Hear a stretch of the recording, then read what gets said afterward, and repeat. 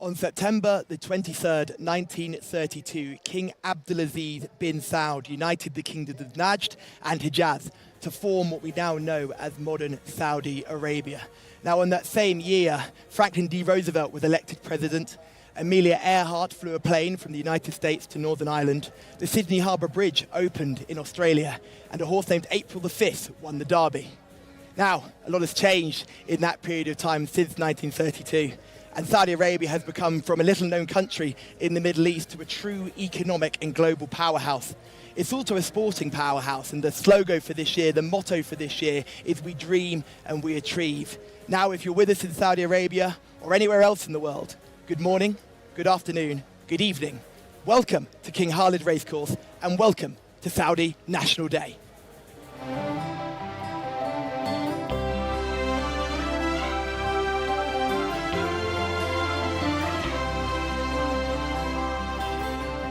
داري هنا مهما اختلف شكل المكان، داري هنا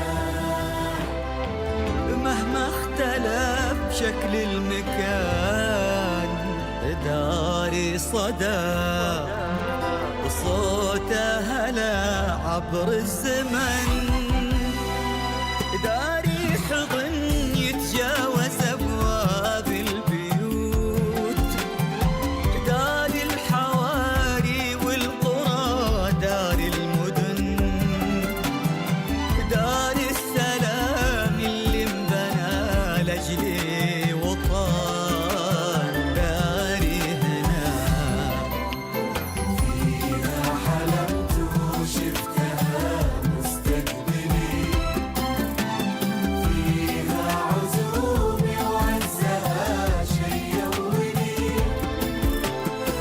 أركانها انتو وانا بلواننا واشكالنا، أركانها انتو وانا بلواننا واشكالنا، ومهما اختلفنا نتفق بإخلاصنا، داري هنا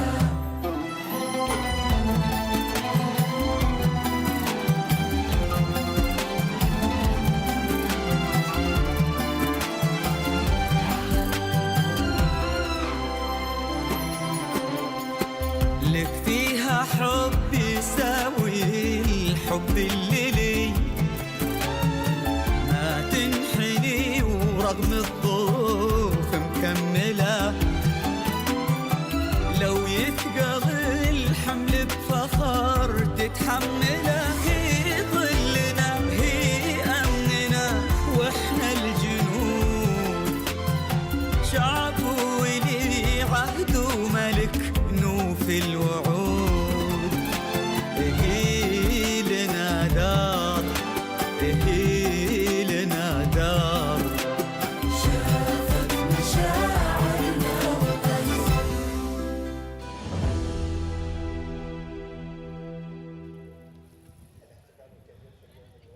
Yes, hello and welcome to a very special day here for all of Saudi Arabia. It's Saudi National Day. We're here at King Khalid Racecourse and we have 9 wonderful races to bring to you. I am Callum Helliwell and I've been joined by Rory Delaghi, the man on my right. What a day we've got in store today.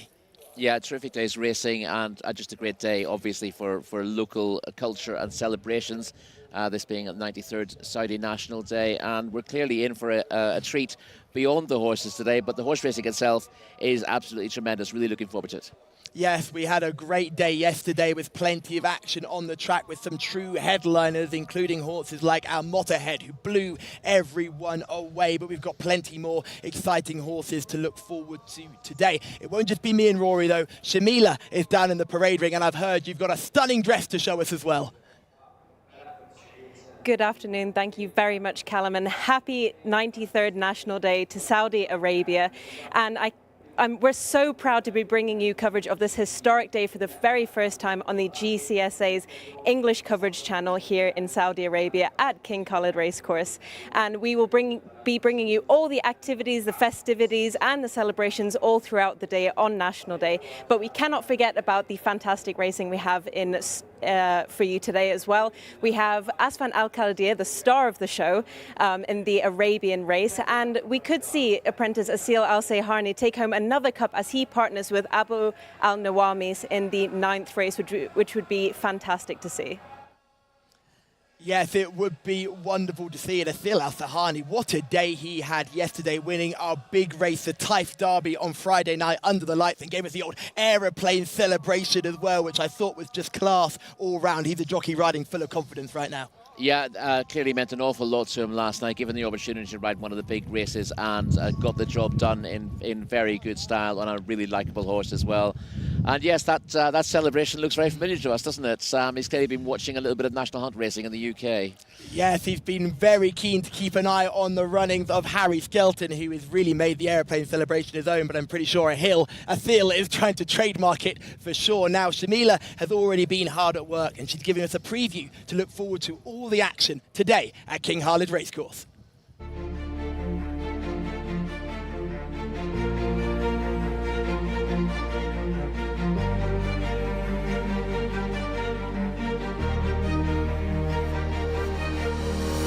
Today, we will witness very strong contests in the presence of the best horses in Taif seeking to get the ultimate titles of this season.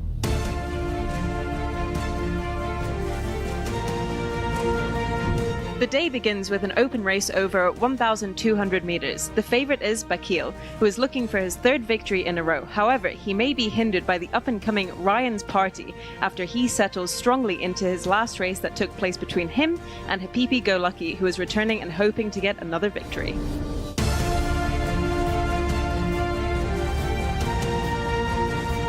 In the hand and heels race for apprentice jockeys, Rad Al-Sara may lead his jockey Iyad Al-Tarisi to the podium, and Khalid Al-Maimouni may compete with him as he rides Al-Mondaliya.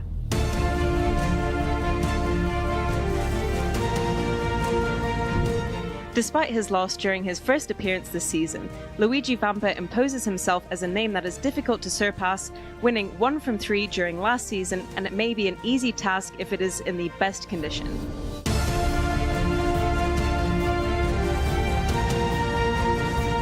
The Jcsa award will see Jcsa try to beat his opponents, but Basul will try to get revenge in this race and move forward after finishing 2nd in his last 2 appearances this season.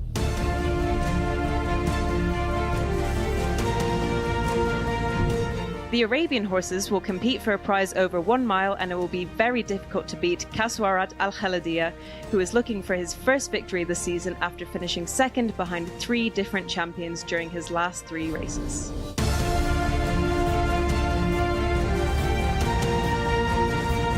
The star of the show, Asfan Al-Khalidiyah, may add another crown to his collection in the Taif Derby for Arabians as he returns off the back of his very impressive performance in the Prince Abdullah Al Faisal Cup, in which he defeated Najib Al Zaman, who will try to take revenge in this difficult contest.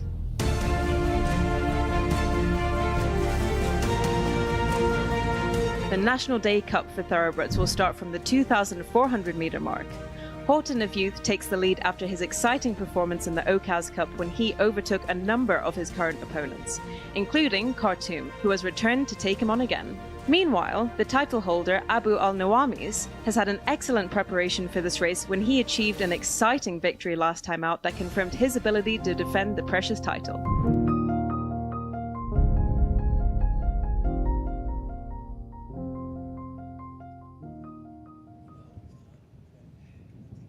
Thank you very much for that, Shamila. And whoa, it just gets more exciting by the minute. And Rory, there's so many races to get our teeth stuck into. But let's just start with the first, because I think that's the easiest way to go when it's quality all the way through. There's no point diving back and forth. Let's start from the very beginning. We start with an open race, which just shows the quality on show today. This would be a headliner on some days that we have here at Taif, but it's only the opening act here.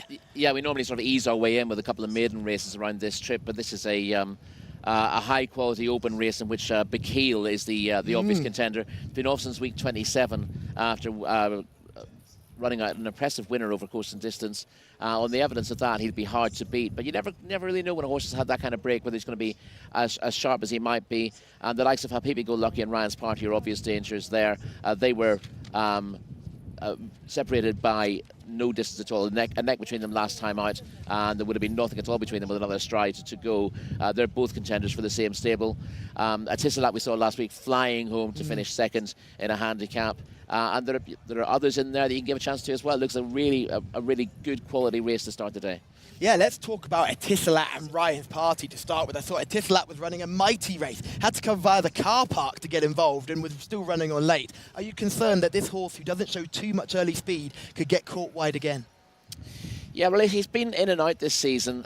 He's got a decent enough win record overall, but he did bounce back to form with that second last time out. Never threatened to win. He's beaten 2.5 lengths by Groom in the end, but he did come from virtually last coming into the turn to fly up the middle of the track to get second. Now, he needs to show that he can repeat that, and I think he's kind of horse you think is more likely to make the frame again, finishing fast and running past tiring horses. But it's good to see that he's back in form. He's been higher rated in the past. On the current ratings, he's got a little bit defined with the likes of Ryan's Party's rated 94, Habibi Go Lucky's 95, Bakil 94 as well, and Tisalat's current rating is 87. He has been rated higher in the past, though, so if that was a sign that he's coming back to his best form, then he's right in the mix as well. Yes, and I think Ryan's Party and Habibi Go Lucky had a humdinger of a finish the last time they met. Habibi Go Lucky having to weave through traffic in his typical come-from-the-back style.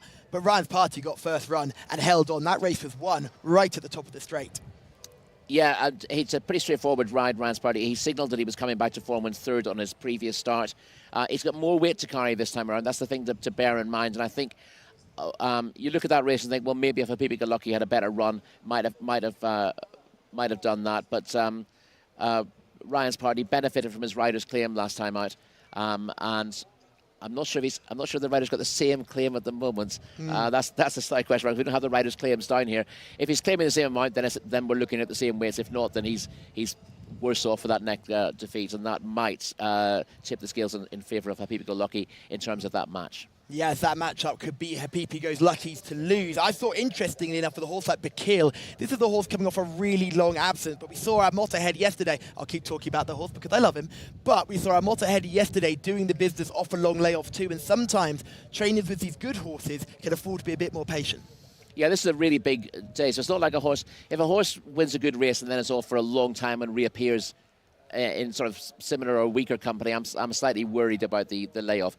If a horse wins a decent race in good style and then next appears in a big race like 10, 12 weeks later, then I start to think, oh, right, that they've decided that's what they're aiming at and they don't need another in-between times. They're simply going to train the horse for that day. That's fine. You know, good trainers can train a horse specifically for a day, but an absence that's unexplained is always a slight concern, but you know, this makes perfect sense. This is a pretty valuable contest and one of the biggest nights of the entire year here, so it makes perfect sense that Bakil has been targeted at this race since he won on week 27. Yeah, so 95,000 Saudi Riyal up for grabs in total, which is 47,500 to the winner, 19,000 for the second, 14,250 to the third. Another horse that I do want to talk about is Pagan, horse number 13, unlucky for some. We talk about Riyadh form all the time. The horses are beginning to make their way down to Riyadh right now. Pagan rattled off a hat-trick at Riyadh last season. Hasn't quite been the same horse since, but clearly there's some ability under the hood there.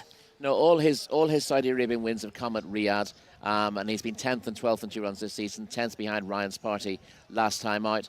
The owners did have a winner here on Thursday, though, so they may well be, again, trying to target the horses at this big weekend. He does need to step forward in what he's done this season, but as you said, on his Riyadh form last season, he's a massive player. Absolutely. Another person who is a massive player is the fourth member of our team. It's our man in the sky. It's our voice from above, Anthony Ennis. How are you getting on today?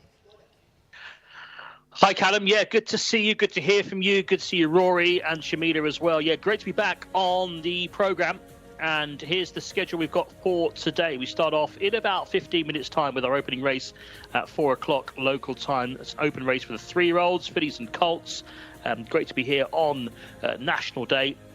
And the second race is for the apprentice riders, hands and heels race, locally bred horses rated 0 to 75. It's a handicap race. Then we go into the fillies maiden after that. Then we've got a handicap competitive race at 540 over 2,000 metres, up to 2,400 metres then for our 610 race. And then we've got a big race at 640, 1,200 metres. And then we've got the 710 over 1,600 metres again, another stakes race there. And then we've got the Arabian Horses Derby. And looking forward to that 740, that's over 2,000 metres. And then, of course, after that, we've got the big one, the National Day Cup. Again, it's the longer trip, 2,400 metres for our final race. That's due off 8:10 local time. We'll have the floodlights well and truly on for that one. So it's a decent card. Here's the opening race. Runners and the riders then. 3-year-olds and upwards going here. Colts and fillies. And number 1 is Malofa. The race, by the way, is over 1,200 metres they're going this time, running for 47,500 Saudi Riyal as the first prize. So number 1 is Malofa, ridden by Khalid Al Mamoni. Number 2 is Demome, ridden by Abdulaziz Al Faradi. Number 3 is Mojazala, ridden by Abdulaziz Al Musa. Number 4, National Gallery, Turkey Alofi on board. 5, Pennsylvania Dutch for Abdullah Al Khamis. 6 is Violent Star, Yasser Al Bakawi. 7, Hapipi Go Lucky for Luis Morales. 8 is Etisalat for Ahmed Al Azari. 9 is Random Decision, Iyad Al Tarisi. 10, Ryan's Party, the Mount of Ahmed Al Shra. 11, Bakil, Asil Al Sahari on board. 12, Line of Departure for Mohammed Al Yami. Number 13 is Pagan, ridden by Camillo Ospina. 14 is Beehive, ridden by Saned Al Dehani. 15, Puerto de Vega for Tariq Al Mansur. 16, a horse we know from the UK called Bonita Bee, used to be with the Shannons a while ago, ridden today by Rayan Al Tawesh. 17, Scott's Moon, Naif Al Anazi. 18, King's Guard, Fahad Al Faradi, rides the son of Oasis Dream. 19, the reserve, not required, so we've got a full field. 18 runners going over 1,200 metres, 3/4 of a mile for our opening race. And we've got a big field of 18 of them to have a look at. That's Callum. Thank you very much, Enzo, for giving us the runners and riders. And no, not an easy start for you at all. We have a full field of 18 runners to look forward to, and I can't wait to get stuck into them. We've already been through a couple, and hopefully we'll get to see them up close and personal in the paddock, Rory. I know you like Bakil in this. Is that going to be your selection, or are you going to wait till you see them closer up? Yeah, let's leave our decision as late as possible, but certainly Bakil it had to be high up on anybody's shortlist, given how impressive he was last time out. Now, Enzo mentioned Bonita B used to be trained by Mick Shannon. Now, obviously, he's not training anymore, but Bonita B is still doing his thing. What sort of form did this horse show in the UK? All Bonita B's wins came in 2022 from Mick before he handed over his licence to his son.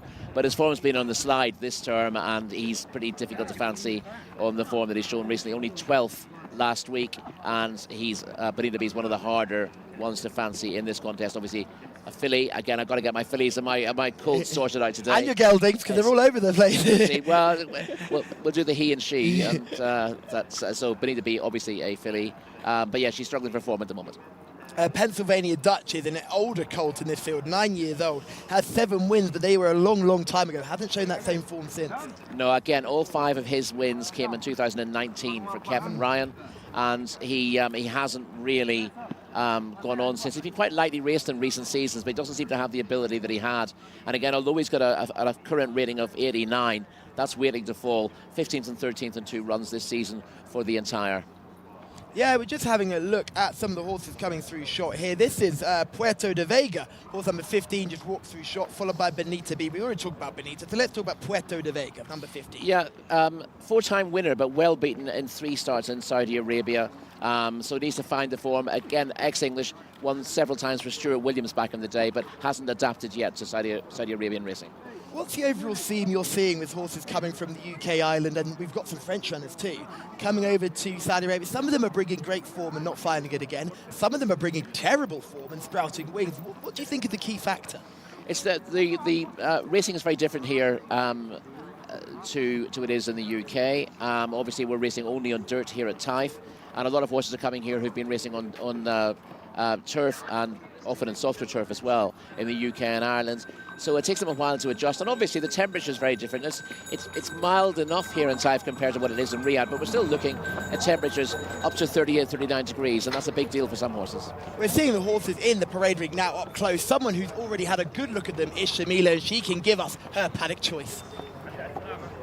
Thank you very much, Callum. First race of the day. Hopefully, it's a winner for me. I've gone. It would go against every grain of my being to go against Habibi Go Lucky. I absolutely love her. She looks stunning in the parade ring every single time, and she is one of 3 fillies in this race. But not to worry, she can hold her own against the boys. No bother at all. Horses that I also like are horse number 4, National Gallery, and I have to say the dark horse in this race, even though he is a grey, horse number 8, Atisalat, is looking really well. The only question mark for me would be horse number 16, Benita B. She really looks like she doesn't want to be here in this race. And when you have horses of this caliber, I mean, it's only the first race of the day, and we have such a strong race ahead of us. It is so difficult to choose, but I am going to stick with my Habibi Go Lucky. Well, there's no surprise there, Shamila, whatsoever. Number 7, Habibi Go Lucky, is Shamila's choice. And you know why? She absolutely loves this filly, and I'm sure she's going to hold her own amongst the boys too. So she's certainly a talented animal. This is number 11, Bakil. This is one of the real eye-catchers here. Yeah, we talked enough about Bakil already. He's wearing the red cap. That's worth noting. National Gallery wears the first colours here, who was 3rd to Ryan's Party last time out. Bakil was that impressive winner in week 20, meeting 27, I should say, and has a big chance of repeating it. We've already spoken about Pagan, but we just missed Line of Departure, number 12. What do you think of that runner? Well, Line of Departure ran in the July Cup a couple of seasons ago, and he won the listed Cathedral Stakes at Salisbury, but he didn't show any form in the UAE last year, and he was tailed off on his debut in Saudi Arabia here a few weeks ago. We haven't mentioned Beehive, number 14. That's 7 wins from 39 starts here in Saudi Arabia. 7 wins in 39, which is not a bad record, but Beehive hasn't been at his best this season. He was only 6th the groom over course and distance last week. That was his best effort this term. He needs to build markedly on that now. 2 we didn't mention towards the bottom of the card are Scots Moons and Kingsguard, 17 and 18. Yeah, Scots Moon was 3rd in the 7 furlong maiden last time out, but this is a lot tougher, and that puts his chance in perspective. Kingsguard, course and distance winner at meeting 19 2 starts ago, but he was only 8th behind groom over course and distance last week, and that suggests that he's held. Now I may as well ask for a typical weather update from you, Rory. We've had wind for 3 days and it continues today. Yeah, it's breezy. It's never breezy when we arrive, but it always gets very breezy during the first 2 or 3 races. Last night it eased off again late on, but you still had a breeze sort of coming across and with the runners down the straight. So that led to slightly quicker times yesterday. Also, we've heard that the dirt is riding a little bit quicker. Anyway, Jimmy Jerkin said that. I said it's less cuppy, less deep than it has been. That suits his horses. So we'll expect fast times today. But if the breeze stays up like this, then it's slightly across them, but it's not against them in the straight, and that will generally be a help. Yeah, so certainly the horses will not be fighting the wind in this contest. They'll be right behind them. So let's have a look at some of these horses in action. The first one we'll look at is Bakil. This is horse number 11 on your race card. You can see him on screen now, thanks to our fantastic production team. And we'll have a look at this horse winning back in August the 5th. My only concern, this was a long time ago. It is. It's gone back a little while, obviously about 6 weeks ago, but he was always very, very well placed behind the runaway leader in this contest, and he's kicked on, had the race in safekeeping with over a furlong to go. He ends up beating Rimal, Riyadh and Kind Spirit in good style. Correct and right, Buston Pasha for the back in the field. So names that we've seen a fair bit here, but Bakil won this in really good style. I suppose if you're going to have any concern about him, it's the fact that maybe he was better positioned than some of these, but he showed really natural speed out of the gates to track that runaway leader and was best positioned to run him down. Here's Ryan's Party and Habibi Go Lucky. Ryan's Party in the black cap burrowing away down the inside. Habibi Go Lucky in the red cap towards the back of shot. It's a tight finish, but Ryan's Party wins the race here. Ryan's Party is very well positioned. He comes between horses to get to the lead early in the straight, and you'll see Habibi Go Lucky having to weave around a little bit in the red cap, same colours, to get a run. She finishes with a real flourish. Given she was about 10th coming out of the home turn, she's done really well to run Ryan's Party to a neck, and as you see, she was in front 2 strides after the line. Ryan's Party was also drifting off a true line there. We're clearly getting tired, so that could be one to note for sure as well. The final horse we'll have a look at is a Tissalat, the Dashing Grey. Now, this is stunning footage. You can't miss this horse in the green colours, the bright white animal, now out of shot, goes so far wide on this turn. You can't miss him, he says, and then he's out of shot. Yeah, he's virtually last coming into the final bend, but he finishes very strongly into second in the race won by Groom. We talked about a couple who were down the field that day. King's Guard was well down the field there, and Beehive was beaten. Beehive might build on what he did last time out here, but this was a good run from Tissalat. The worry is that he was never competitive. You know, he's just running past horses, and he's got the benefit of being on the wide outside there, so he wasn't pushed wide on the bends as such. He just took a wide path coming into the final bend to avoid trouble, and then with an uninterrupted passage, he's rattled home. His form through the rest of the season has been a bit in and out, and he's not guaranteed to repeat that. And he's also got a pace issue, clearly. He doesn't have the early speed to contend here. And when we're talking about races over this trip, you mention it all the time. Those who are with us day in and day out will know that if you get drawn on the inside over 1,200 metres, it's sometimes not an advantage. No, you've got to be away well. In a manner of speaking, there's two ways of running the 6 furlongs here. You've got to get a good position early on, and you can get that from any stall. You can come across from a wide draw, and it's not a massive disadvantage as long as you've got the early speed to go across naturally. And you do see some horses coming from out of the clouds to grab places here. I haven't seen a horse win a race coming from miles by, but you see often horses running through beaten horses to grab sort of second or third in those races. But if you want to win, you need to be well positioned. You need to be able to put yourself into a winning position early in the straight, and to do that, ideally, you want to be pretty handy going into that bend, or at least somewhere that you know you're going to get a clear path. Great to see everyone watching live on YouTube. Remember, we're live on the Jcsa YouTube channel. We are the English-speaking broadcast, but don't worry, there is still an Arabian-speaking broadcast for people to watch as well. But let's talk about some of the comments in here. We've got Happy National Day, Saudi Arabia, from commenters as well. We've also got Happy National Day, Saudi Arabia as well. So great to see people getting involved in the comments, and to everyone at home, whether you're in Saudi Arabia or whether you're viewing from abroad. Happy Saudi National Day. Rory, let's get some selections. Let's find some people, some winners. Who do you like in this opening contest? There's quite a few we haven't talked about yet. Obviously, we didn't get a chance to see them runner by runner in the paddock. But obviously, as I said, Bakil, I think his draw in stall 11 will be fine. He came from a wideish draw last time when he won. And the key to that performance was that he was able to take a really good position from the start, despite not leading. And he was more than happy to get a toe into the race and then kick on the straight. He's just about the pick. There's a few of them who've got very similar ratings to him, but have a little bit to prove. Leonard Departure is actually the top rated at 98, but he's essentially getting that rating from a couple of years ago when he was group class in the UK, but he's not had much luck since, and it's hard to see him contending. Sarah, are you going to be all in on Bakil? Yeah, I'm going to go with Bakil.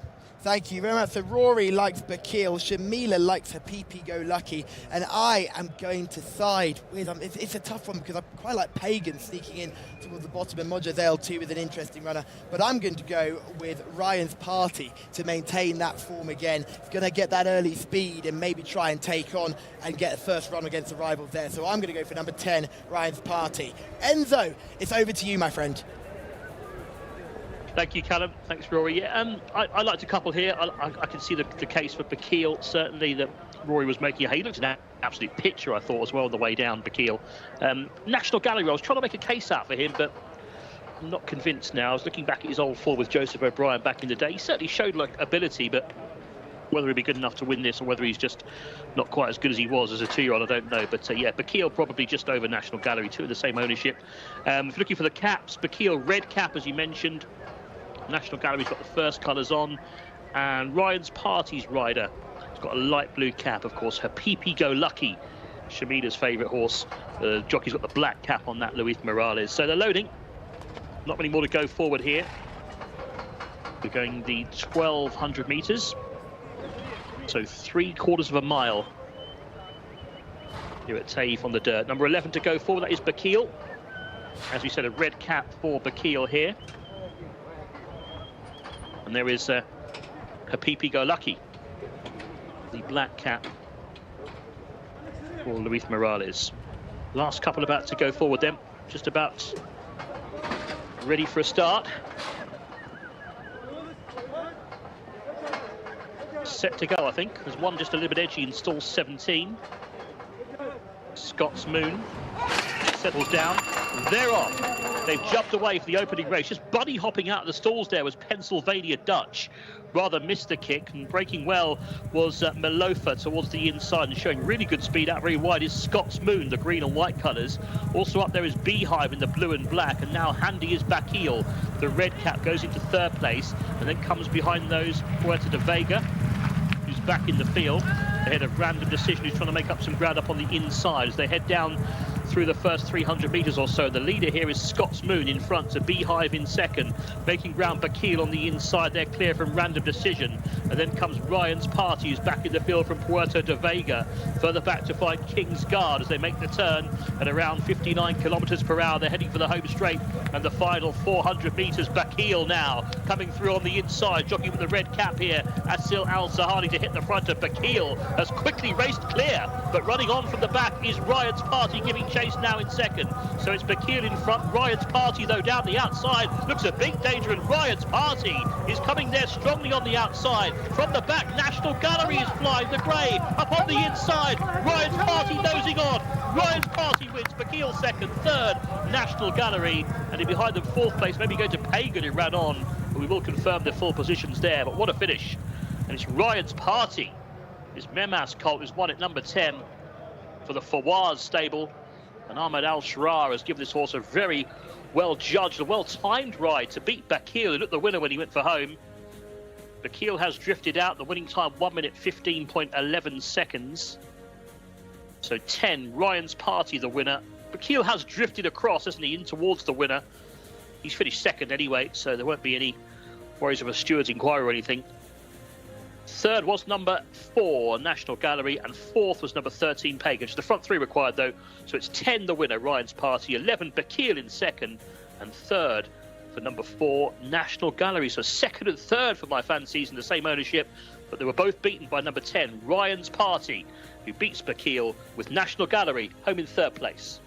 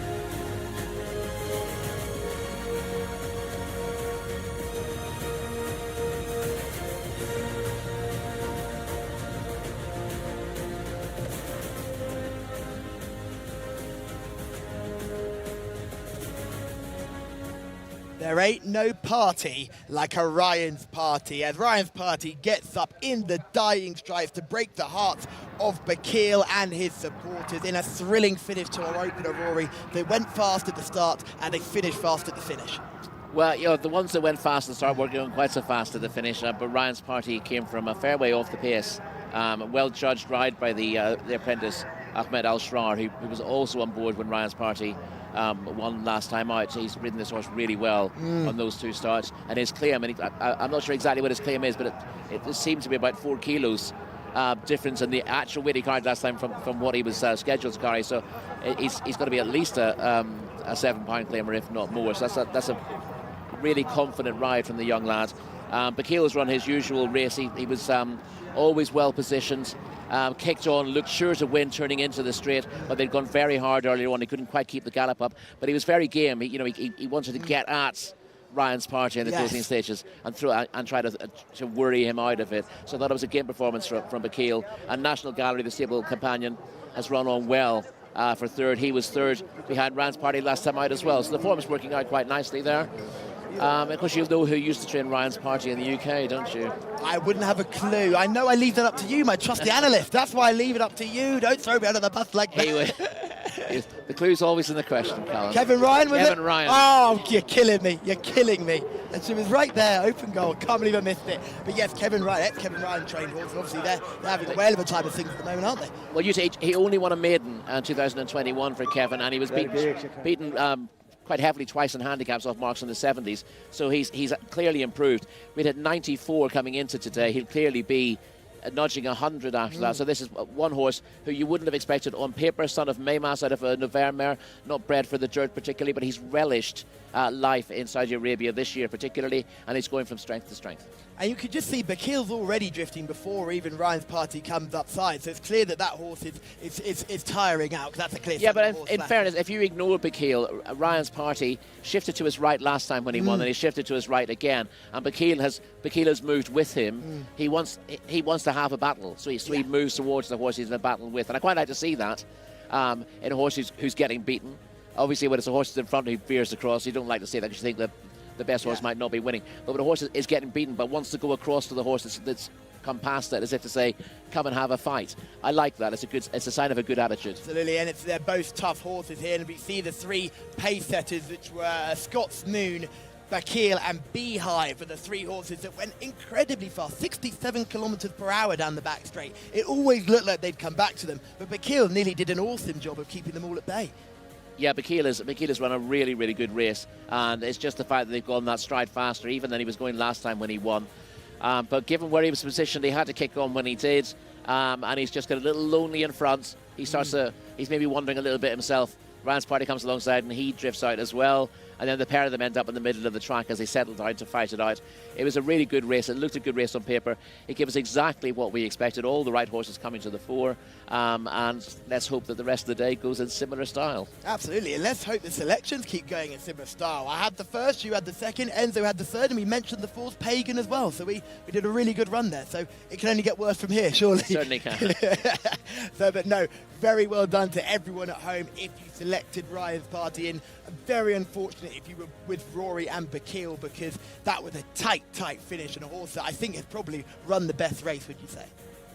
Yeah, so I mean, if you're going to start marking them up on sectional times, you'd mark Bakil up, but I mean that's part of race riding. You've got to decide where you want to be. Ryan's party was very handy when he won last time out, but he's come from further back today, and that's good judgment of pace from a young jockey. He deserves an awful lot of credit for that.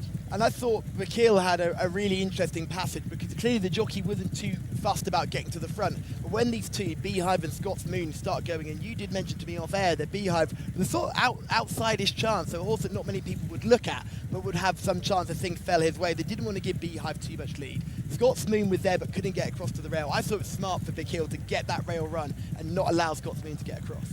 Yeah, I mean, the other thing he could have done was just sat further back where the winner was, Ryan's party, and let the front two go really hard and sit just off them, and then try to make a move when he thought there were signs of them weakening. But that's exactly what Ahmed Al-Shrar has done, and that's the way the cookie has crumbled. I think it's a perfectly fine ride on Bakil. It's easy to say after the event that he's gone a little bit too soon, but he's ended up beating the rest of them well. He's probably stepped up on that very good win in meeting 27. He's just found one who got the perfect run through and is in the form of his life. Just looking at some of those in behind, Shamila's selection had PP Go Lucky with rattling past, beating horses and running on really well, finished around 6th or 7th at the end of the day within sort of that second group part of the line, but I think it all got going a bit too far ahead of the PP Go Lucky this time. She stays a mile. She stays a mile well, and she was a winner over a mile in meeting 33. And they've gone so hard here that she's out of her ground. We saw she came from a poor position to get close to Ryan's party last time out, but it was just harder in this slightly tougher race, particularly given the pace that they went. And she's run her usual game race. You know, she didn't know when she was beaten. She kept running to the line, but she couldn't get that close. Yes, it was a tight finish in the front and it was plenty tight in behind. There was some hard luck stories throughout. I thought Lines of Departure ran a much better race than that did last start as well. 16th in meeting 38, a much better run today. Yeah, that was, well, that was his first Saudi Arabian start last time out, Line of Departure, and I looked at a culture shock. He was beaten after a couple of yards. He blew the start from a wide draw, so he could only go upwards from that. Hopefully he'll find his old form. Things didn't click for him in a few runs in United Arab Emirates last season after he showed good form in the UK, but he could bounce back. Shamila is in the winners enclosure with our winning trainer. I am with our winning trainer. Thank you, Callum. Congratulations, Abu Nasser. You must be very happy with that race and with Ryan's party. Thank you. Today I'm happy. This horse before win, today win. Alhamdulillah, this good horse, good horse. This race fast. Another race, inshallah. Big race, inshallah. Horse. You're saving him now for Riyadh season? You will run him Riyadh season now? Inshallah, in Riyadh season, inshallah. Horse, I'm happy today in horse fresh. And what about Habibi Go Lucky? You were expecting more from her, or you're happy? This good chance, Habib Go Lucky. Is this today is number 6. This cross 8 furlong, not open. This last. Inshallah, another race, Habib Go Lucky win, inshallah. Thank you so much. Congratulations. Shukran. Thank you. Thank you there, Abu Nasser, for giving us the lowdown on his 2 runners. I think he hit the nail on the head with Habibi Go Lucky. That is her 6th start this season, so maybe she's going the wrong way and maybe they'll try and squeeze one more run out of her. No, she'll win more races. The issue today fundamentally was that although she got away with 6 furlongs last time out, Jcsa got away with it, she finished too late to get up and got in front after the line. She's essentially a miler who can run a decent race at 6 furlongs, doing her best running late. But today was just run so fast. 1 minute 15:11 for this. It's a very fast time. It's just taken off her legs and just run on at the end. And you give her another 100 meters and she would have been in the frame. So I wouldn't knock her at all for the run. It just ended up being too quick for her. Would you go to 7 furlongs or to the mile? Oh, she's won at a mile already, so I'd be happy to. Obviously, you've got to go where the opportunities are, but yeah, 7 furlongs would be okay given she's got the form at the shorter, but I think a mile is absolutely her perfect trip. And with a lot of people shipping down to Riyadh in the coming days, we know Jimmy Jerkin said only yesterday, today will be his last runner at Taif before he ships his whole team to Riyadh on Sunday. It's a national holiday for a lot of people here in Saudi Arabia, but if you're the James Jerkins teams, you'll be shipping horses down to Riyadh, so they're working very hard in this yard just behind us to our right. And I think with some of the better horses leaving, it might give an opportunity for Habibi Go Lucky to go and nick maybe one more race before everyone then moves down to Riyadh. Possibly. Again, it's just you need to know the program book and what's there for her. I mean, she's quite highly rated already. She's got a rating of 95, so there aren't that many races that are open to her in conditions that suit her. We've only got a couple of weeks of the season left. Now we've seen a young apprentice jockey in the making, a star in the making. Ahmed riding that recent winner there on Ryan's party. We now have another race for apprentice jockeys coming up next. This one over 7 furlongs. We step up in trip a little bit more, and this one is worth 100,000 Saudi Riyal with a whopping 50,000 going to the winner. Exciting contest. Yeah, it is. It's another good contest at the start of the day. As I said, we normally have say low-key events. Maiden races to kick us off, but the first 2 are very good contests. This may be a step down the ladder. Most of these they're very, very tightly matched here. A lot of these races are around the 74-75 mark, and very little to choose between a dozen runners. So it looks like a really, really tough race to solve, and yeah, that's what we're tasked with doing. I don't massively fancy my chances in this, but we'll see how we do. A tough race to solve for sure, and the man that will help us solve it, is Anthony Ennis. Take us through the runners and the riders.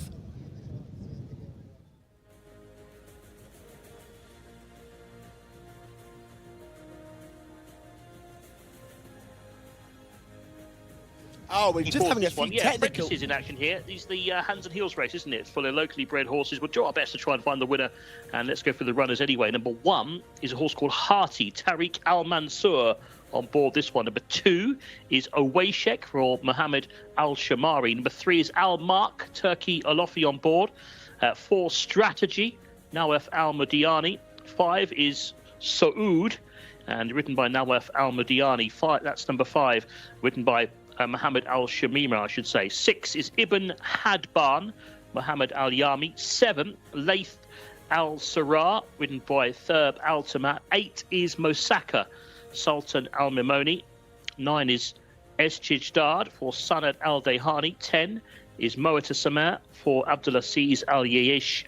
11, Al Mashloof, Abdullah Alchemist rides this grey. 12, Al Mondiale is written by Khalid Al Mimoni. 13 is Ra'ed Al Sarah, Iyad Al Tarisi. 14 is going to be Akho Sarah, and 15 Basut, Rakan Al Obeid. So 15 going to post this time for race number 2. Right, we're running for 50,000 Saudi Riyal here, and this race coming up is over the 1,400 metre distance. The runners are in the parade ring. It's a field of 15 to go to post. Callum, for our next. Thank you very much, Enzo, for giving us the runners and the riders. And if anyone is in your house using Netflix, tell them to turn it off. Your signal's going in and out, so make sure we'll be able to hear from you all the time here on Saudi National Day. Now, Rory, this race, you mentioned how tight it is. The top horse rated 75, the bottom horse rated 72. I think is the lowest rated runner in this contest, in the form of Basuk, rated 72. This is a tough nut to crack, isn't it? So many horses so closely matched. Yeah, it's not going to be easy. Not that easy tying the individual form lines together either. And most of these, although some of them aren't in the greatest form at the moment, most of them have a chance on the best of what they've done this season. So it'll be a tricky one to pick through. Yeah, there's plenty of horses who have shown bits of form and then shown very little after. I look at Owayshek, horse number 2, was a winner in meeting 31. I know was highly touted in meeting 42, but it had no sort of race. Yeah, I mean, that was a big step up, really, wasn't it, for Owayshek? And he was badly drawn as well last time out, the way the race panned out. So you can forgive him that. It's interesting, both the sort of red stable and the white stable are more than happy to step their horses up from maiden company to really tough races rather than going, let's go maiden, non-winners of 2, to try to ease them into the big races. But sometimes they end up going straight from maiden company to these open races or cup races, and it can be just a bit of a culture shock for horses who've ended up, beating inferior rivals first time out, often making all the running as well. Suddenly they're throwing it into a tougher race where they can't get to the front, and it teaches them an awful lot, but it's hard for them to win. The tricky thing in assessing that is it's easy to say, oh, this was 11th last time, I put a line through it. You definitely can't do that with Owayshek. You can't do it with Hattie on recent form either. And there's a few of these with unpromising form figures last time out that I can see bouncing back. Yeah, so one of those with not so unpromising form figures is Eschijdad, who is horse number 9 on your race cards at home. And remember, this horse is just building and building and building. Won a maiden last time out, and I know a maiden doesn't seem like the strongest form line going into this race, but this horse has shown real consistent form before that, finishing 5th in meeting 13, 15th in meeting 23, which was more of a disappointment, but the second and first, you can see was trending in the correct direction. Yeah, but it was second to Owayshek in that mile maiden before winning a course and distance event next time out. This is number 1, Hearty. What do we make of it? Best ever this year was when fourth to Bajira over 2,000 metres. But is effective at this trip and is fairly straight on last season's form, winning a non-winners of 3 over course and distance last year. This is a class drop for Hattie. Yeah, Bajira is a smart horse as well. Owayshek isn't a bad animal either. Yeah, we talked about him. Not the nicest tail in the world, but beats Eschijdad in a mile maiden. That's obviously gone on one since.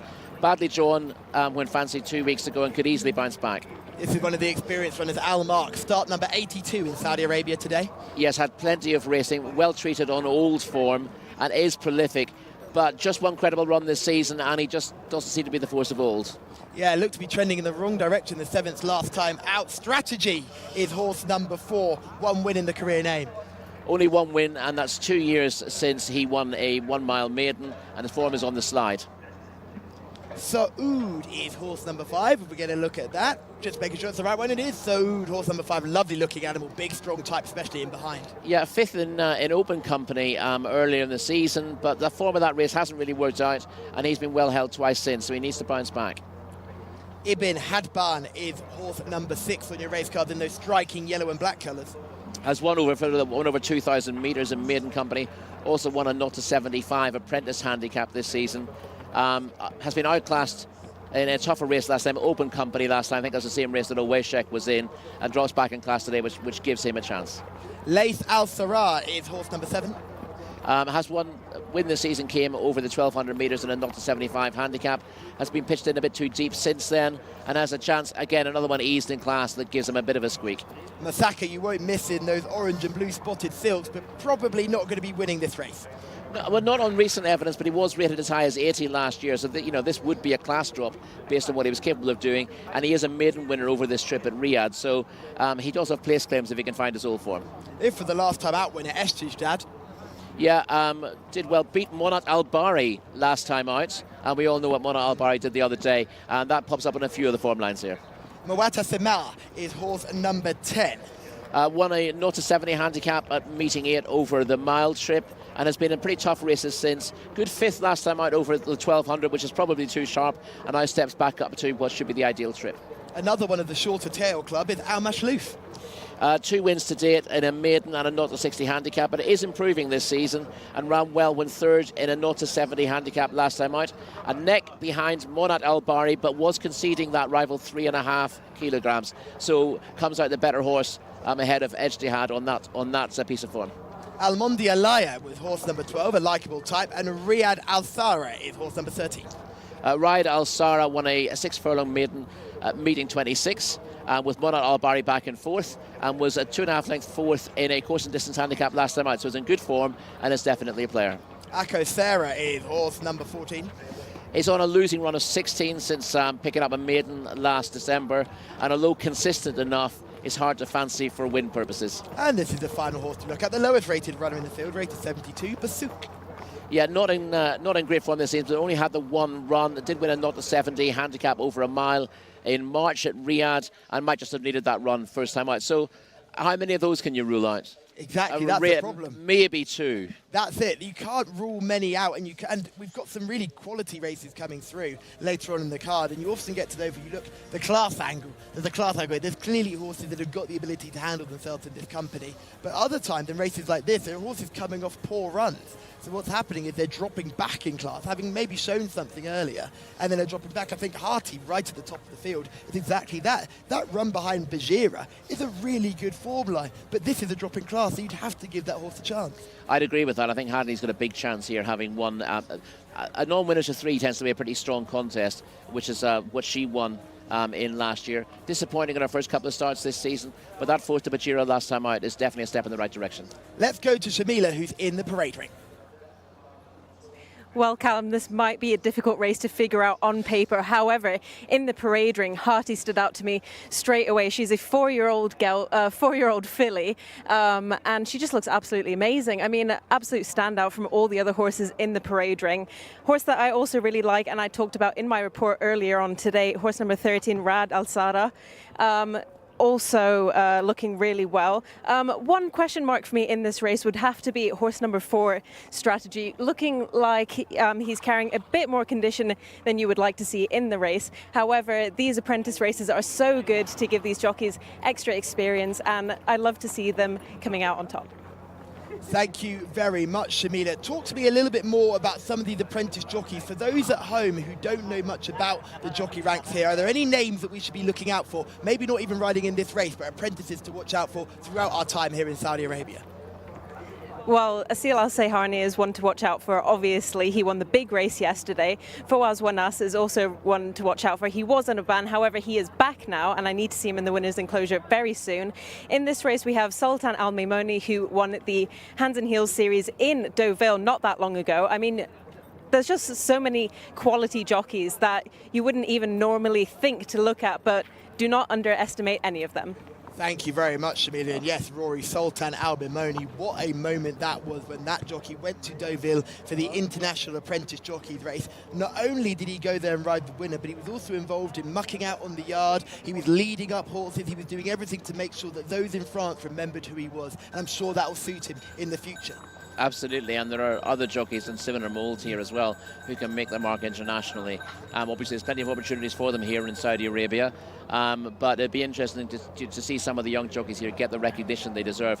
That the ride we saw on the winner in the first race was really top class from a jockey who's probably claiming the maximum at the moment, and we've got a lot of young guys who are capable of riding to an extremely high standard and deserve an opportunity on a bigger stage. The future is bright for Saudi Arabian racing, for sure. Remember, the slogan for this year's Saudi National Day is "We dream and we achieve." A lot of these young riders have been dreaming, and a lot of them are currently achieving. We can just see Oweshek in shot right now. And this is the horse I know you like, and we've talked about it before. Is there a way to build back from that 11th place finish? Is the confidence going to be knocked? It's hard to tell, really. I wouldn't have thought so with a pretty young horse. But Oweshek, again, has got quite a wide draw on stall 15. That was part of the issue last time out, that he was drawn away from the action. He didn't get a particularly good position. But the maiden win has worked out, because obviously Estijdad, who he beat, has won again since. So the form is definitely good enough. It's just a case of whether he's got the experience to be dealing with handicappers at this stage. He might just need a couple of runs to find his feet at this level. Let's have a look at some of these in action. The first one we'll look at is Amondi Alaya, who was last seen finishing 4th on September the 9th. This is the horse in question in shot right now, striding out in the paddock like a good thing. And you could just see here, it was a 4th place finish, stuck on at the 1 pace on this occasion. Yeah, you see him in about 7th or 8th at this stage on the yellow colours, when it comes up the centre of the track and just keeps plugging away. It's not the most eye-catching run in the world, but what this will have done for Amondi Alaya is put it spot on for this race. She has only had 2 runs this season. This was a step up on her previous 6th. And interestingly, she's a winner over this trip, and she's a winner of a Hands and Heels apprentice race as well. So this kind of race clearly suits her, and it may well be the connections have aimed her at this because it's a big Hands and Heels race on a big day. Rayad Al-Sara is the other horse we're going to have a look at. This horse is seen finishing 4th on mid-August. Yeah, this was on the back of her win in a maiden when she beat Monat Al-Bari.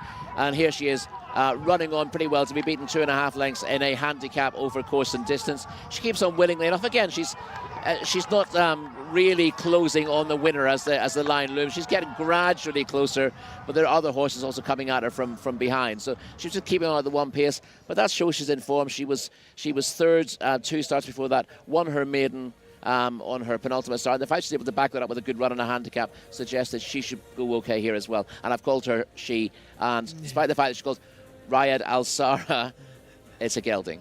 There we go. It is a he, in fact, Rayad Yes, Al-Sara. Now, let's talk about this Hands and Heels contest for a second. We've spoken to Prince Bandar, who's the head of the Jockey Club, and he talks about how proud he is of these Hands and Heels races and the competitiveness that's displayed on track in them. Often in the UK and in other jurisdictions, these races aren't really to get on your feet about, but the quality of the horses is high and the quality of the action is even better. Yeah, exactly. And the interesting thing about races like this is whether you can spot immediately watching a replay of one of these races whether it is a Hands and Heels race or not. And in an ideal world, what you see is very similar. You see jockeys getting to the bottom of the horses. You see horses giving their running and running to the line without needing encouragement from the whip. It teaches the jockeys not, in future races when they are allowed to use the whip, that it's not the first port of call, that they sit into a horse first, they drive it along, they ride a Hands and Heels, and then maybe they go for the stick. And I think too many young jockeys learn to go for the stick a little bit too quickly in races when there are easier, there are better ways of getting a response from a horse before you decide that the whip might be a last option. I've got a wonderful story from a jockey I used to know when I was working and living back in the UK. He told me, he's a retired rider now, but he told me he was in a Hands and Heels race once at Cheltenham, and he was riding in his Hands and Heels race. The trainer comes in afterwards, and he's come about 4th or 5th. The trainer's like, "Why didn't you use the stick?" And he's like, "The Hands and Heels race, boss." And I just think that's a brilliant one, isn't it? Just the idea of the trainer coming in steaming, and I'm going to give this jockey what's for, and then all of a sudden like, "Oh no, that's my bad, I've made a mistake there." So yes, I think these Hands and Heels races are really really good to watch. And I think you're absolutely right. Teaching riders not to resort to the stick straight away, I think is only healthy for the game and helpful for the sport as a whole. Absolutely, I couldn't agree more. And it was really interesting having that conversation with Prince Bandar a few weeks ago about how he views the whip. And it's not like he's not dead set on getting rid of the whip, but he's basically saying, well, why don't we look at it as we're starting from scratch? Show me that the whip is a good thing first, and then define how it should be used and what the best way of using it is, rather than just saying, oh, we've always done it like this. So you start from a different place. You say, what's the ideal way of getting the best out of a horse in the race, particularly for the future of that horse and for its welfare? And that's a really good way of phrasing that question. And isn't that what's wonderful about the freedom of racing in a rather newer racing jurisdiction? Now, let's be clear, they've been racing in Saudi Arabia for hundreds of years, but we're talking about in this modern format, in the fact that it's now a Tier 2 racing nation with aspirations to become a Tier 1 racing nation. We know there are plans to build more racetracks too, so it's all very exciting. There's lots of plans in the pipeline. Isn't it great to be here right at the start where we can see these changes and these incremental decisions that are being made, which will be worthwhile in the long run?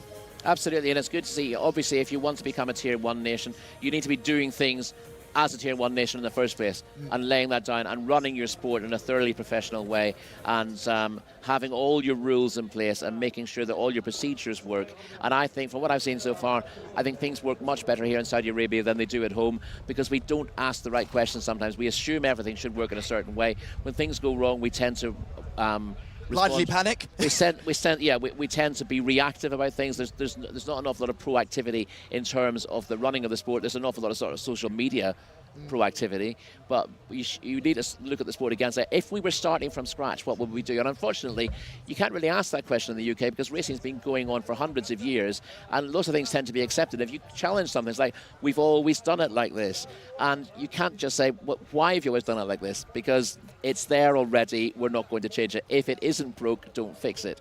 But if you don't understand why things have worked in the past, then it's difficult to be able to fine-tune things. Whereas a young racing nation who's trying to build from those sort of foundations can ask all those questions and find their own answers. And often you get better results that way. Well, we've been getting good results to start with, so let's continue and see if we can keep that momentum going. Who do you like in this one, Rory? Almondia Leia is one that kind of sneaked up on me a little bit. The most obvious one, and I think Shamila's mentioned already, is Hattie. Yeah, it's which drops in class, selection. course and distance winner in a better class race last season, seems to be running into form, so I'd give her a decent chance. But Almondia Leia, the fact that she's won in this kind of race before, and she's had 2 runs this season that seem to be leading up to something, means that I'm just going to make her my pick. But it's an absolute nightmare. You could easily find any one of 10. Well, I'm going to join you with the video form team selection, but I'm going to go for the different one. I'm going to go for the gelding, Rayad Al-Sara, who is horse number 13 on your race cards. I know Shamida quite liked that in the parade ring as well. I just thought that was a really nice run last time out when it was beaten into 4th. I think the win and the start before that's great to see. Good horses in behind, so I'm going to stick with that one. So just to remind you of all the selections, I'm going for Rayad Al-Sara, horse number 13. Rory's going for Almondia Leia, horse number 12. And Shamila is going for Hearty, horse number 1. So now we've got those out of the way, how do we envisage this race going from a pace perspective? Hearty's clearly got stamina. Is Hearty going to try and make the running? I think the fact that it's so competitive means that there's going to be 4 or 5 of these who are looking to get out in front. I think Hattie's probably best at this trip. So I don't think she needs the idea that if you stay further, you got to really push the pace. Works for some horses. It doesn't work for most. You know, if there is no pace in a race, then yes, if you're a stayer, you want to be making it, you want to be pushing on early. But going really hard, trying to go a sprinter's pace if you're a stayer, simply doesn't work. So I'm not sure that Hattie will be all out to do that. But most horses in these colours tend to race handily. So I'd have thought Hattie from stall 7 will be reasonably handy. But I would need 10 guesses as to who's actually going to lead. Yes, I think if you look at the ones with more experience, Almark obviously making 82nd start today in comparison to others who aren't making their first starts at all. You've got Hearty only making the 13th start today, and Owashek only making the 3rd start. Interesting, none of us have gone in that direction. Owashek with the win, only 1 start to go, meeting 31. No, but listen, Owashek has got an obvious claims on the maiden run. It's just a case of whether you think the 1 run in handicaps is enough to get it acclimatised for a race like this, and it may well be, you know, in terms of potential. Away Shek's right up there. So, just a reminder of the selection. Shamila likes Hearty, number 1. Rory likes Almond Dialaya, number 2. And I like Rayad Al Thara, horse number 13. Anthony Ennis, who do you like? I'm staying towards the top of the card here. 1 and 2 for me. I like Hearty, as a few people have mentioned. I like Away Shek as well. I think this colt can run a good race. The draw isn't great, though, is it? Being out in 15 for this race, but we'll see what happens. They are loading up. But yeah, I was just looking towards the top of the card here, rather unoriginally, but I thought Hearty had a strong chance. Looked pretty well, I thought she did in the prelims. There is number 13 going in, Rayad Al Sarah. This horse again should, I think, could easily make the front 3 without quite being good enough to win, perhaps. We shall see. They load the runners. Also got a few empty stalls here. This is a race for apprentice riders, hands and heels. And 1,400 metres this time. Here's number 15. This is Bosuk in the blinkers, about to go, and comes out of stall 6. Of course, they're not by the race card draw numbers this time. So, yeah, Away Shek right out in stall 15. Hearty's in stall 7, so a good draw, I think. Here's number 4, Strategy. 1 win, 15 starts. Belwef Al-Madiani. So these are the apprentice riders here, so gives them a chance of glory. Oh, one's just playing up a bit. That is Away Shek, number 2, who's just getting a little bit edgy for some reason. Just been taken away for now. Number 4 is Strategy in the pale blues. Got the blindfold on just to try and get the horse to go forward. Looks like another horse that needs to go in as late as possible. Strategy. Here he comes now. Once he's in, they'll all be in. 15 strong field, waiting for Strategy because Away Shek is now in. They're ready at the 1,400 metres and they're off. And a bad start there for number 9, Estijdad. Got out to a good start on the inside, but the horse who had a problem out the stalls there was Strategy out of stall 9. The jockey lost an iron briefly, and he's got it back now. So Strategy in light blue. An awkward start for that one. They race away. And one of the first to show up towards the inside is Hearty, the grey, also up there with the pace too. On the outside is Away Shek. So Hearty's up there, Away Shek is up there. Also in the yellow colours, that's Almond Dialaya, who's right there too. Then comes Bosuk, who's just off the pace in the spotted colours, yellow sleeves and cap. Racing towards the inside, fairly handy too, is Estijdad as they race through the first couple of furlongs. Looking for horse number 9, that is Estijdad, up to about 4th place now as they head around the turn. Hearty's got on though, is in front now to Bosuk, who's racing in 2nd, these two. 3rd place for Almond Dialaya, who's in the yellow colours, and then back on the inside racing in 4th position, trying to get into it, but ridden along to do so is Estijdad. Further back to find Away Shek in the red, is now dropping away, has been passed by the improving Ibn Hadban in yellow and black colours, but around the turn, the grey Hearty now pressed and passed by Bosuk on the outside. Having said that, Hearty's coming back for more on the inside, and Hearty has turned away Bosuk. Now here come the closers on the outside. Strategy in the light blue, despite that bad start, he's running on strongly. Here comes Strategy right down the outside. Also in there too in the yellow and black is Ibn Hadban. They go close home. Ibn Hadban now going on to Hearty, and then Strategy, Ibn Hadban. Oh, it's close. Ibn Hadban or Hearty. Close between those two. Strategy not too far away either. In a driving finish at the end. Might need the judge to sort them out there. Ibn Hadban, number 6, and number 1, Hearty involved. Strategy just ran out of petrol late on. The other one involved there was the horse over on the far side. That was Saoud, who wasn't that far away either, in the orange and black. So numbers here, 6 will be called the winner. Ibn Hadban has beaten number 1, Hearty. And 3rd place, it was also fairly close between 5 and 4. Saoud on the inside of Strategy. Good finish here. It's a nose that goes the way of number 6, Ibn Hadban, the winner. 2nd, number 1, Hearty. 3rd, number 5, Saoud. And that means Strategy was only 4th. But you have to think that if Strategy hadn't lost that ground at the start, then he may well have won, because the rider lost an iron. He got a little bump, I think, coming out the gates. This was really close, wasn't it? I thought Hearty had the nose down on the far side. On the line. But it's gone to the horse this side, the yellow and black, Ibn Hadban. This might tell us a little bit more. Let's have a look again. Near side, the winner, yellow and black, yes, just, but only just.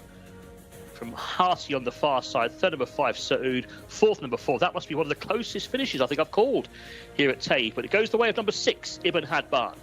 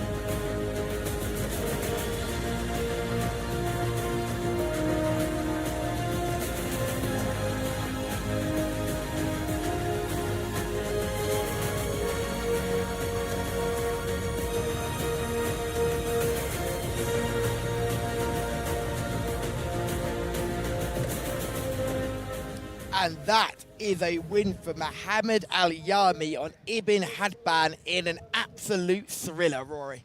It certainly was. I mean, he said it was a nightmare of a race to try to unpick beforehand. They've gone hard as we expected them to, and the race has changed complexion massively from the home turn, with Ibn Hadban coming from quite a long way off the pace. Saud also coming from off the pace on the inside, and Hati just as game as you like, fighting back constantly on the. Looked like she was beaten off the turn when she was passed. She came straight past the rival who'd done that. That was Pasuk, who faded out of it. And then when she's passed again inside the final 100 metres, she still battles back, and she was probably in front astride after the line again. I thought that was a wonderfully game performance from her, given that she probably ended up going faster than ideal in the early stages. She showed a wonderful attitude. But the winner is Ibn Hadban, and credit to Mohammed Al-Yami for getting his head in front. Yes, Ibn Hadban is the winner in a bunch finish. The story of the race has to be strategy, with Nawef Al-Mudiani, who was stirrupless coming out the stalls, was well misplaced, came wide round the turn and nearly got the ride of the season. Indeed, yeah. It looked like he was going to come straight through and win that, but he just faded inside the last 15 metres or so. There'll be a lot of people who would say, oh, next time he'll win. I'll bet he doesn't repeat this form next time out. He's a funny old horse strategy. His sole win to date in 15 starts was in a maiden race a couple of years ago. He's got plenty of ability, but he's one of those, I think the fact that things went wrong probably helped him a little bit. You're far too young to remember a horse called Little Bay, who was a very, very talented 2.5 mile chaser about 40 odd years ago. But he didn't want to win races. He's a little bit of a monkey. And the one big race that he did win one day was he was badly hampered by a fall at the last. The jockey lost his irons, and the horse decided he was confused as to what was going on top of him, so he ended up going and winning the race. And then in future races, John Joe O'Neill used to ride him, so when John Joe felt he wasn't trying, John Joe would kick his legs out of the irons again just to see if he could get the horse in the back foot. They were playing poker essentially with each other. But yeah, so I think despite things appearing to go wrong for strategy, I think he's the kind of horse who just responds to an unusual scenario like that. And he's ended up running one of his better races. Yes, he was a smart performance there, strategy. He had to come wide and was stirrupless for a long way, like Little Bay, but ends up doing very well with the stirrups intact, and Nawef on board giving it a good ride. But Hati was shrugging off challenges left, right and centre, all down the straight there, all heart from Hati. Yeah, she's very, very likeable. She hasn't made it at her best this season, but that run, I said last time out, over slightly further, showed that she was on the way back. And she could have done with an extra furlong here, couldn't she, really? Because despite the fact that horses came past her apparently going better, she just kept digging in, and she's an unlucky loser in the end, because she just needed to see her rivals to respond. And just looking at the style of the jockeyship there, Tariq Al Musa is the rider on board Hati. He's really streamlined in the saddle, very much like a really power-packed for Marco Ghiani style almost. Yeah, I can see that. And yeah, Tariq Al Mansour has given Hati a decent ride. We're looking at the start again and seeing how that's been blown. Shamila is in the winner's enclosure with some winning connections. Sorry, Callum, I didn't manage to get any winning connections. However, I am right behind you. with the singers and dancers, and this is only the start of the festivities here on National Day. We've got traditional singers and dancers of Saudi Arabia. They will be here all night to provide all sorts of entertainment, and you know what? I'm kind of feeling it.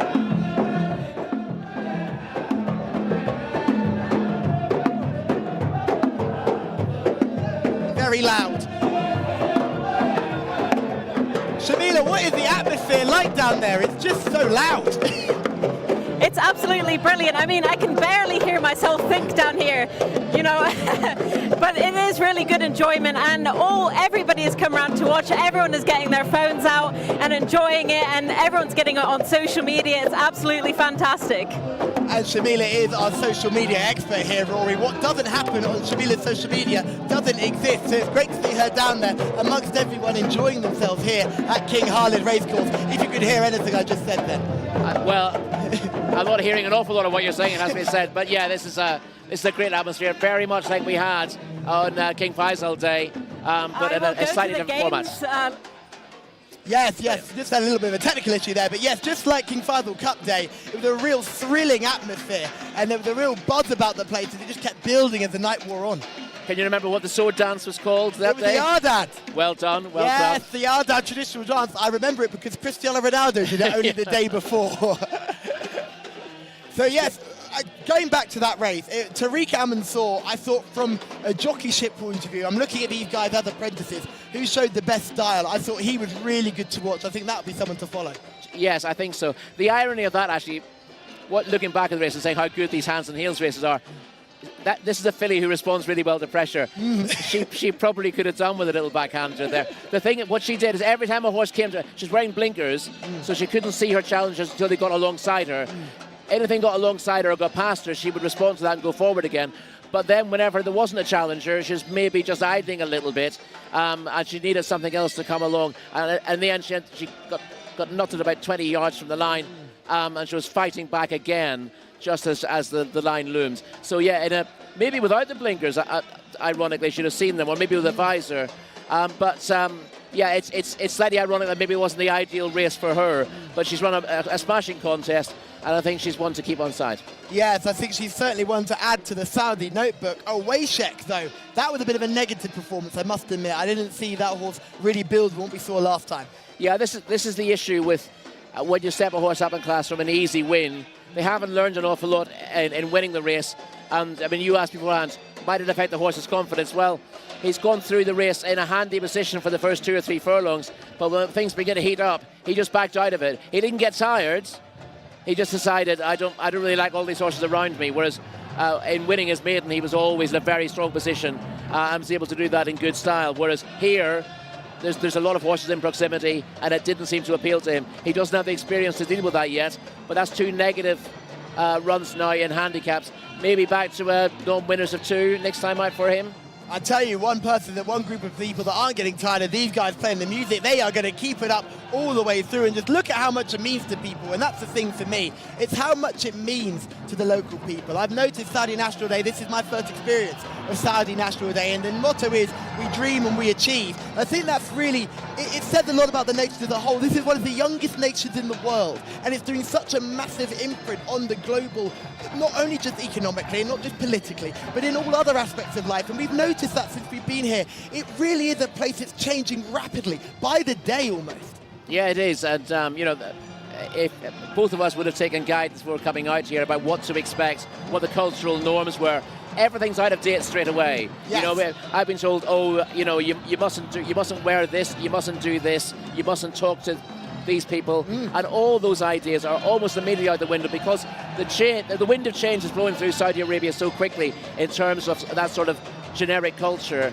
that it's pointless writing about it at the moment. You need to be talking about it on a daily basis. And you need to be experiencing it as well. I keep saying to people every time before I came out here, and I'm sure you heard the same thing, everything was about stay safe, stay safe, stay safe. And the one thing I cannot stress enough is I've never felt more safe. And one of the things we've always experienced is people telling us, please tell everyone at home to come to Saudi Arabia and visit it. And I would love to do, if there's one thing I can take away from this experience, is to tell people, please, those of you at home, if you're not in Saudi Arabia right now, jump on a plane and pay us a visit. I miss you all at home, so I'd love to see you all anyway. But please come along and visit, because it's a wonderful country with wonderful people, and I really hope we're giving it a good impression. People are incredibly friendly, aren't they? Yes. You can't move without people want to come up and shake your hand and have a chat with you.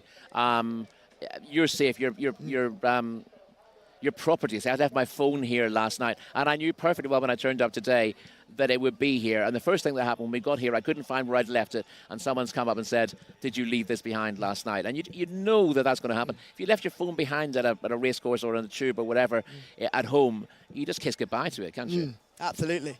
I've noticed that neither of us had tried to ring it. That was the first major mistake we made. We were very tired at the end of play last night. I knew it was on silent. Absolutely, yes. Very, very good place to be in, a great atmosphere here on Saudi National Day. And Tienes, I'm sure you can feel it all the way over in your commentary box. Take us through the runners and riders for race 3. Yeah, we'll do. That was a great finish, wasn't it? Very, very close. I still wasn't sure who won, watching it back again, but desperately tight stuff. But well done to Ibn Hadban. Let's move it on, though. The Fillies Maiden up next, worth 25,000 Saudi Riyal. Number 1 is Barka Al Jahara, and this one is written by Abdulaziz Al Musa. Number 2 is Nard Rahid Al Feroz. 3, Sayreen Muhammad Al Shamari. 4 is going to be Bondok, written by Khaled Al Mimoni. 5 is Hamra Nut Tariq Al Mansur. 6, Maktuba Luis Morales. 7 is Hadaba Abdullah Al Lawfi. And moving on to the next runners, 8, Princess Yara. 9 is out. 10, Anze, written by Fawas Wanas. 11, Shafifa, Mohammed Al-Sharima. 12 is Dioro Field, written by Asil Al-Sahani. Number 13 is Diamond Shadow, Naif Al-Anazi. Number 14, Bahowa, Camillo Ospina. 15 is Mukamala, Sultan Al-Mimoni. 16 is Al-Reem for Iyad Al-Tarisi. 17, Salfar, Ahmad Al-Tayar was down to ride that one. 18, Mosta Hedhar.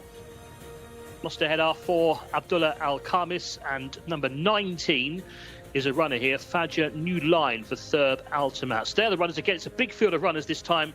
It's the 2-year-old Fillies Maiden coming up, running for 25,000 first prize, and the runners are in the paddock. Back to Callum and Rory.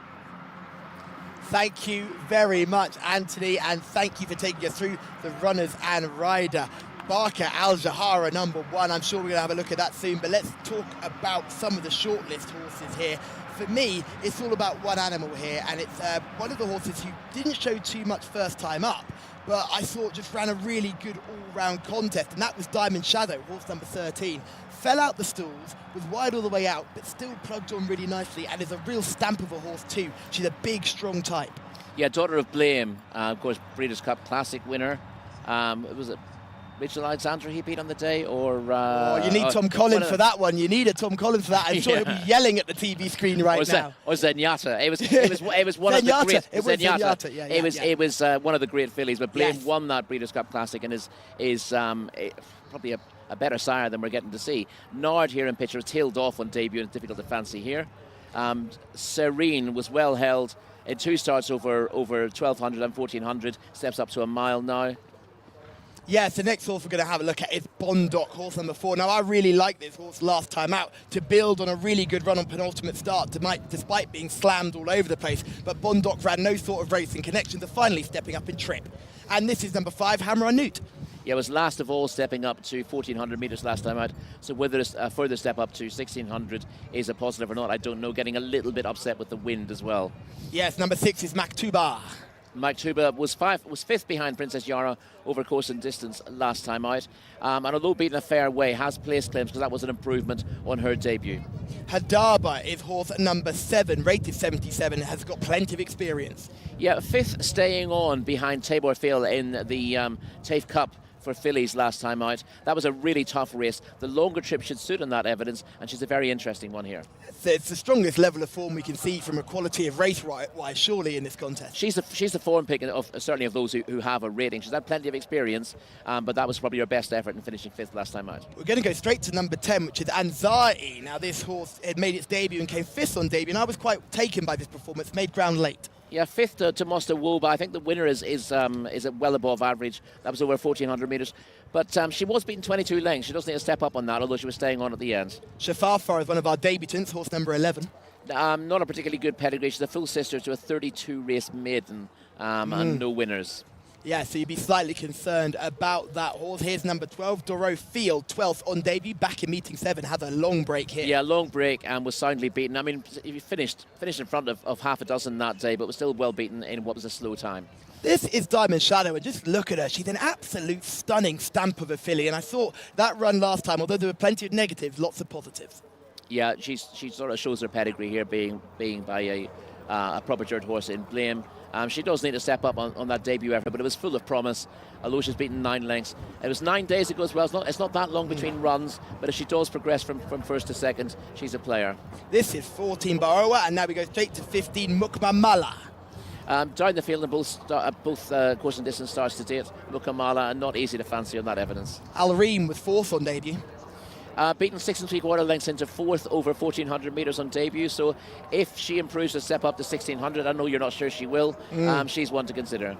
Yeah, this is Salfar, a horse who's got plenty of mileage under the clock, but isn't looking very easy to win with. Ran poorly last time out, having come off her best effort, and that was in finishing 7 3/4 lengths third to 8th Barat over course and distance. If she hadn't run again since, she'd quite like her, but she was very disappointing last time out.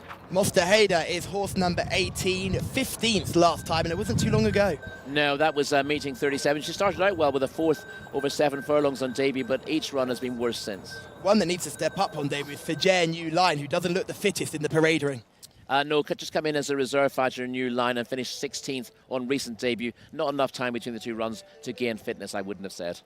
We missed a couple of those. I'm just wondering whether Princess Yara is going to take her chance at this contest. Horse number 8. Not heard anything to suggest that she's not going to run, but we will find out later on, and I'm sure Shamila will have all the answers for us in the parade ring because she is down there right about now. Shamila, over to you. Who is your eye catcher? Thank you very much, Callum. I'm going with horse number 13, Diamond Shadow. She was 3rd last time out, and it was actually really difficult to choose an eye catcher in this race because all these 2-year-old fillies are looking really well, but Diamond Shadow is partnered with the one and only Naif Alanazi this time, and she carries 58 kilos. Another one of my eye catchers is horse number 10, and also horse number 14, ridden by Camila Ospina. But I will stick to Diamond Shadow. She looks really well. And you know what, Callum? I don't know if I should give you guys any paddock negatives anymore because they all seem to be running really well the last 2 days.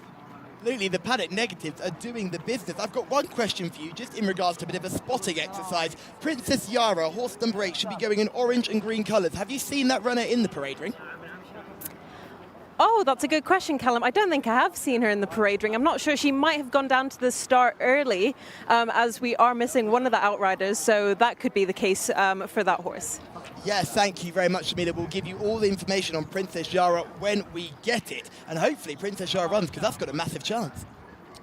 She's a very obvious one on paper, Princess Yara, and I'm sure that that Enzo will keep an eye out for her on the way to post. Yeah, she was clear of the third when runner-up over course and distance on her debut behind 8th Barat. That's decent form. Obviously, she had one or two of these behind her that day, and it looks a very promising start, considering this doesn't look a particularly strong contest. So Princess Yara, definitely one to bear in mind, and hopefully she's just gone to post early. Yes, all fingers crossed she's gone to post early and takes the time. Just see Salfa going through shot there. Now, are you looking for horses with experience? Are you looking for those with less experience in this type of contest? Well, I'm just trying to find the winners wherever they happen to come, to be perfectly honest. Salfa was behind when third in that race, but a fair bit behind Princess Yara was the one I wanted to mention last time. Yeah, Hadaba is the one with the experience, and the question is, she's had lots of chances to break her maiden so far. She was in a deeper race last time out, and she was running through beaten horses at the end and finishing 5th behind the very impressive Tabar Fail. Now, she might be slightly flattered by that, given that Tabar Fail blitzed her rivals for speed that day, and those who tried to go with her early sort of dropped away. So horses staying on from the back might be a little bit flattered, but she did at least look that she was worth trying over a longer trip. She's got a rating of 77, which should be good enough to win a race of this nature, unless you've got a decent newcomer. One interesting newcomer on paper we didn't see was Barhoa, who got a mention among the positives from from Shamila. But interestingly, I thought, given it looks interesting on paper, it's a newcomer for the White Stable. And they're always very interesting first time up. But she's a fifth foal that I can find. None of the others have won. 2 of them didn't make the track. 2 of them ran once and then never ran again. And it's not the most appealing pedigree of those that you'll see in these colours. Are normally the most interesting pedigree-wise. But Barhoa, the siblings haven't been setting the world alight. No, they've not, and I think the breeding aspect and angle is very crucial here. And like you said, at the end of the day, if the stock isn't stocking, there's no point in keeping on going with it. So Barhoa is from a family of perennial losers at the moment, but hoping to turn that around and change family fortunes. We saw the White Stable struggle yesterday. I have to admit, I'm a little bit concerned about what's going on with that stable. They had a really bad day yesterday. It wasn't just a couple of newcomers that didn't run well. There was some other performances from good starters. Yeah, there are a lot of horses who won't be going to Riyadh for that stable, and we're coming to the end of the season. So even if they're maybe not 100% ready, they're being given a chance here before the season ends, knowing that maybe they'll actually need a little bit more time. So you're seeing horses that are maybe not quite ready to run and therefore are disappointing as a result. But yeah, there were 2 big disappointments yesterday in these colours. I wouldn't be too disappointed if Barhoa doesn't run particularly well, because, as I said, the pedigree doesn't suggest she's anything special, but she could well buck that trend. I mean, remember, Camille Ospina's on board, and there's no jockey better at riding a horse round here. Yeah, and she's drawn in stall 14. That's almost a positive when you got Camilo on board, because he's so good at getting across from a wide draw. It's like poetry, isn't it? Yes, and they're going down to the mile start as well. But let's have a look at some of these in action. Princess Yara will be the first one we can look at. We haven't seen this horse in the flesh, so hopefully we'll see this horse running out sooner rather than later. We can just see when the horse is proving a little bit difficult going down the start. This is Princess Yara in the green cap and orange colours. Doesn't look to be doing much here, but makes lots and lots of late ground. Yeah, if you go back even further, she was pushed wide twice really on the bend and had to make an awful lot of ground. So she's worked hard to get here. I thought at this stage, well, if she finishes third, that's a really good performance. But I'm amazed how well she just keeps going to the line here, given how much running she had to do. And she closes the leader down. Now, the leader went clear from an early stage here and was getting tired. But she's done really well to chase him home. And that was a really, really promising debut. And to be honest, let's hope we see her shortly, because it'd be a shame if she's out of this race, because she does seem the likeliest winner to me. It will be a real shame. We've not heard anything to suggest she is. This is Diamond Shadow, wide in the car park coming around this turn, and also fell out the stalls. Yeah, and we see quite a lot of horses who start slowly. The best way of getting into the race is taking a very wide path, and they can catch the eye as they sort of come round on that arc and make up ground in the straight. The question is whether Diamond Shadow was a little bit flattered by this, or whether she's even better than the bare form, because she obviously was showing signs of inexperience. Once again, we got a White Stable winner in the race, and she keeps on strongly to challenge for second close home. 9 lengths she's beaten in the end, but, take the winner out and she's run an absolute stormer there from a difficult draw. She comes back here for a very short break. She's a big, big filly. Are you concerned that's taken too much out of her? I would be a little bit concerned. I'd like to see slightly longer between runs for a horse having its second start, especially when she's clearly had quite a hard time there on debut. It's not like she's completely the race was over and she was looked after. She's been ridden to gain her best possible position. She's run all the way to the line. I'd want at least a fortnight, maybe a little bit longer after a run like that before turning out again. But you don't have the luxury of planning it like that when you've got limited races to go for. But that might be the slight negative with her. Right, let's have a look from above here and see if we can find Princess Yara, because I'm getting slightly concerned that we've not seen her. I'm just looking at the big board behind me. I can see that number 6 is in and 1 to 6 are in, so I'm just hoping to see if number 8 is in, and it is not in. So number 8 is not in. Princess Yara does not run. So ladies and gentlemen, just a reminder for everyone at home, Princess Yara, horse number 8, does not go in this contest. We do have one non-runner in there. Apologies for showing you the insert of Princess Yara. If this horse was involved, then that horse would have been a real danger. No, absolutely no need to apologise for showing the insert. It just reminds people that Princess Yara is definitely one to keep on side, and you can put her in your notebook. Definitely one for the Saudi note, but one getting trotted up out of shot as well. It'll be interesting to note. We've got another horse being trotted up out of shot, so plenty for Enzo to keep an eye on in this race. We've got horses dropping out left, right and centre, and that just ties me even further to my selection. I'm going to go with Shamila and go with Diamond Shadow. I thought she ran a really promising race. I'm a little bit concerned, like you said, in regards to the quick turnaround, but you couldn't take my eyes off her in the parade ring and when she's down at the start as well. Yeah, she's clearly very interesting. I would have been with Princess Yara here. I'm slightly concerned about Hadaba stepping up a trip for all it looked like it would suit last time out. That is Salfa just getting attended to by the vets and getting trotted up. Salfa there, horse number 17 in your race car. You can just see the jockey leading up on the post there. You can see this great shot here of the run down from the mile start, Rory. Explain to the viewers at home what this means and where they start from. Yeah, they start on a shoot here at the mile start, so they meet the course at the bottom bend.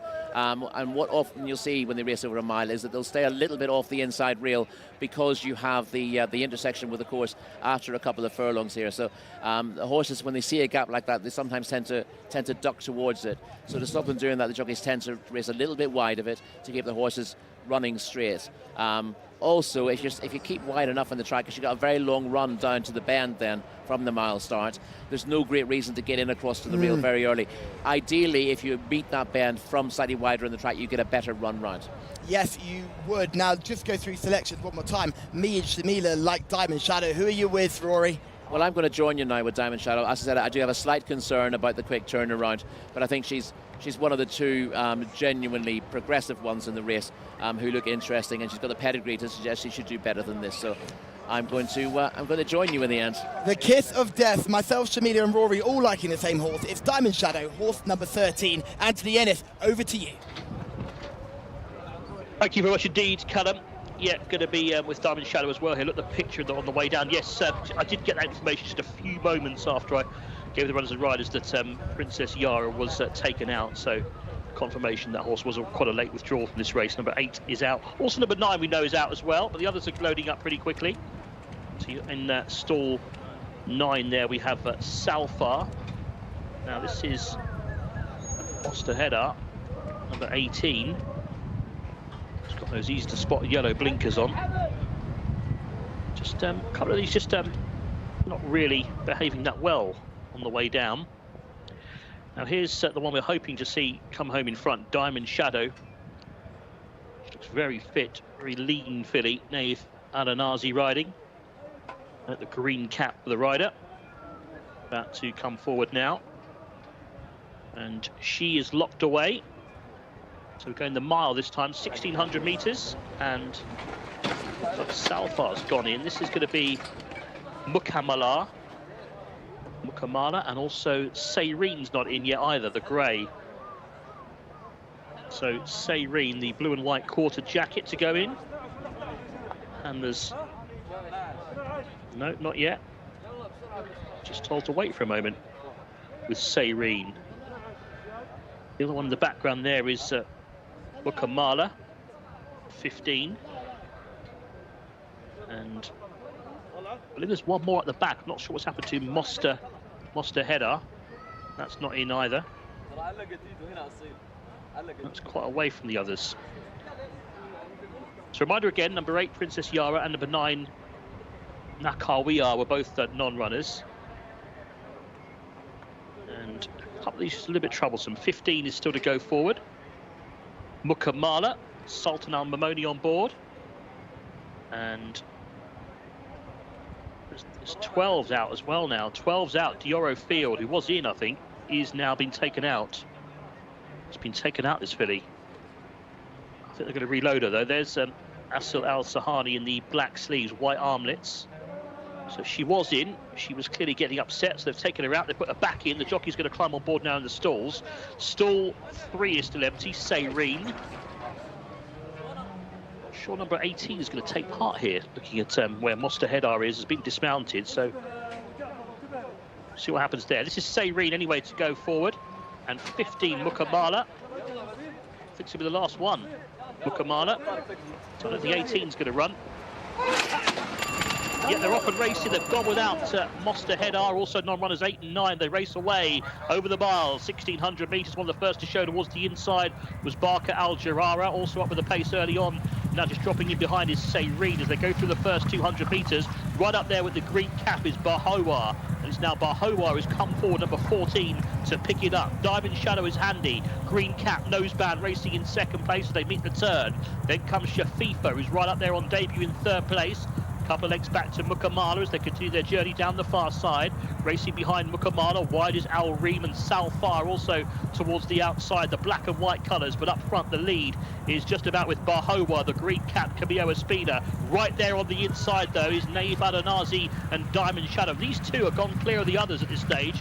Going a clear third now is Al Reem in the blue and red, and then back and forth is Salfar, and they're ahead of the others as they make the turn. I can see Anzea trying to get into it on the inside, and then comes Salfar, another gap back to Hadabra as they make the turn. 550 metres to go. And up front on the outside, this Bahowa is moving really well here for Camillo Espina and is showing these a clean pair of hooves off the home turn. It is Bahowa with 400 metres to last. She's gone clear. Diamond Shadow looks in trouble in second. Running on the outside is Al Reem in the blue and red. The Zenith Stables is trying to go into second place with a lot to do to catch this leader. Down the straight they come inside the 200, and Bahowa is relentless in front here. Leads by 6 lengths, and she's galloping on strongly. This is impressive from Bahowa. Can she keep it up for another 100 metres? The fight's for placings only because Bahowa is clear. And running into second place is Al Reem, back in third Diamond Shadow, but Bahowa, that was impressive.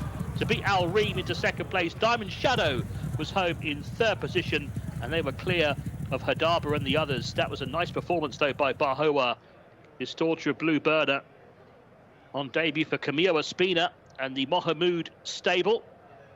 Camillo Espina drove her to the front before the home turn.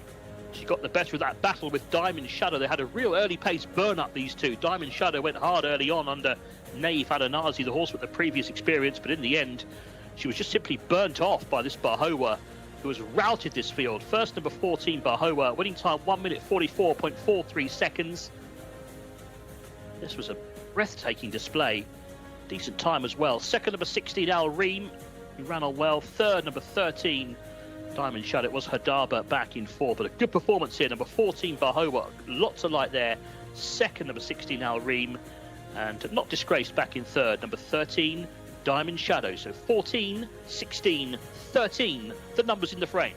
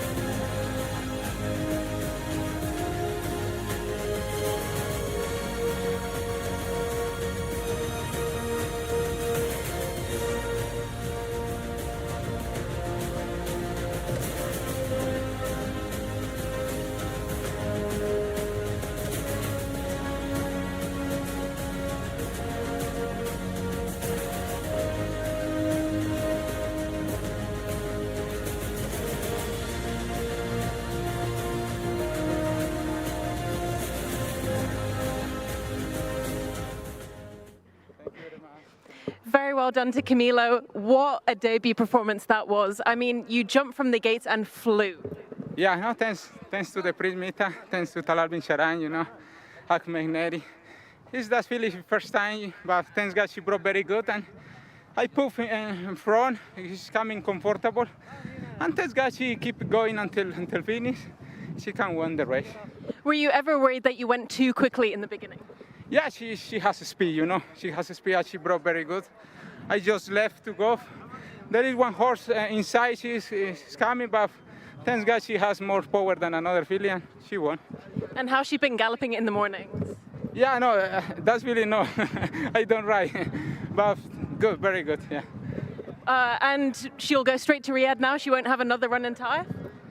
I don't know, I'm not sure, but you know, we had 2 more weeks. Maybe. I just wait for the Prince Mita and Talal bin Sharan. What is the decision? Thank you very much, Camila, and well done again. Thank you very much, Shamil. Thanks.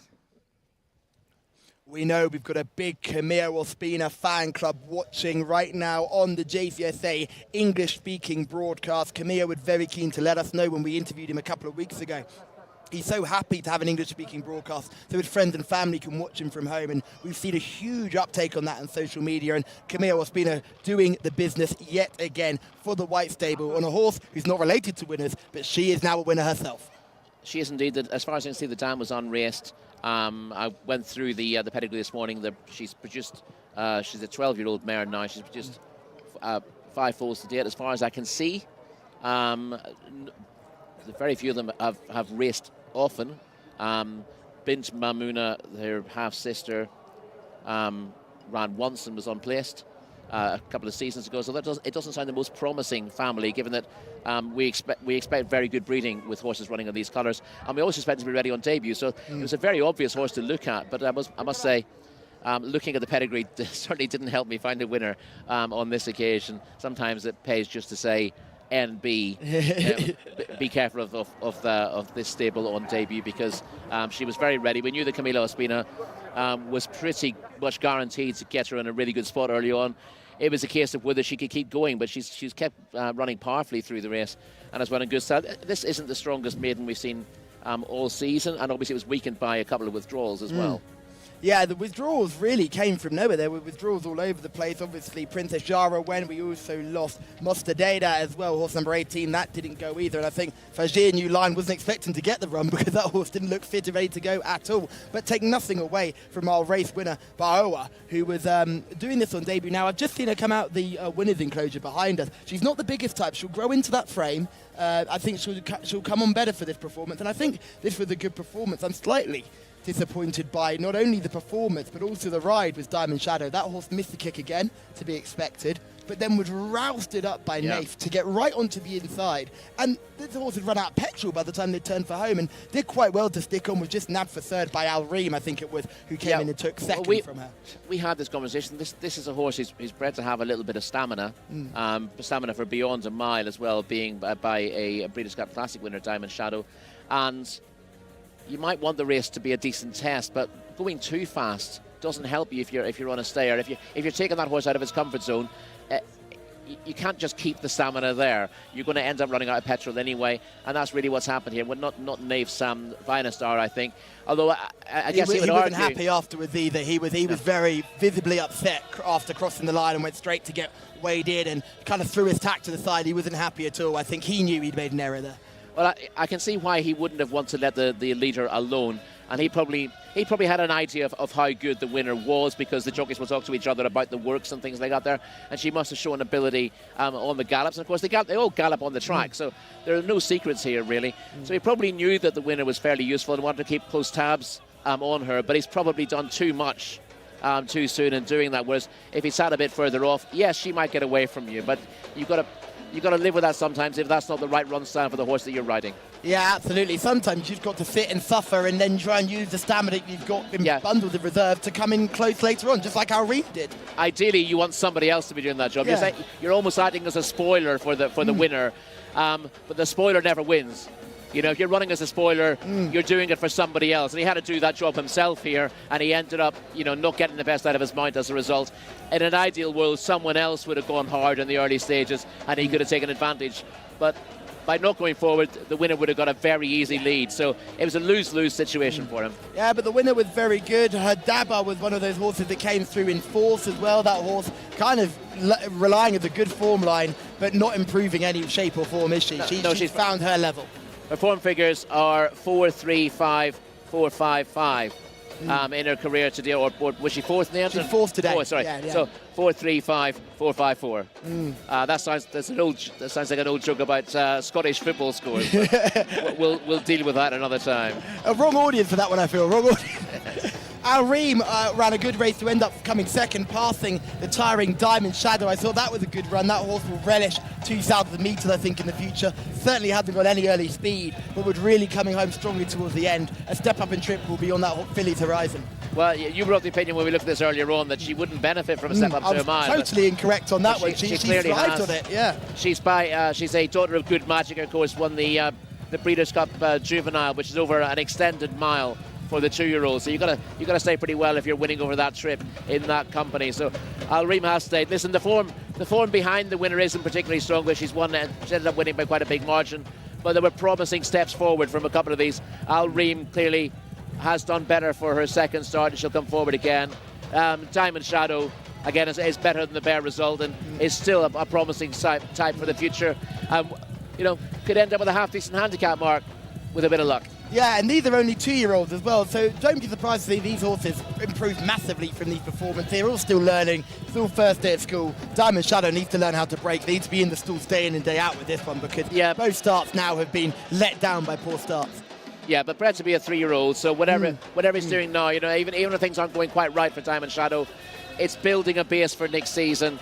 And again, if you're doing things wrong in your first 3 or 4 starts, it means that you've got a chance of going into handicap company of what could be a lenient mark based on your ability, and that's a good stepping stone then for a horse's career. And I wouldn't know the schedule too much, but I don't think staying in inverted commas, 1,600 metres plus, fillies only handicaps would be the toughest of events to get into either, so I imagine she could have a very good chance if she just learns to improve a little bit from there. And we just see our winner bouncing out nicely from stall, that would have been about stall 13 by the time they had all the shuffling around, and Al Reem as well bouncing out nicely too. Safer ran a nice enough race as well for a long way. That was a more mature performance from Safer.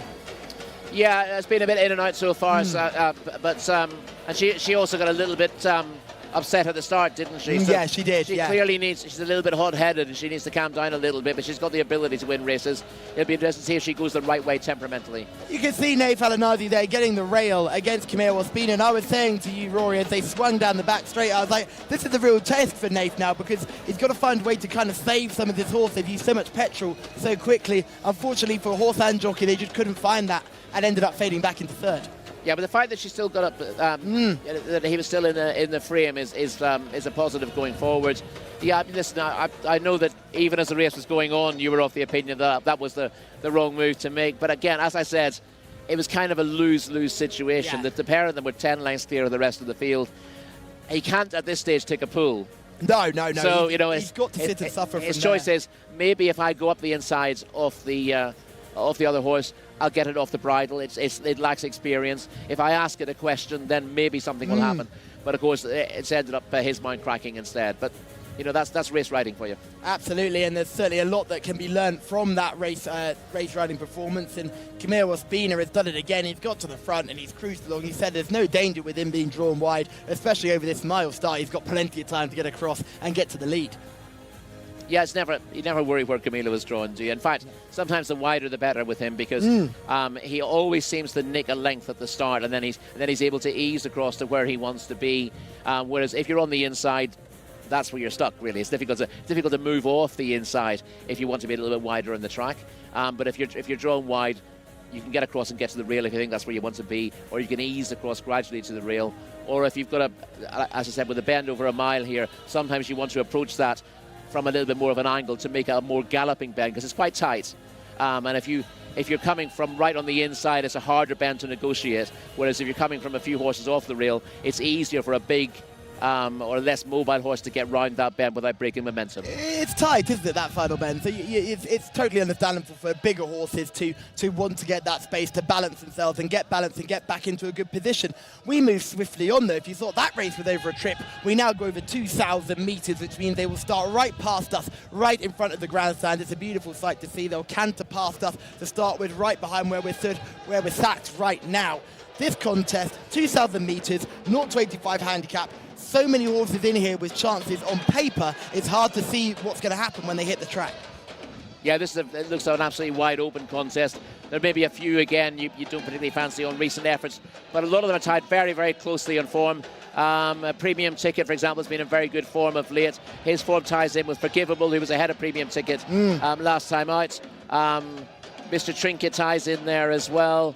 Yeah, you got horses are running poorly. Bottle Rocket Man's been 13th and 15th in his last 2 starts. You can give him a good chance. He was 4th in the Jockey Club Cup 3 starts ago. A return to that kind of form puts him right in the picture. Yes, exactly. So Anthony Ennis will take us through the runners and the riders for race 4. Yes, will do, Callum. Yeah, this is a good race, isn't it? Looking forward to this one. Handicap 0 to 85 this time. Plenty of runners as well to get stuck into here. Number 1 is Premium Ticket, a Son of Dawn approach for Salim Al-Ajmi. Number 2 is Quarry Hom, Nawef Al-Madiani on board. Number 3, Alukal, Fahad Al-Faradi riding. 4, the horse that Rory was talking about there, Bottle Rocket Man, Abdullah Alorfi. 5 is Thawi, Wigberto Ramos. 6, Mr. Trinket is the Mount now Vasil Al-Sahani. 7 is Shawash, Naif Alanazi. 8, Tariq Al Mansur 9, Forgivable, Iyad Al Tarisi. Bodyline is 10, Luis Morales. Camilo Ospina is now on board number 11, which is O'Sheik. He's looking for a quick double as well. Number 12 is Bismillah Aliyah, ridden by Abdulaziz Al Musa. 13, Nabay Al Saad for Sultan Al Mamoni. 14, Drawing Clocks for Ahmed Al Azhari. 15, Veldeni Turkey Alofi. 16 is the mount of Rodriguez Jose. That's Beauchart. 11 is Mujia for Jimmy Carrion. And 18, 1M is the mount of Rayan Al Abeid on board this one. So they are the runners and the riders. Rakan Al Abeid, I should say, on board number 18 there. So a full field again, handicap here. Plenty of runners to get stuck into, 0 to 85. And they go 2,000 metres for this one. Let's go back to Callum and Rory now to set this one up for us. Thank you very much, Anthony, for taking us through the runners and riders, and they're already in the parade ring for this contest. And yes, good chances all the way through in this contest, and plenty of horses that plied their trade in the UK and Ireland before coming over here as well. So we'll go and see if we can get a nice closer view of them in the parade ring. A couple of those coming past. Now, O'Sheik, White Stable, Camilo Ospina now back on board, change of jockey there. Camilo on the double, is it possible? It is possible. You look at the form and you see that O'Sheik was a winner at meeting 11, and then off a break has finished 17th and 10th in 2 star since. That looks pretty awful on paper, but those races were in the Ashraf Cup and the Taif Cup, and that would have been too tough for O'Sheik given his level of experience. Straight into cup races after one run is just impossible. This should be a lot easier. Just seeing horse number 13 there in shot. Gorgeous looking animal. That's Nabay Al Saad. I know Shamila will absolutely love that. That is purely Shamila's type on paper. Big, strong, classic looking type. So certainly will be one on Shamila's shortlist, no doubt. A couple of these other ones. Carahom making 32nd start today. Probably one of the most experienced horses in the field. Is the most experienced horse in the field, Carahom. A chance to wind back the clock with that one? Yeah, both wins have come at this trip for Carahom, but 12th to Arras in a mile handicap last week, and needs to do an awful lot better now. Premium Ticket, the horse we just see in shot there, is the only horse rated 85 here. Do you take these ratings into account when trying to make your selections? Well, you also have Shawash who's rated 85, but it's a 3-year-old tusk, so there's less weight to carry. Yeah, yes. There's a bit of weight for age there as well. But yeah, listen, I particularly do when the horses are showing that they're worthy of those ratings, and Premium Ticket is. He's run very well in his last 2 starts. Second, then of course in distance of 0 to 8, he handicapped 2 starts back. Beaten 5 1/4 lengths. Beaten 5 1/4 lengths from third over 2400. Yeah, Musha Jumbo last time. I think the return to 2000 will suit. Muncher Jumbo's a good horse as well. That's the thing. He had a string of seconds before he was winning on that occasion. It's a really interesting one because, again, another ex-Kevin Ryan horse. A horse I've been doing is running in the UK over 7 furlongs and a mile. Related to Mr. Jumbo, who was a sprinter, and he's actually found his niche here over 2,400 metres. So it shows that horses can be reinvented, and Mr. Jumbo's a very good example. He's just gone from strength to strength this season. And I didn't feel like the horse Premium Ticket got home over 2,400 metres. He finished well over 2,000, so you can clearly understand why they stepped up in trip. But he didn't really get home. He was floundering late on that day and sort of looked stuck in the tough going here at King Khalid Racecourse. I think it's very typical of a sire Dawn approach in that the mile and a half is a little far on paper, and they tend to be quite forward going. Are you thinking back to that derby? Thinking back to that derby. Oh, absolutely heartbreaking. You knew your fate as they swung down the Epsom Hill, tanking along, wasn't he? Oh, such an unfortunate performance. A friend of mine likes pointing out you can still have laid that about 2 to 1 after 4 furlongs to show how it can be done. But yeah, Dawn approach. They wanted it to stay a mile and a half. It didn't. Premium Ticket. I'm a believer that just because you're finishing fast over one trip doesn't mean you want a longer trip, because these races are run in different ways. You know, if you're going fast, you're just taking off your feet a little bit at your ideal trip, then you will stay on at the end. But it doesn't mean you want further. You race over further, then you'll find that, yes, you might actually go more comfortably earlier in the race and you get yourself in a good position. But if you don't stay that longer trip, then that will show in the end. And I think a lot of people make the mistake of constantly stepping up horses and trip because they're finishing fast. It's just a style of running. It's not a requirement, as it were. Absolutely. And again, we can just see horse number 1, Premium Ticket, in the parade ring. Yeah, he looks really well to me. I think he's bound to run a big race. Those are 2 good efforts from him. He's obviously tied in with Forgivable, but I think he'll beat Forgivable here. I think this is the ideal trip for him. It's not exactly a typical Dawn approach type. He's big sort of hurdler. I really see when I see him. Well, he's not he's certainly not as flighty as Dawn approach was. He looks very calm there. Karahom, number 2. Karahom, 3 from 31, both wins outside of maiden company at this trip, but that was a disappointing effort behind our RAS over 1,600 metres last week and needs to step up on it. Alakol's been going well this season, and Bottle Rocket Man is number 4. Yeah, Alokal is still a maiden, but was a good force to infrared in 1,400 metre handicap last time out. Not sure he wants the longer trip, though. He stayed on well that day, but it's a big step up on trip. Sarwi, number 5, and Mr. Trinket, number 6. Mr. Trinket looks very well. Mr. Trinket's an interesting one. It's a consistent sort. He was 3rd to Majestic Fighter over course and distance on his latest start, with Premium Ticket 2nd in that race, so he ties in very closely to the top weight. Shawash, number 7, and Salik, number 8. Shawash has been highly tried since winning a non-winners of 2. And was 8th in a course and distance, non-winners of 3 on his latest start. Thalik, 6th in the Taif University Cup was a good run, but below form twice since, and is back up in trip now. 9 is Forgivable, and 10 is Bodyline. Yeah, both ex-English. Forgivable was ahead of Premium Ticket, went 2nd to Musher Jumbo over 2,400 last time out. He's got lots of form over shoulder again. He was racing over 7 furlongs in a mile in the UK for Team Easterby. Bodyline was Sir Mark Prescott. He was useful in the UK, but he hasn't really gone forward, and he was in a 0 to 75 handicap last time out. This is a stronger event. Oshik, 11, and Bismillah Alay, number 12. Yeah, we talked about Oshik, who won a course and distance maiden and then was straight into cup races, running on the Ashrafa Cup and the Taif Cup. Those are too tough. This is slightly easier. Bismillah Alay is just 1 from 30 and isn't putting up any trees at the moment. So we had Nabeya Al-Sad. That was a really good-looking horse, number 13. And this is number 14, Drawing Clocks by Time Test. Number 15, Veldini, is the other horse we're looking at here.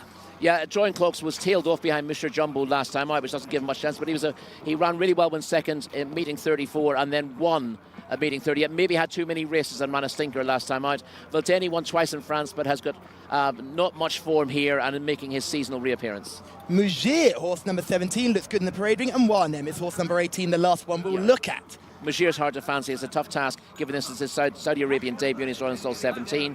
And 1M is out of sorts in recent starts. Shamila is in the parade ring. We rattled through them there. You've had a much better look, Shamila. Who do you like? As you would say on Love Island, Callum, my type on paper is definitely number 1 Premium Ticket. He is a lovely big colt, 5 years old, by Dawn Approach. He's just coming by me now. He's absolutely stunning, and I couldn't get enough of looking at him in the parade ring, to be honest with you. But I also do really like Mr. Trinket. You know I have my favourites, Callum. Unfortunately, Alex Marino is not on board this time, as he is on a ban.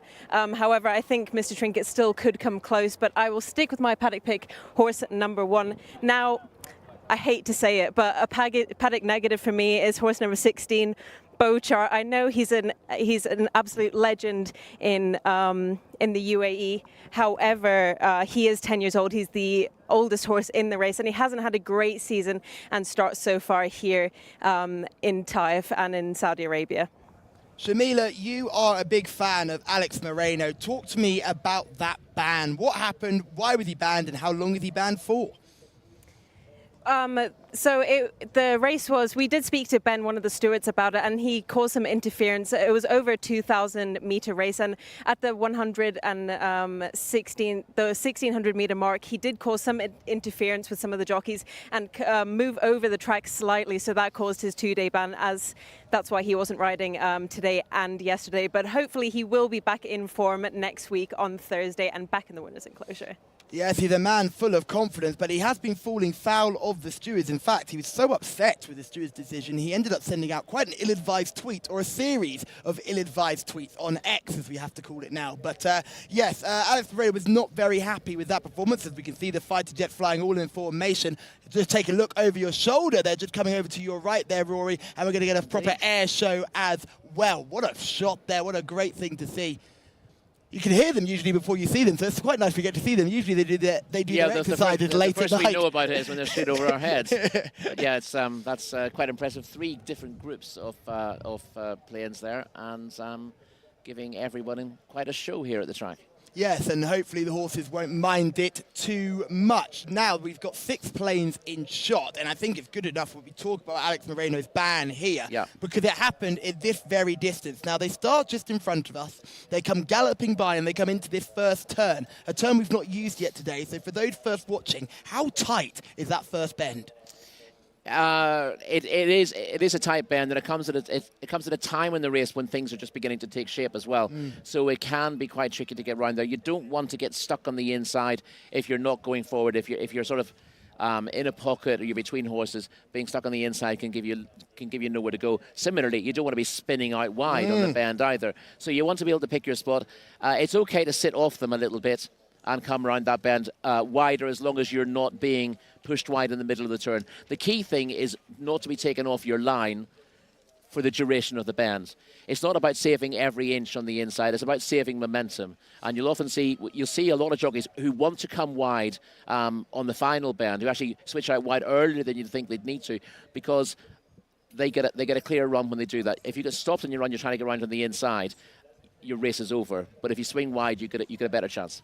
Yes, that first bend is crucial. It can make and break your race. Let's have a look at some of these in action. This is Forgivable in shot right now. You've got Premium Ticket in this form as well. You can see right now our production team are on fire. Let's have a look at some of these in action. Premium Ticket in the blue and yellow. Forgivable out in front.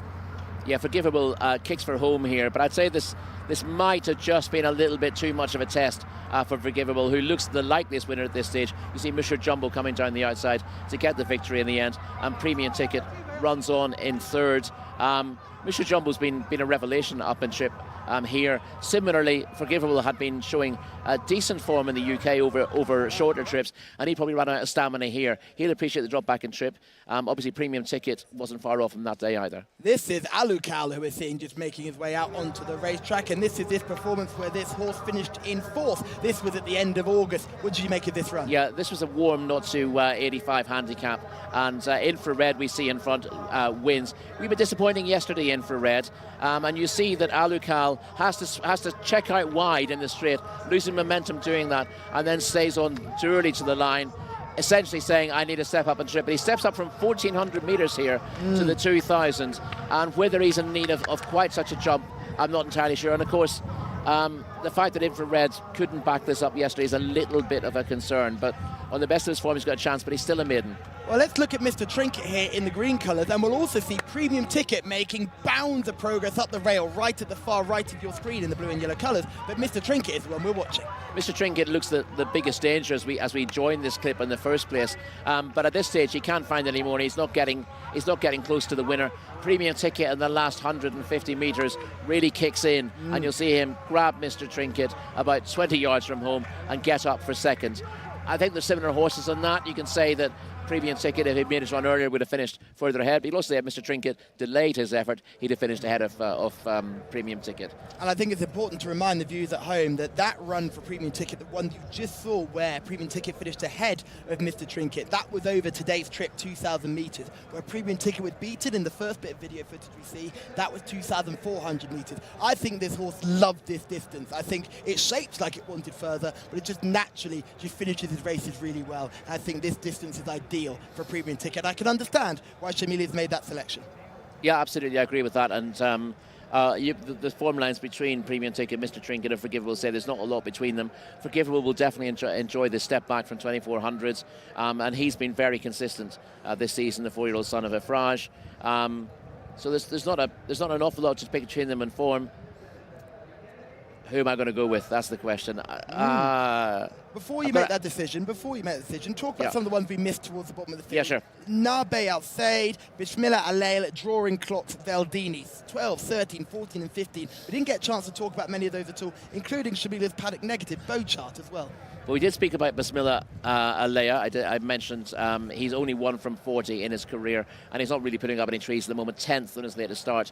7th is the best he's managed in his last 4 runs, so he's not keeping much better company. Nabe Al Saad has won a course and distance maiden. That was back in meeting 9, but his form has rather declined since, and he was 16th when last seen at meeting 35, so he very much needs to bounce back. We touched on Drawing Clocks. I mean, he'd have chances on 2 very good runs when he's a fast finishing second in meeting 34, and then when he won, I think it was his maiden he won last time out, last 2 runs ago. He was up in class, but it didn't look an impossible task for him last time out, but he ran a real stinker. Perhaps that 3rd run in quick succession was too much for him. He does have a touch of temperament, though, doesn't he? He does. I know you're a big fan of Time Test, the sire, but there's no doubt for me that Drawing Clocks is a little bit quirky. Okay, let's go through selections then. Who do you like in this one? We know Shamila likes number 1 Premium Ticket. Who are you a fan of? Yeah, I think my inclination is always not to say the same horse, but I've got to stop doing that. You've got to just put up what you like, really. I think Premium Ticket can get the better of Forgivable again. There's not an awful lot between the pair. I think Mr. Trink is hard to win with, but Premium Ticket and Forgivable will both win when they get an opportunity. As we said, there's not much between them on the evidence we've seen on the video footage, but I'll also go with Premium Ticket. So Shamila and Rory go for Premium Ticket. I'm going to take you both on with Oh Chic. That's my selection for Camilla Ospina and the White Stable. I've been once bitten. I'm not going to miss out on those guys again. I am hoping, though, that Drawing Clocks runs a mighty race for Time Test. The best stallion in the world and the best commentator in the world is Anthony Ennis, and he's going to take us through our 4th contest. Oh, you're too kind, Callum. Yeah, about to load. Really competitive race, isn't it? I can see the Premium Ticket angle, certainly, that Rory was talking about there. I'm going to give Bottle Rocket Man a bit of a shout, though, here. I know you mentioned the run 3 runs ago. He's quite experienced, this horse, isn't he? He's been around a bit, but I think he might run well. Good draw as well, I think, in the middle, stall 10. I think he'll give us a run for our hopes here. Anyway, they're about to load, these runners. 18 of them, as you mentioned, just those jockey noses. Camillo Ospina on board number 11. Oh Chic in those familiar colours, the white and red with the green cap. And it's Rakan Al Abeid who rides number 18, 1M. A couple of jockey switches for this race. Asil Al Sahani rides the 6 as well. Mr. Trinket, a horse we saw run before. He's in the green colours. But we are beginning to load the runners up. We haven't got too many more to go in, have we, actually? Only 5 out of line. So getting close to a start. They're going 1.25 miles this time, or 2,000 metres. And we're waiting for... That's Nabe Al Saad in very light colours to go in. There's the green cap, Camillo Ospina. Give for a double on Oh Chic, number 11. Familiar colours. So just 3 empty stalls now. Don't think Bottled Rocket Man is in yet. Stall 10 is empty. Stall 8 is being filled now. So waiting for Bottled Rocket Man and also Bismillah Alea to go in. Bottled Rocket Man into 10. Black and white for Bismillah Alea is the last one. And they'll be set for this handicap. 1.25 miles, 2,000 metres, all in. Starter wants them to be ready to go. Flag goes up, and they're off. Gates back and they're racing over 2,000 metres. A little bit slowly away from the middle of the field. There was Vel Denny, one that broke really well, that bright pink jacket. That's Beauchart, the veteran, who's going to lead up on the inside here. So Beauchart it is who goes on. Right up there too is Mujia towards the outside, and also fairly handy is Kari Hom, number 2. And Kari Hom has now gone on, really lit up here. Kari Hom on the outside has gone on to Mujia in 2nd place. Beauchart's on the inside racing in 3rd. Just off those is Bodyline. Behind Bodyline comes Oh Chic and the green cap, and then towards the inside Bismillah Alea is next. They're followed by Thalit, and then comes Alakal, looking further back to find Forgivable and Shawash. Well towards the back at this stage is Thawi. Also in rear at the moment is Premium Ticket, who's being held up. Also towards the back is 1M. And just about last of all is Drawing Clocks at this stage, and 2 ahead of those is Mr. Trinket. They make the run then down the back straight inside the final 1,200 metres. They're really trapping along here as well up front towards the inside, with overall command in the black and white colours, and now starting to try and press on here as they make the run down the far side. And 2nd place is Beauchart at the moment as they make that journey down the far side. Carrie Homs in front still to Beauchart, the old boy, is up in 2nd place. These 2 in behind those going to 3rd now. Bottle Rocket Man's on the move now. He's on the outside of Bodyline, who's towards the inside, the black and white. The front 4 are being chased by Oh Chic, who's improving now. The green cap for Ospina. Racing behind Oh Chic then is Bismillah Alea, who's got a lot closer in black and white. They make the turn. A few of these are struggling. 1M in the green is trying to get into it from off the pace. Does start to stay on 1M as they make the turn. It's Beauchart in front though here. Goes on for Rodriguez in front. Beauchart by a length now. Pressed hard on the outside by Bottle Rocket Man, who's trying to make up some ground. On the outside, Oh Chic is picking up 2, and behind those from off the pace, Bismillah Alea as well. But it's Oh Chic now. Camillo Ospina again. It's Oh Chic, the green cap, who's gone for home. Leads by 2 lengths. Right down the outside, here comes 1M, who's finishing with a rare rattle as well as they hit the final furlong. And also Mr. Trinket. Mr. Trinket's coming from another planet to go to 2nd place, but it's going to be Oh Chic who wins. Oh Chic beats Mr. Trinket, and they're ahead of Bismillah Alea in 3rd. And behind those in fourth was 1M from a long way back. Oh Chic, it's a double for Camillo Ospina. And the Mohamoud team, number 11, the winner, made that telling manoeuvre, didn't he, about 300 metres from home down the outside. Again, staying up the centre of the track to win it. 11, Oh Chic is home in front. The deepest closer of all was Mr. Trinket. Not sure where he came from. He was out the back early on, but flew up the lane down the outside. That's 1M, who's over on the far side, the red epaulets.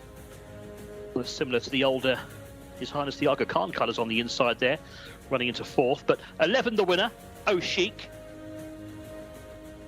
Mr. Trinket was running on strongly down the outside and finished second, number 6. The winning time, by the way, 2 minutes 12.1 seconds. Third, number 12, Bismillah Alea. Fourth was 1M.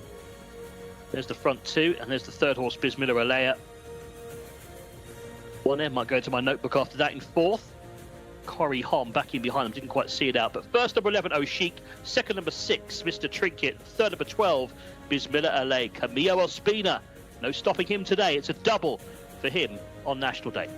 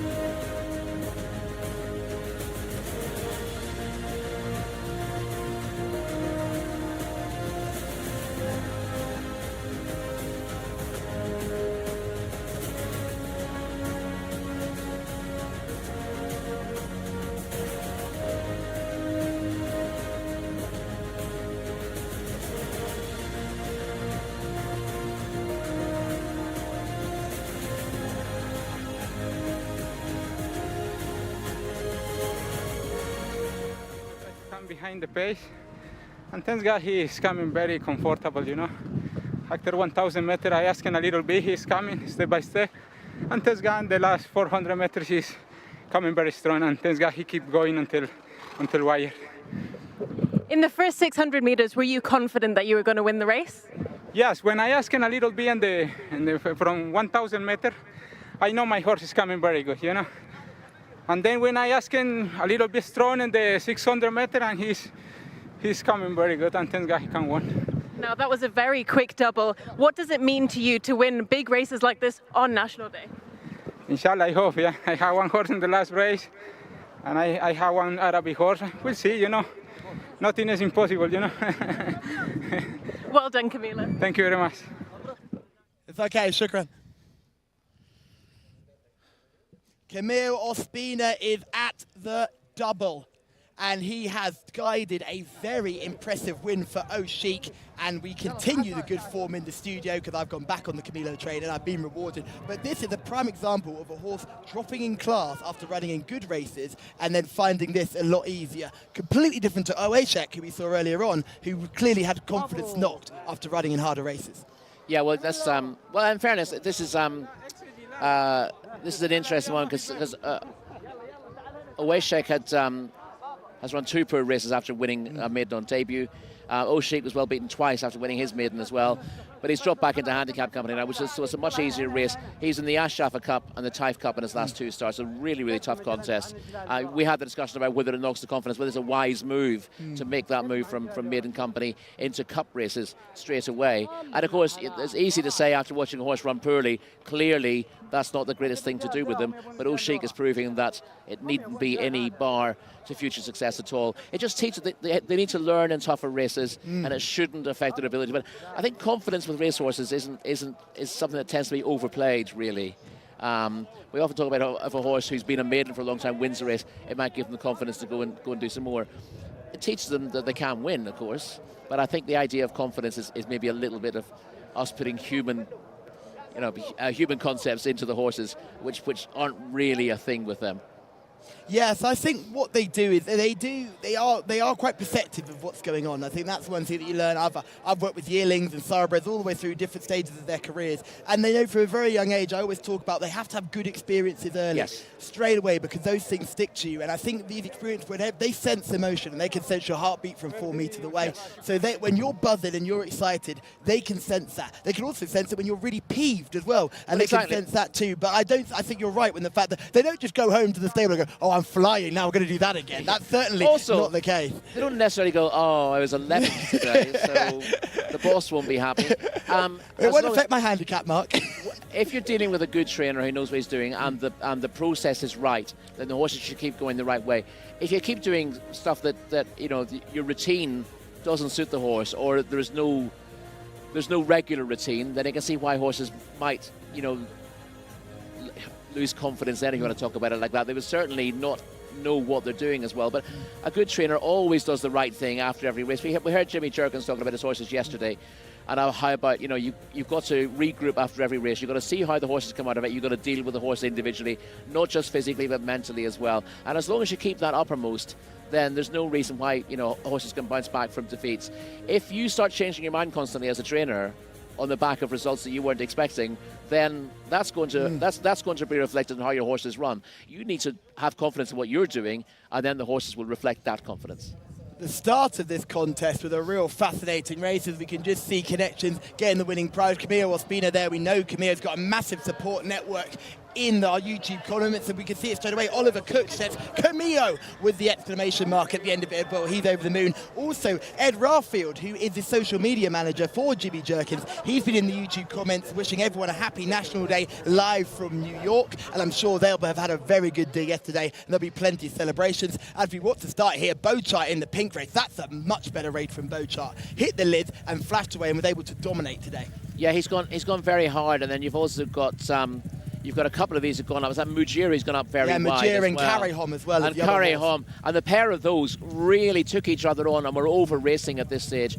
So immediately you had a race that was being run at a pace that wasn't sustainable for the full journey. And anyone who wants to get involved in the finish here has to be sitting outside the first 4 or 5, because this pace, they're not going to keep this up to the line. And the first 3 or 4 horses are out of the comfort zone already. And we see, you can see that O'Sheik is in a good position in about 8th here.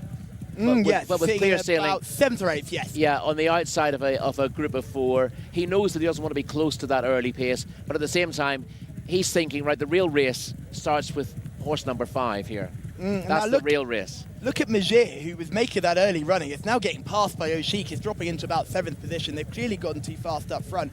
People give Camillo a lot of flack for saying he can't do it from behind. He has to be in front. I think he's proven here he's a very good judge of pace as well. Oh, he is. And listen, he's a top-class jockey. The fact people say he has to do it from the front, he's able to get to the front easier than most other jockeys, particularly when you're riding in maiden races. And that's where a lot of his wins come. They come with these horses who are well prepared in maiden races. And, they will go forward for Camillo. And therefore, he tends to make the running a lot. He doesn't go out there thinking, I must make the running here. He lets his horses run for him.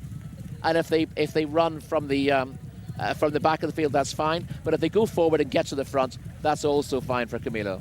Yes, and Camillo is doing the business here. He has to come wide here. I was a bit concerned he came 4 wide flat to the boards, but this horse just keeps staying. And I think that's one thing that's clear to say, is that this horse stays all day.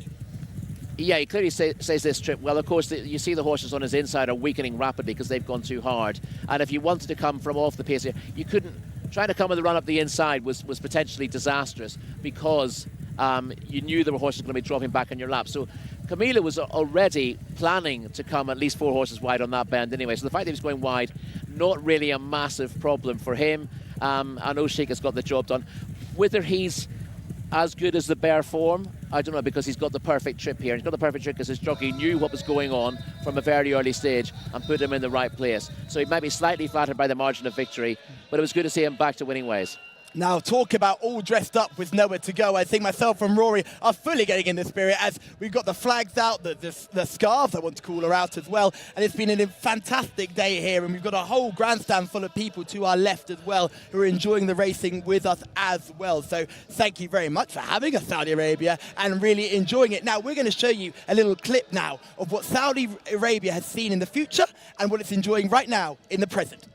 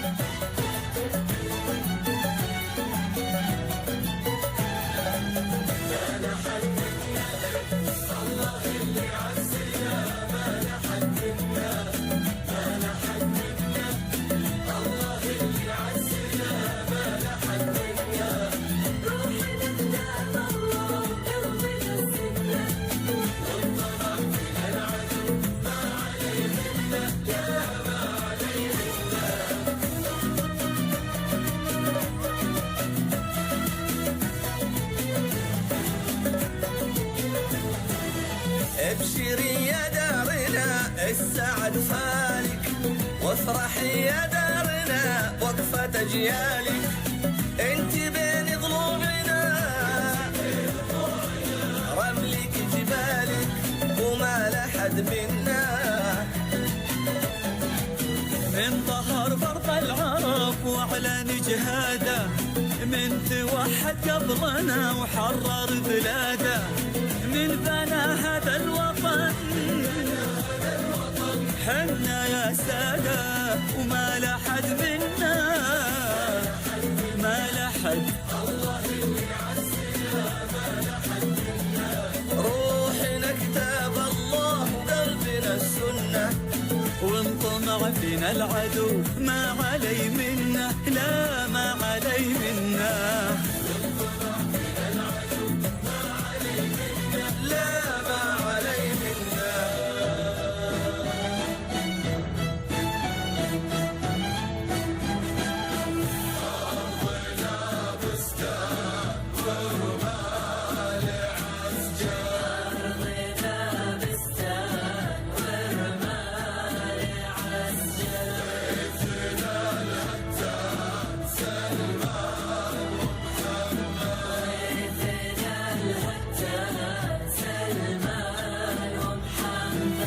من ظهر فرض العرب واعلن جهاده ومن توحد قبلنا وحرر بلاده ومن بنى هذا الوطن من بنى هذا الوطن حنا يا سادة وما لحد منا الله اللي عزنا الله اللي عزنا وما لحد منا.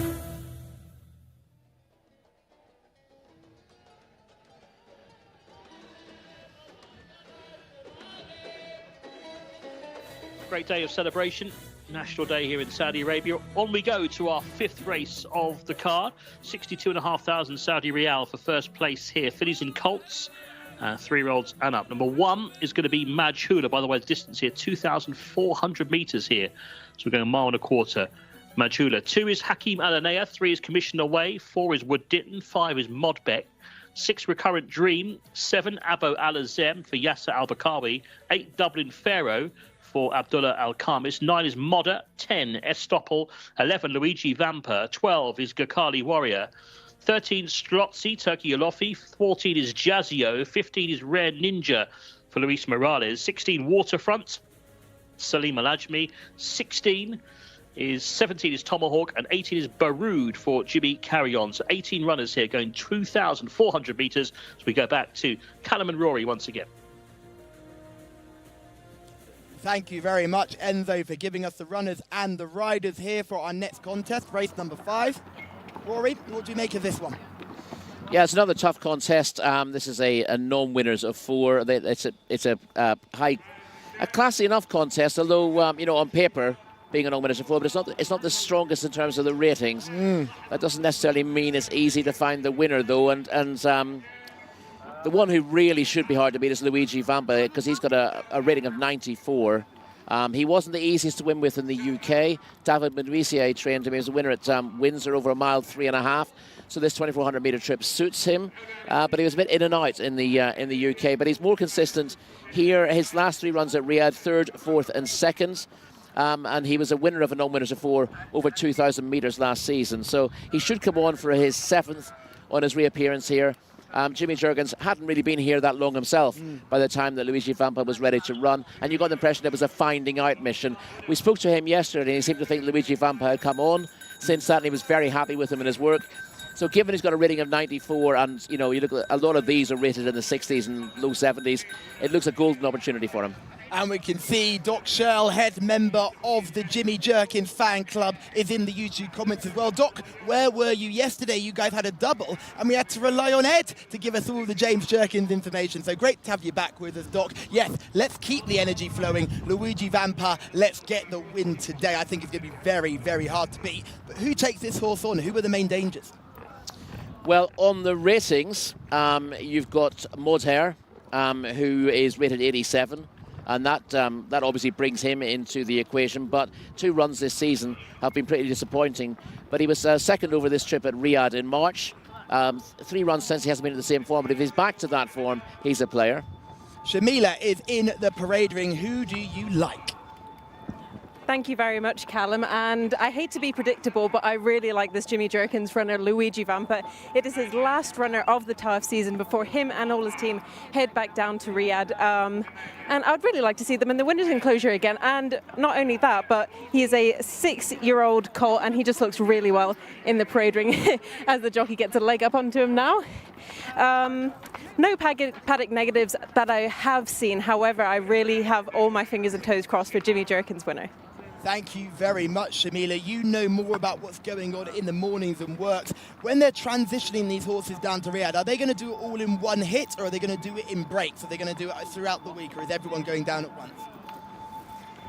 I believe that every stable goes all at the same time. I do think that some of the trainers have sent their horses down to Riyadh already with their assistant trainers and work riders there. However, Jimmy Jerkins' stables will all go at the same time down to Riyadh on Sunday.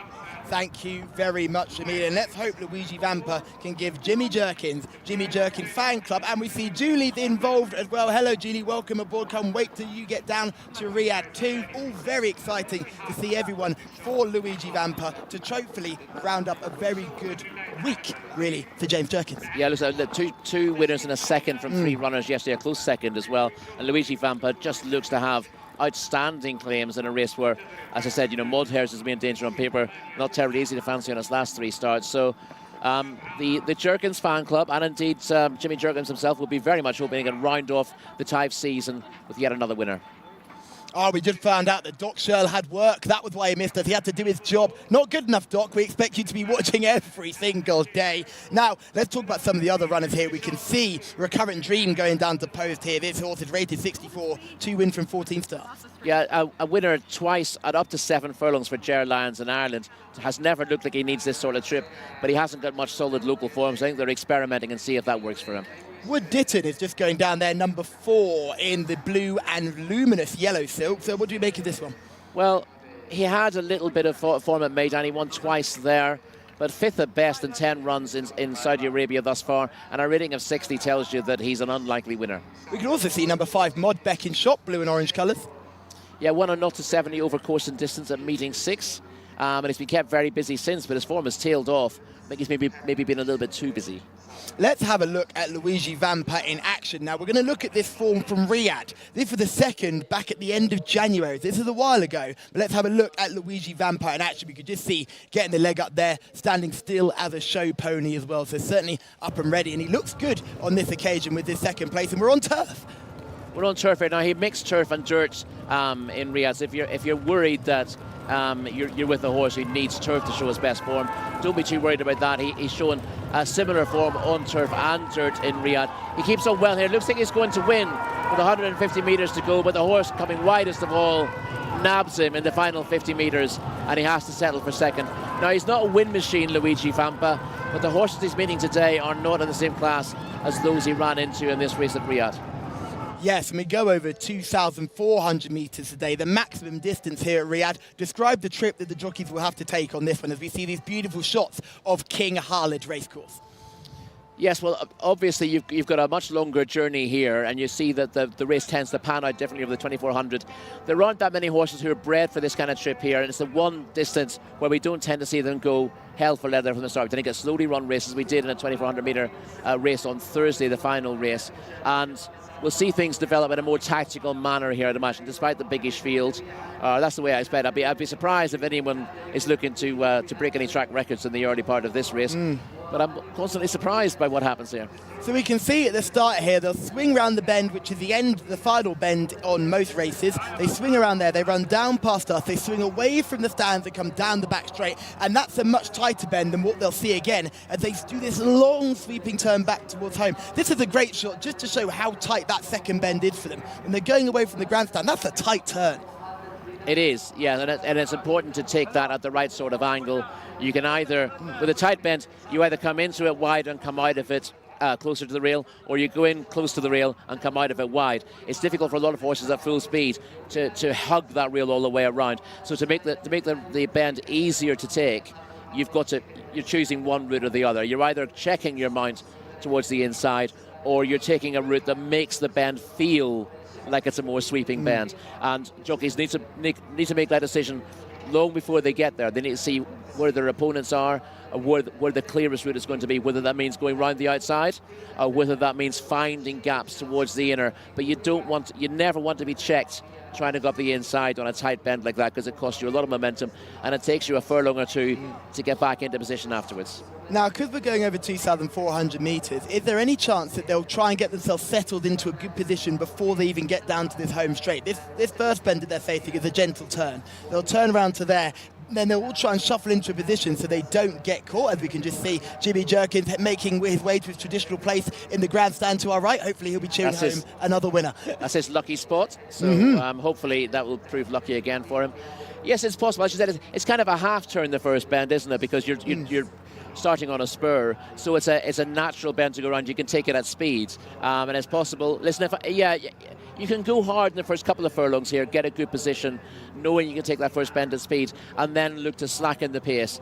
That's something you don't generally want to do on dirt around here, because it's difficult to accelerate again, particularly when it's deep. It's not riding as deep as it has been earlier in the summer at the moment, so there's a little bit more possibility of going hard early, easing it down a little bit mid-race, and then kicking on before the home turn. That's one way of conserving stamina here and helping with track position, but it's not guaranteed to work for a few of these. Now, Strozzi is horse number 13, Unlucky with Some. That was a winner for Andrew Balding at Chepstow, but that was over 7 furlongs. This is a different test altogether. Yeah, there aren't many horses who've got proven stamina before they come here, to be perfectly honest. It's fairly unusual. If you're buying horses, it's probably easier buying horses who've got form at around a mile, because there's a bigger pool of horses there. Horses who are capable of showing a high-class form at 1.5 to 2 miles are very saleable. You know, you're not getting cheap prices about them. So a lot of horses who are trying this trip here are horses who haven't tried the trip in the UK and don't look certain slayers. Strozzi certainly wasn't. He was a 7 furlong horse, really, and he's been disappointing here so far. But it's possible that something will click. He's not had 14 runs. So I think he's certainly suggesting at the moment that that things aren't for him, and you've got to try something different. This is his first ever try at 2,400 metres. Baroud is a horse right at the bottom, horse number 18, coming out of stall 18. Hopefully the draw shouldn't be too much of an issue. Just see coming into shot now, Baroud. I think this horse has a chance. Won a nice race behind a horse called Sagar, who was chucked in off a mark of 75 in a handicap last time over a similar trip, and Baroud ran on nicely to finish third. He did, and the field was sort of blown apart that day by Sega, and he's run on late to finish third. That's one of his better performances. Worth pointing out that he was beaten about 20 lengths that day, so he does need to step up. It's a better run than it looks at first glance, but he'll still need to step up again to be competitive here, given that I'd say 72, maybe 75 is his upper end at the moment, so he needs 1 or 2 to underperform if he's to win this. Yeah, they need a couple to go by the wayside. I imagine we're all going to stick with Luigi Vampa here. I imagine you're sticking with this selection, Rory. I am. We probably should mention Tomahawk as well. He's got a rating of 78 at this point. It's disappointing on his reappearance, but horses usually need a run here if they're starting their season. You know, middle, sort of August onwards. The chances are that if they've been off the track for a while, they're going to need a run. And Tomahawk would have needed that run at meeting 35. He has won over this trip at Riyadh, and that was in an auto 80 handicap. So he's in the right. It's in the right sort of race. Aside from Luigi Vampa, this looks like a, you know, it feels like another 75 handicap, really, doesn't it? So he's got the class, if Luigi Vampa doesn't run up to form, to beat the rest of them if he's come on enough for that that reappearance effort. Well, Enzo, we are all with Luigi Vampa. Are you with us or are you against us? Yeah, I've got to be with you here. I think this horse, I remember him running over here. He always had a lot of ability, and I think, as Rory said, perhaps didn't win as many races as perhaps his talent suggests he should. So, yeah, I think he should win this. Should get the pace to run at. They're loading up anyway for this race. 18 runners. We're going a distance of 2,400 metres here, so over a lap of the track once again on the Taif dirt. Nominals of 4 lifetime these are. Good first prize here as well, 62,500 Saudi Riyal, so running for a decent pot. And we have some runners in the stalls already. Wood isn't in yet. Also, I can see Modher yet to go forward. Hakim Al-Anaya, another one to load. So we are getting through the loading up process here. And in goes also to stall 4, Wood Ditton. He looked quite well on the way down. It's on the Dark Angel. Let's put a couple at the back to load them. This is Modher, number 9. Modher there with the blue with the white sash. Also in the background there is Red Ninja to go in. Luis Morales in the red, white and blue. They are going forward, the runners here. Last couple of them. We're almost set for this. Our 5th. 2,400 metres. Flag up and they're off. Jumped away to a pretty good beginning from the outside stall. Tomahawk and also Baroud the Grey is up there early on, and Baroud towards the outside broke alertly. But the one who broke best of all was Strozzi in red colours. He's up with the pace early on. Also to the 4 early is Rare Ninja. And advancing up the inside is Majula. Majula going on now from Strozzi and Rare Ninja. These 3 around the turn they go on the first occasion. Dropping into 4th place then is Commissioner Way in the white and red colours. Up on the outside, the grey Baroud is next in the field. Then comes Dublin Pharaoh, who's racing ahead of Mod Beck, who's on the inside. Mod Beck in the blue and orange silks. To his outside in the blue and yellow is Dublin Pharaoh. Then a little gap then developing back to Luigi Vampa, who races off the pace in midfield. And he in turn is ahead of Estoppel, who's in green colours. Behind Estoppel we have Recurrent Dream. Towards the back is Wood Ditton. They're quite well strung out here, aren't they, across the track as they continue their journey towards the back straight in the floodlights now. And up front, this leader is trying to get away here. It's Majula in front for Rayan Al-Tawash. Majula's gone clear here by about 6 or 7 lengths. Ahead of Rare Ninja in 2nd place. Racing in 3rd is Strozzi in the red and blue. Another 2 lengths back to Baroud, the grey up on the outside. And then comes Dublin Pharaoh in the yellow and blue colours. They continue their run well down the back straight. It's a clear lead still for Majula here. Must be about 12 lengths, Majula. Can he keep this up? He's obviously going pretty quick up top, but he leads at the moment, and he leads clearly to Rare Ninja in 2nd place. And then comes Mod Beck, who's going into 3rd now. Out wide is the grey Baroud. I can see Luigi Vampa making a move now, number 11. He's cutting through the pack towards the outside, trying to get a bit closer. With a lot to do to catch this leader, but I'm sure this leader might come back here. Majula in the blue and yellow leads by about 9 lengths at the top of the home run. So with 600 metres to go, Majula's in front. Luigi Vampa, though, he's getting closer now, the red and white colours. About to go to share of 2nd place with Rare Ninja. and now he's off in chase of this leader. The leader, though, is still Majula. Now Luigi Vampa starts to make inroads. Green colours making ground to his Estoppel towards the outside, and I think Majula's going to fall in a hole now. Indeed he has. Luigi Vampa has gone for home, the red colours, and now takes it up. So Luigi Vampa going clear to Estoppel in second place. Where are the closers? Tomahawks running on, mauve and white colours on the inside. Also Abo Alazem gets a mention too. Luigi Vampa's in front, getting a bit tired in front, but leads by about 5 lengths. Just going to be kept up to his work here, Luigi. Entering the final 100. The races for places between Tomahawk and the running on Abo Alazem. He's a bit too classy. Luigi Vampa to in second Abo Alazem, and then Tomahawk, who finished in third place, and they were clear of Estoppel and the others. He's a class act, number 11, Luigi Vampa. Maybe hit the front too soon, but the pace collapsed when Majula got very tired with 400 metres to go. Went too quick, Majula. Just set the race up for Luigi Vampa, number 11. He wins it. Good selection from the team. And he gallops away. Nice run by the second horse, Abo Alazem, on the outside in blue and white. He's run a good race. He's only a 3-year-old. And third place, Tomahawk, who also chased the pace. Those two had nothing at all to do with the early pace. They dropped right off early on. 11 the winner, Luigi Vampa. 2 minutes 43.24 seconds the winning time. Second was number 7. And the winning margin was a length and 3/4, and third number 17. So 11 the winner, Luigi Vampa. Good selection there. Second number 7, Abo Alazem. And third number 17, Tomahawk. The pace collapsed. Majula went quick early on, set the race up for the closers, and Luigi Vampa, the class horse in the race, goes on to win in our 5th.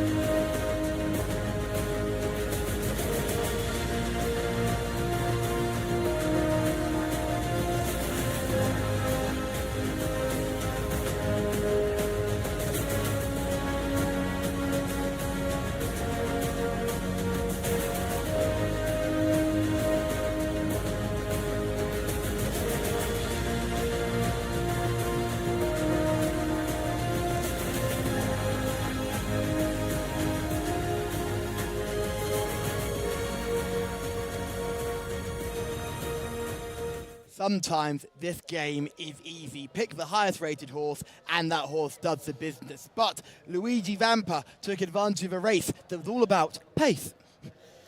Yeah, we talked about whether you thought the pace would be stronger or not. I didn't think anything would want to go particularly hard here. But although Majula's been well beaten on all 4 starts over this trip, she has gone forward in some style and set a strong pace for the best part of... well, certainly beyond a mile, but you could tell from a fair way out that Luigi Vampa was in the place where his rider wanted him to be. And I must say I thought he'd pull away and win by 10 lengths before the turn of the straight, but maybe hit the front a bit too soon, as you heard Enzo saying in commentary, and was closed down late by Abo Alazem and Tomahawk. Tomahawk came right from the back of the field, and that was probably a wise move to put him to sleep. Given that they were all going a little bit too quick. But class came to the fore in the end. Luigi Vampa won. He's the kind of horse I think he's always going to be a little disappointing in terms of what he wins, but he's got a lot of ability, and this was an opportunity too good to miss for him. 62,500 real to the winning connection as well, so they'll be happy with that. I have to admit, all credit to Rukan Alubaid, the jockey here. Not only does he possess the best haircut in racing, he's got a fade that puts anything I've got to shame. I have to find his barber. But also, he's judged this race really well. Enzo mentioned he made a move down the back straight. He knew that the leader was coming back to them, but Rakud was very keen to make sure that he got to a position where he was going to be first to strike as they turned for home. Yeah, really important that that you get yourself in the right position at the right time, even when you think you've got plenty of horse underneath you. And Maybe. I mean, listen, I think he could have sat out right out the back and won this race even easier than he did. But there's no reason why you'd want to take a gamble like that when you can sit reasonably close to the pace, knowing you've got a stone or a stone and a half in hand, and therefore you can afford to be a little bit less efficient than you might be. But you're there to make sure that no mistakes are made. If you decide to sit out the back and the pace suddenly slows mid-race, then things can go awry for you. So he made sure that if the pace slackened, he would be able to go forward if needed. He also made sure that pace continued through the race. He'd be close enough to strike if needed, and he knew that he had plenty of horse underneath him. And Rukan Alobeda, they've got a little bit of swagger as well, and you love to see it. These young lads are riding with all the confidence in the world right now, aren't they? Well, absolutely, and it's good to see that we have teenage jockeys here, as you said, riding on level terms with the big guys, and it's not a case of sorry son, a big jockey's become available. Owners and trainers here tend to be very, very loyal to their jockeys here, and Jimmy Jerkins, absolutely no problem. You'd imagine someone like Jimmy Jerkins, big trainer from the States comes over. He might want to bring a jockey with him, someone he knows. But no, he's relied on the young lads who are riding for him here, and they've done him proud over the last 2 days. 4 runners, 3 winners, 1 second is a pretty good haul. Pretty good haul, especially doing that over 3 days. Impressive. Jimmy Jerkins, thank you very much for being at King Khalid Racecourse. His team will now move down to Riyadh and hope to continue this success they've shown here at the big meetings down in Riyadh. Yeah, sadly, not much time to celebrate for Jimmy Jerkins and team because they'll be working hard to pack everything up and get ready for that trip. Well, don't worry, there'll be plenty of people celebrating, and they're all doing it in our comments. Doc, Shirl, Julie, and Ed, well done, all involved there, and it's a big success for the James Jerkins team, and hopefully you'll all be with us when we get down to Riyadh, and hopefully we'll get to meet face-to-face and not just in the world of racing and online. Let's hopefully meet face-to-face and see what these guys are all about, because it's clear to see there's a big fan club here, and also a very big fan club for Camille Ospina. I know we're doing a lot of numbers down where around he's from, the Panama area, South America, and all that sort of stuff, which is great to see too. We're all over the world here on the digital channels. Indeed, and it's interesting how many of the foreign jockeys here are from Panama. I think all but one of the jockeys coming from the Americas, if you like, hail from Panama originally, and there's a remarkable seat of talent in riding when you consider what the population is and how much racing you have down there. It's a bit like Ireland, really, but in a different part of the world.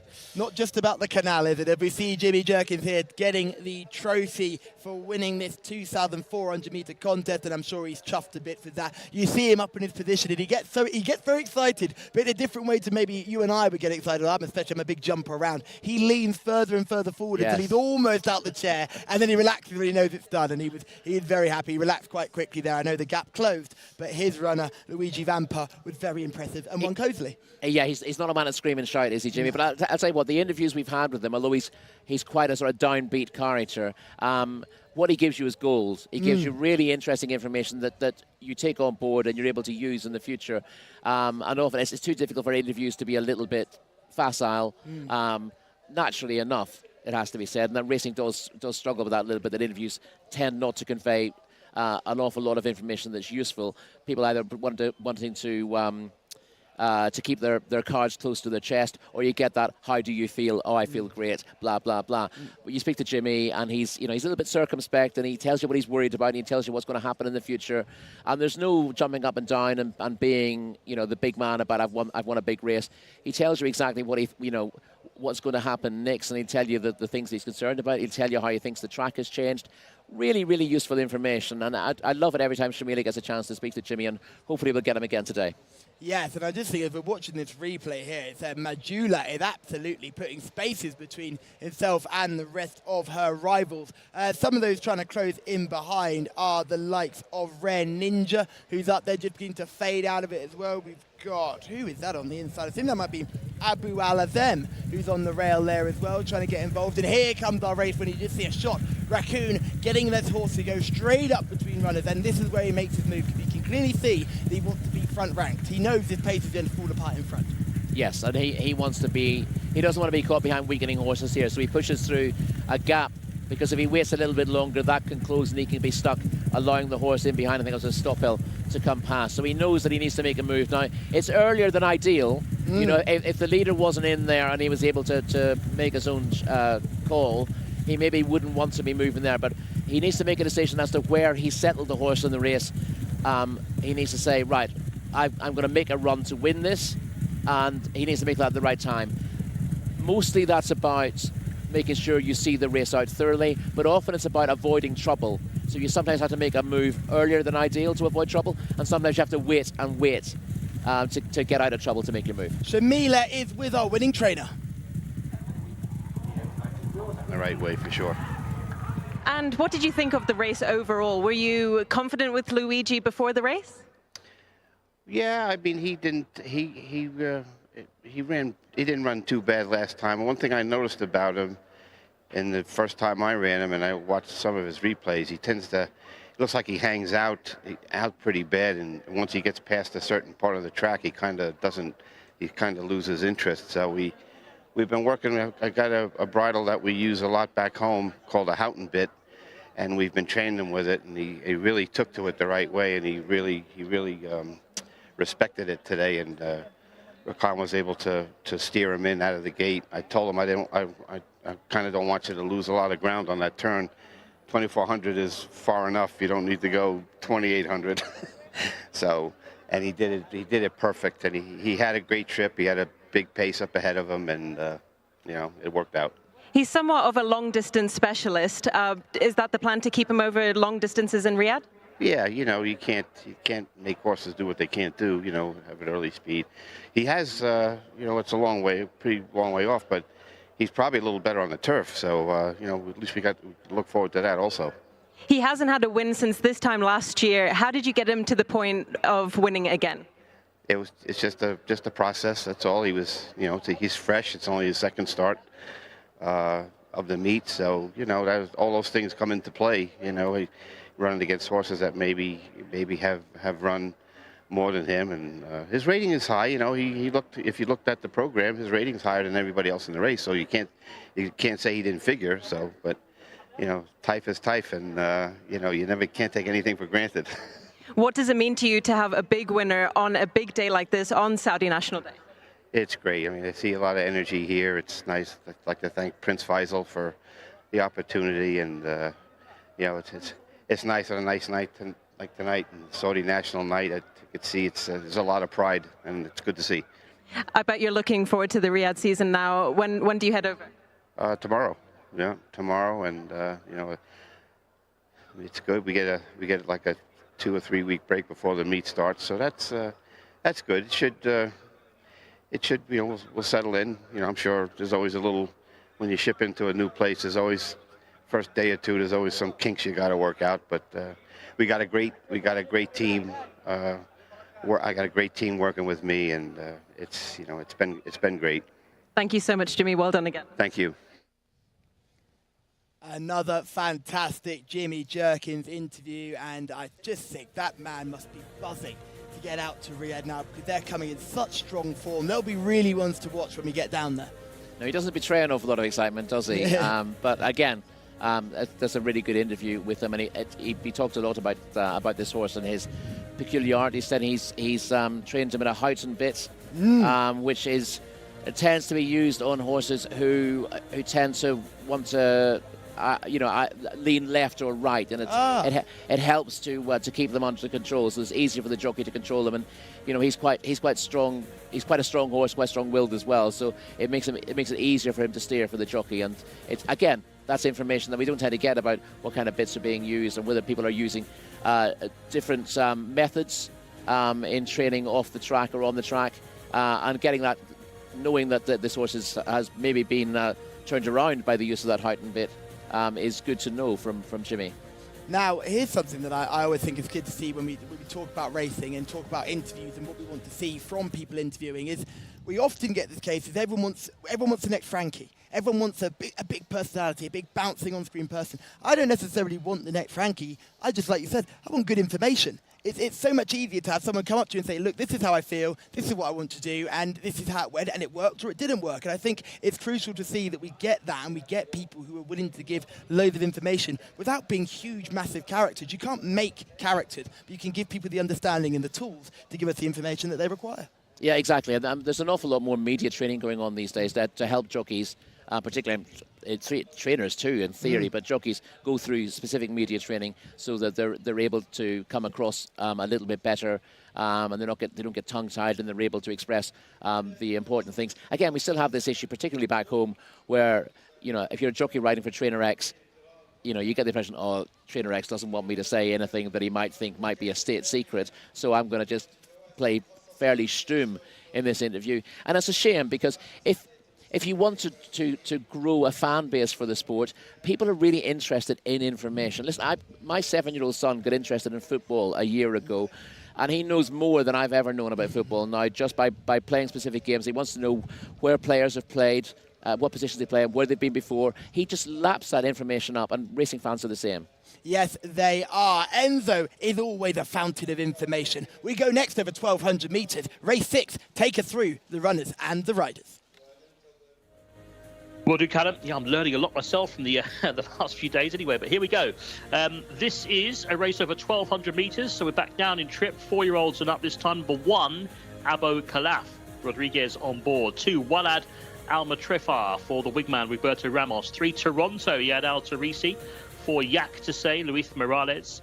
5 is Morta J, Abdullah Alorthi on the grey. 6, Al Azra, Fahed Al Faradi. 7, Basul Asil Al Sahani on board this colt by Bandini. Number 8 is Al Washmi, Mohammed Al Sharima on board this colt. 9 is Sayodad, Eddie Castro on board. And at number 10, Saham Al Bayrak. Just 10 runners this time. I'm very lucky to have such a small field this time around. So they are the runners then, and the riders. Some interesting horses lining up with this one for Callum and Rory to go through in the paddock. Thank you very much, Enzo. Let's go through these ones right now. Abu Calaf, horse number 1, 2 wins from 33 starts. Yeah, he's been busy this season, but he's got no closer than 4th. He's been running respectably, but he does most of his racing over slightly further, 7 furlongs or a mile. Waled Al Matrifa is horse number 2. Again, another one who's pretty consistent, generally runs this race, but his only win outside of Maiden Company was in a 0 to 75 handicap over 1,400 metres, so this might be a little bit tough for him. Number 3, Toronto, rated 86. Another one whose wins have come over further. All 3 wins here have come over the 1,400 metre trip, 2 of them in Riyadh. That was last winter. He was 5th to Jcsa in a course and distance open last time out. That ties in quite nicely here, though. Let's talk about Jcsa, because that's got 13 career wins to the name. Prolific. Really prolific winner, Jcsa, and was back to his very best from beating Al Razra and Toronto last time out. That was in a course and distance open, and in this Jcsa award, theoretically it's a little bit harder, but he's meeting the same horses, so he's got a very strong chance on form. And let's look at the next horse, who's Morta J. Well, he was the best of these at one stage, Morta J. He's got 11 wins to his name, and his rating was as high as 101, but his form over the last season suggests that he's on the downgrade now, and he was only 8th in that course and distance race that Jcsa won last time out. One who's certainly not on the downgrade is Al Azra, horse number 6. Good second to Jcsa, was getting the form lines coming in here. Won a no-winners of 4 2 starts back. Very good second to Jcsa last time out. And he is a kilogram better off for that beating, so he should get closer. Strictly speaking, on weights and measures, it won't quite turn the tables, but it makes it very interesting between the pair. And he wasn't beaten far, was he, in that time against Jcsa? I thought that was beaten a length, wasn't he? And he seems to be really enjoying his racing at the moment. They took a while to find out what he needed to do. I think it was over 20 starts before he got the win. But once he did get the win, he clearly knew what was going on, and they've got the key to this horse now, haven't they? He's running full of confidence. Very much so. His last 4 runs, first, third, first, second. We don't tend to see those sort of form figures here because the racing's so competitive. The horses aren't able to string those runs together, but he's clearly thriving at the moment. Basul is another horse who's been the epitome of consistency in his career. Now, if you're talking about consistency, remarkable. He's been first or second on 12 of 22 career starts. And if you ignore 1 run on turf last season, which is not his surface, he's not been out of the first 3 in the last 15 months. Really, really consistent run of form. And he was second in the Shobra Cup meeting 24. Yeah, just hearing in my ear that Basul might not be running. I'm just checking the big screen behind me, just seeing the first 6 horses. And we are going without Basul. Yep. So there is no Basul. Basul does not Shame. go. That's a bit of a shame, because Basul is the epitome of consistency. But we do move straight on to Al Washmi, horse number 8. Last win of this trip came 2 years ago.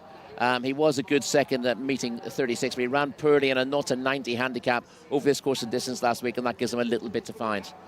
Yes, number 9 is Seodad, sorry. Now, this is the horse I quite like. I think this horse has a massive chance today. He has won decent races in Riyadh. He's won the Saudi Boy Scouts Cup and the Latin America Cup last season. Has a rating of 97. He was 6th of 8 on his return. That was over a mile, though, and that was clearly a sighter for this race. So Sodad, you wouldn't fancy him in the last run, but that was surely to put him spot on for this, and he must be a player. Another horse who was given a sighter for a big run today was Sayam Al Bayrak, who was running over an inadequate trip, or too far last time out, and ran a very good race on that occasion. Yeah, he showed plenty of speed that day and faded late to finish 3rd in a 1400-metre open. He won a 6-furlong open at Riyadh in March. The drop to this trip will definitely help him, and he should step forward from that reappearance run. Yes, hopefully we can get a good old look at either the bell goes before the jockeys jump on. Just a reminder that we don't go with number 7, Basul, and number 11, Al Hasharai. Both those horses don't go, leaving us a field of 9 for a JCSA contest with 130,000 real. Where have all the horses gone? You can say you're disappointed with the field size, but we're all just happy for Enzo, really, aren't we? Yes, we are. Thank goodness for Enzo. He's currently doing cartwheels in his commentary box right now. Really over the moon that he's got an easier field to go with. And no Al Khaladirs to worry about yet, but that comes just around the corner. Indeed. But yeah, this is certainly an interesting race. We'll see footage of a few of these afterwards. It's a shame that we lost 2 of them, particularly Basul, who would have been a really interesting player, but plenty more to see. Let's go to Shamila. Thank you very much, Callum. I'm beaming after the last race. I've managed to finally get a winner after my dry run yesterday. Now, Prince Faisal bin Khalid has already had a winner in the last race, which I chose. So you know what? I'm going to do the same again today. Horse number 5, Morta J, really caught my eye in the parade ring. Beautiful grey 6-year-old colt by Flashy Bull. Looking really well. I mean, I couldn't take my eyes off him. I couldn't even look at the other horses in the race, Callum.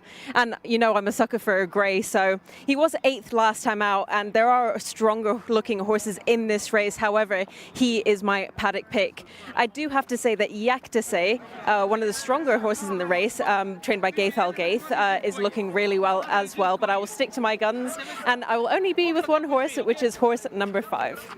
Shamila, please don't force yourself to stick with one. Give us all the paddock positives and negatives. And talk about negatives. Has anyone given you a little bit to worry about? Any red flags?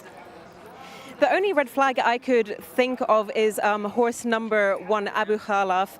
Just didn't look particularly well in the parade ring compared to some of the other horses.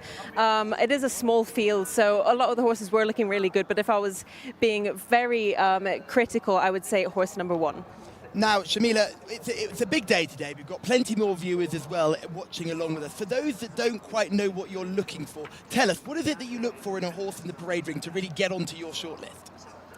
For my paddock pick shortlist, the horses need to be big, strong, muscular. We've said it before, in dirt racing, you need a strong hind quarters. So that means the back legs of the horse, the rump, everything needs to be very strong. And the track is quite deep as well, as the jockeys and trainers have said before. So if you don't have that powerhouse, forceful muscles coming behind you, you're going to really struggle. So that is what I'm looking for. I'm looking for horses that are confident and cool in the race as well. A little bit of jig jogging in the parade ring is not too bad, but if they're sent to the naughty corner, I don't want to see them. Yeah, sometimes they do end up in the naughty corner, and those naughty ponies we don't want to have a look at. And I think the only way to describe dirt racing is we like big butts and we cannot lie, because they always have big hindquarters, and that's what you want to see. Anything with a weak back end is always a negative, isn't it? And of course, if Shamila says there are no paddock negatives, what she is saying essentially is they've all got lovely bottoms. They all do have lovely bottoms. To get a bit of father's head into the commentary there. Absolutely. Good one there. Now let's have a look at some of these in action. Theodad is the first one we're going to take a peek at. This is this horse finishing 3rd in Riyadh. This is some Riyadh form we're going to take a peek at. So it's not the last run that you saw where it finished 6th in meeting 41.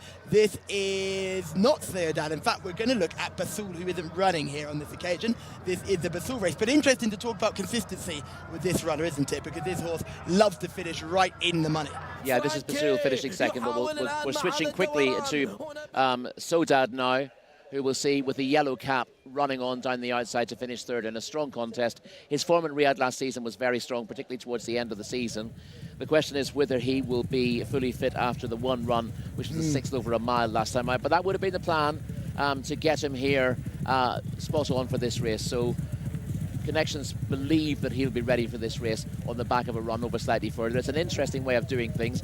We don't tend to see that very much in the UK, but there's no reason why you wouldn't do that for a sprinter, as long as it isn't losing their speed. This is Jcsa and Al-Azra, who are going to be finishing first and second on this occasion. Now, the great thing about this is Jcsa is really impressive, but Al-Azra is just running full of confidence. It is Al-Hasharaya who's on the rail in front. That's a non-runner today, but certainly a horse with a very good form line. If you're beating Al-Hasharaya, you tend to be running well at this level. Yes, they went hard here, and the pace sort of collapsed a little bit late in the day, which flatters the fourth horse somewhat. But the winner was well ridden, Jcsa, and Al-Azra has run right up to his best form in finishing second there. That's good form. Yes, that is good form. I mean, you just got someone else joining us at the desk there for a brief moment. We're just getting fans all over the place. This is Sam Al-Bayrak finishing third. This was over a step too far, and you can see it in the final stride. This horse gets quite tired. First time up there. That's first time up, and Sam Al-Bayrak will surely come on for the run. This was over an extra furlong, as you said, and it's his first run of the season. So he's enjoyed himself on this occasion. Made the running. He faded late to finish third, but it was still a very promising effort, and he'll benefit from the drop back to 1,200 metres here today. Yes, and we're just seeing Sam Al-Bayrak just get checked over by the vet. You can see it's now behind the tape. We're circling up, as you can see. Anything in the middle of the circle, totally fine. Attack readjustment. Behind the tape is a vet check. So clearly they've seen an issue or something with Sam Al-Bayrak that they want to check. And we've spoken again to Prince Bandar, horse welfare, right at the forefront of what he's doing here. Yeah, absolutely. Again, what I've seen in Saudi Arabia suggests that things are done better here in this regard than they are at home. We just have a habit of taking things a little bit for granted. There are always two vets at least on track, and there are vet checks done. But I just think there seems to be more vet checks done here, and any minor issue is treated very seriously. I've seen one or two bad incidents in the UK in the last couple of years that I don't want to mention, that I don't think should be creeping in. People not taking responsibilities for horses who look lame, for example, because strictly speaking in the UK, the vet cannot withdraw a horse. Did you know that? The vet doesn't have the power to withdraw a horse in the UK. Right, let's get on to some selections here. Who do you like in this one, Rory? Tell us your selection. I'm going to go with Jcsa. Listen, he's a 13-time winner. The race did pan out for him ideally last time out, but with Basul out of the contest, I think Jcsa will take a fair bit of beating. The pair who are coming from Riyadh are very interesting, but Jcsa just gets the vote for me. Rory's with Jcsa, Shamila's on Mortajay, and I am going to go with Sayodad. So those are the three selections. So it's myself on Sayodad, number 9, Rory on Jcsa, number 4, and Shamila on Mortajay, number 5. Enzo, who do you like? I'm in Rory's corner here. Jcsa for me as well, for Luis Morales. This horse looked well on the way down. I'm going to go with him, but yeah, several decent older horses lining up here. Here's the grey, Mortajay. I'm just still celebrating. We've got a 9-runner race coming up, to be honest. Kafemi Basul was taken out, and 11 is also out, so just the 9 of them. And the runners are loading up here.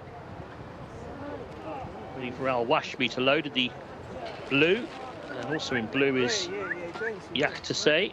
Goes in now, and just waiting for Saham Al-Bayrak to go in. Cleared to run. We're set. 1,200 metres, they're off. Jumped away them. 9 runners are off and running. And one of the first to show towards the outside is Saham Al-Bayrak in the light blue sleeves, ahead of the grey in second, Mortajay. Racing in third, that is Al Washmi in the dark colours, white caps. The inside, that is Jcsa in the two-toe blue. Blue and yellow of Al Raza is next in the field. And then towards the outside, in the red and white colours, trying to get into it then. Behind those is Sayodad as they continue their journey down the far side. Behind Sayodad in the white and green is Abu Khalaf. And towards the back at the moment is Walad Al-Metrafar as the back mark with the pale blue and white. Round the turn they go. The leader is really pressing on here, Saham Al-Bayrak, but the grey is giving chase in second to try and go with him. That is Mortajay. Behind those on the outside, the white cap of Sayodad is getting a bit closer. Jcsa just changing course there. It's not really picked up though, not really travelling. Al-Azra's on the move, and then to the outside, the big improver now is Toronto, who's running on strongly. Has he left it too late though, Toronto? They've only got 200 metres to go, and up front now, kicking on is Sayodad. Sayedad's gone for home down the outside, leads to Toronto in second. It's Sayedad in front. Toronto is flying late. Sayedad needs the line, but gets the line. Beats Toronto. Got going too late, very close for third. 3 horses involved in a close run thing for third place. Jcsa was one of those. But the winner was Sayedad. It's Eddie Castro this time in those colours who's won it. Wearing the white cap. Second colours carried to victory here by this 7-year-old sort of Tafizar. The eye catcher was Toronto. It just looked like he just joined in about 200 metres out. Flew down the outside under Iyad Al Tarisi, but a bit too late in the end. He was second, but was running on strongly. It's very close for third place. And that goes to Jcsa, who did get third, number 4. So first, number 9, Sayedad. Second, number 3, Toronto. Third, number 4, Jcsa. The winning time, 1 minute 14.72 seconds. Half a length, a diminishing half length. The winning margin, you can see there the second horse being ridden after the line, Toronto. There's how close it was for third. Just about this side, Jcsa getting that ahead of Saham Al Bayrak, who didn't quite last it out. And between those, almost totally hidden there, was Walad Al Metrafar, but the result is 9-3-4. Sayedad wins.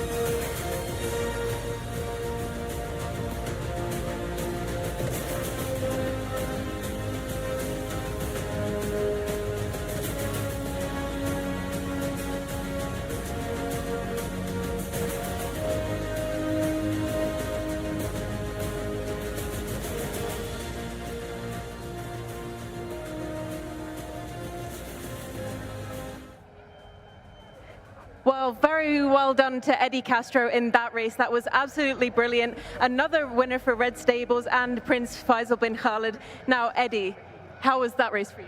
Yeah, it's start great. I'm very comfortable behind the speed. I know the horse first time running, and he needed probably the race long off. So thank God, and a special day for Saudi Arabia. It's great to win it. Thank you very much. How was your feeling the final 400 meter of the race? I feel I have a horse, and I'm really comfortable. I know he's kicked good in the last stretch. And you rode him last time out over 1 mile. He prefers this distance? Yeah, I prefer 1,200 or 1,400, the best for him. Thank you. Very well done, Eddie, on this big win on Saudi National Day. Thank you so much. Thank you. Another Panamanian jockey joining the show, Eddie Castro. Welcome to the party. And what a sprinter we've got in the shape of Sayedad, who has done that really nicely. This is hopefully you get a chance to review this race, because this is a terrific ride. The main danger was Jcsa. If you see them coming off the bend, the pace was very strong. They were both looking for the same run, and Eddie got the jump. Eddie got the jump on Luis Morales. Luis Morales had a sit and suffer, and Jcsa, as a result, lost his position and then only ran on late to grab third place on the line. But Eddie knew exactly where he wanted to be. He also knew where Luis Morales wanted to be, and he made sure he got that spot before his main rival. It was a lovely piece of race riding. We talk about jockeys and these jockeys coming from America and doing their thing here in Saudi Arabia. Eddie Castro was no slouch in the USA. In fact, he's well known for riding 9 winners in a row on a single card back in 2005. He's certainly a jockey that knows how to get his head in front, but he's not a big name we see over here. He's not a name you'll see winning here often, but he clearly can do the job when given the opportunity. No, this is the thing. The Panamanian jockeys who ride here, they will tell you when you speak to them that they've got to fight for rides. You know, they do have connections to some of the bigger yards, but you don't get to just steal rides of the young apprentice jockeys here, or the lads who are attached to those yards. You need to work for it, and it's. To say it's not guaranteed gives you the impression that if you work hard you'll get it. You won't. You have to take the back seat quite a lot of the time. So Eddie's not that near the the head of the Jockeys Championship here, but he's still an exceptionally good rider. But he knows that he cannot afford to take anything for granted here. He's on his mettle the whole time. Yeah, he really is. And we just got some great comments as well. Malika Kabaid, thank you very much for getting involved with the trophies. I'm sure you're part of the Eddie Castro fan club, and it's great to see so many people getting involved in the comments and plenty of people watching. Remember, we're live on the Jcsa YouTube channel. Like, subscribe, and turn on those bell notifications so you can be reminded every single time we are on air. Thursdays, Fridays, Saturdays, all the good action here from Saudi Arabia. We will take a little break before we get to Riyadh, just like the trainers, the jockeys, the owners, and the staff. We will need a breather, but then we're back at it at Riyadh as well, going along the same plan of Thursday, Fridays, and Saturdays. Then sometimes 12 race cards. 12 race cards look to be the norm at Riyadh, so we'll need to be able to recharge our batteries a little bit for that. It's absolutely. It's a long old day when you're doing that many races, so I'll have to work on my fitness between now and then. Get the press-ups in, get the sit-ups in, do a couple of jogs. They know you're not driving, so start running around now. I think running is probably not good for my health. So. Yeah, absolutely. Thanks for the offer. Yes, so that we see Sayedad doing the business here under it, a very good Eddie Castro ride. It would be great when we could see the full review of the race, just to see that move where he just puts Jcsa just on the heels, really, and isn't able. Jcsa has to change path, and then it's time having to start again, lost momentum completely. Yeah, when you look at a horse as classy as this, and you've got an awful lot of speed towards the rail, and we saw Mortajay go forward, and we Sam saw Al-Bayrak was the horse that was burning up early. Going forward from stall 10 as well. So they had to work hard to get there. They've gone very, very fast indeed. Now, you know what's going to happen. I think the jockeys suspect the front two aren't going to see it out. Mortajay's not quite the force of old. Sam Al-Bayrak had a bit to find on the form book. So you know, if you're looking from behind, that you want to come with a run, but you don't want to come up behind these horses. You know that you want to loop them. And the big jockeys here, you see them in 4th and 5th place. They know that they want to come and loop these front two. And in the first place, Luis Morales thinks, I'm in the right spot here. I know exactly where I want to be. And look what happens here. Once he loses that half length on Eddie Castro just goes up quicker than Luis Morales was expecting, and that just completely spoiled his chance. It meant that he couldn't come with the run that he wanted to. He had to check back, and although he's run on in the end, he's ended up being a moderate third. Do you know what's even more impressive is that Sayedad gets to that point, shuts the door, and then drifts off immediately. Yes. So he was there for maybe 4 or 5 strides, but that was all that it mattered in these speed races. And he's done nothing wrong. It's not like he hasn't cut him up. All he's done is he's taken the position that horse wants to be in. Eddie Castro can probably see what Luis Morales is thinking about, and he's just thought that half a second faster to get the same spot. And once that spot's taken, Luis Morales needs to find another spot, and it took too long. Winning Connections picking up the Jcsa award, also 130,000 real in total prize money, so 65,000 to the winner. Round of applause all round, and the stage is set. It's a massive amount of people there, lots of press as well, Rory. It's a great thing to see.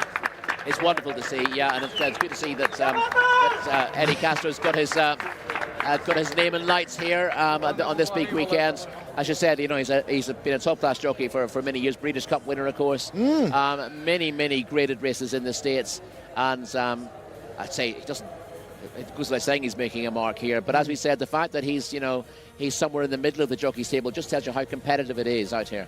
Well, we talk about jockeys coming over here now. Eddie Castro at one point was, in 2006, he was the 15th highest earning jockey in America. By the time we get to 2015, he's the 58th. So he clearly has made the move. He said, I need to change my career because clearly something's not going right here. He's getting the opportunity, then maybe not getting the amount of rides, but he's getting the rides and he's getting winners on the board too, and this will be a nice paycheck for him for sure. No, you don't lose the ability. The thing about jockeys is it tends to be an awful lot about fashion. You know, if you're at the top of the tree, people notice you. But if for example, you miss a month or you miss a couple of months with a minor injury, and people forget jockeys incredibly quickly. We've been talking all season at home about Billy Loughnane, for example. He's lost his claim in less than a year. Now, my worry for Billy Loughnane, he's a massive talent, is that now he's got no claim. Who's going to give him regular rides next season? It may well be. We're saying he's one of the most remarkable jockeys. How many jockeys can you think of in the UK who lost their claim in a year? None. Lots in the States, but in the UK, it's very, very unusual for that to happen. And we're raving about him. He's a phenomenon. I could easily see in 6 months' time that he's suddenly getting 10 rides a week, because people are like that at home. We're all up on what's fashionable at the moment, and we recognise talent if we're seeing it all the time. But if Billy Loughnane doesn't get those regular rides from a number of trainers, we'll suddenly assume, oh, he's not the jockey he was, is he? And it's just not getting the opportunities he was getting, isn't it? Top claimers don't always get the rides when they lose the claim, because trainers are always looking for the next £7, £5 claimer who's ahead of the mark, who's stealing that claim. And once you've not got it, once you're on a level playing field with the other jockeys, it's hard. Special shout out to Toronto, who finished second, but we need to get to Shamila. Where on earth are you now? Thank you very much, Callum. I am in the entertainment area. Now, there's been some new additions since the last time I've been down here. We have the Mirror here, who takes pictures, boomerangs, anything you want, which can be printed. You can send them to your Instagram, Twitter, whatever you feel like. And because it's National Day, oh, and look, I have a printed picture of myself already. That's how quick it is. Now, everything here is for National Day. It's absolutely fantastic to see kids here in the entertainment area. We've got virtual reality, we've got PlayStation. The kids are currently on FIFA as we speak right now. All good? That's what we like to see. And thankfully, I won't be boring you this time with my basketball skills or my cup skills. However, we have a lot more families enjoying the entertainment down here. Happy Saudi National Day.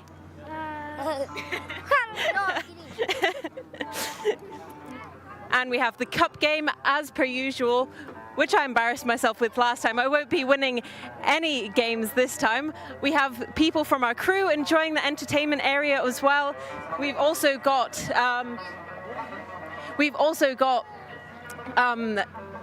traditional music playing here as always on Saturdays. Shamila, if you can hear me down there, we have a couple of questions we've got to ask you. Or we're going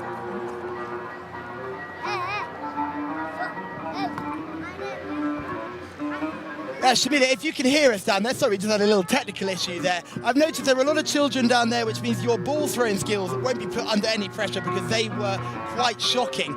We've listened to quite a lot of Saudi music here. Now, what is your favourite type of Saudi music? What are you really getting into now you've been down here for a couple of months? Sorry, Callum, I couldn't quite hear you, but I'm really enjoying the Saudi music, and there's lots of kids who want to speak to me and enjoy Saudi National Day as well. Now, if we just make our way over here as well, we have more traditional.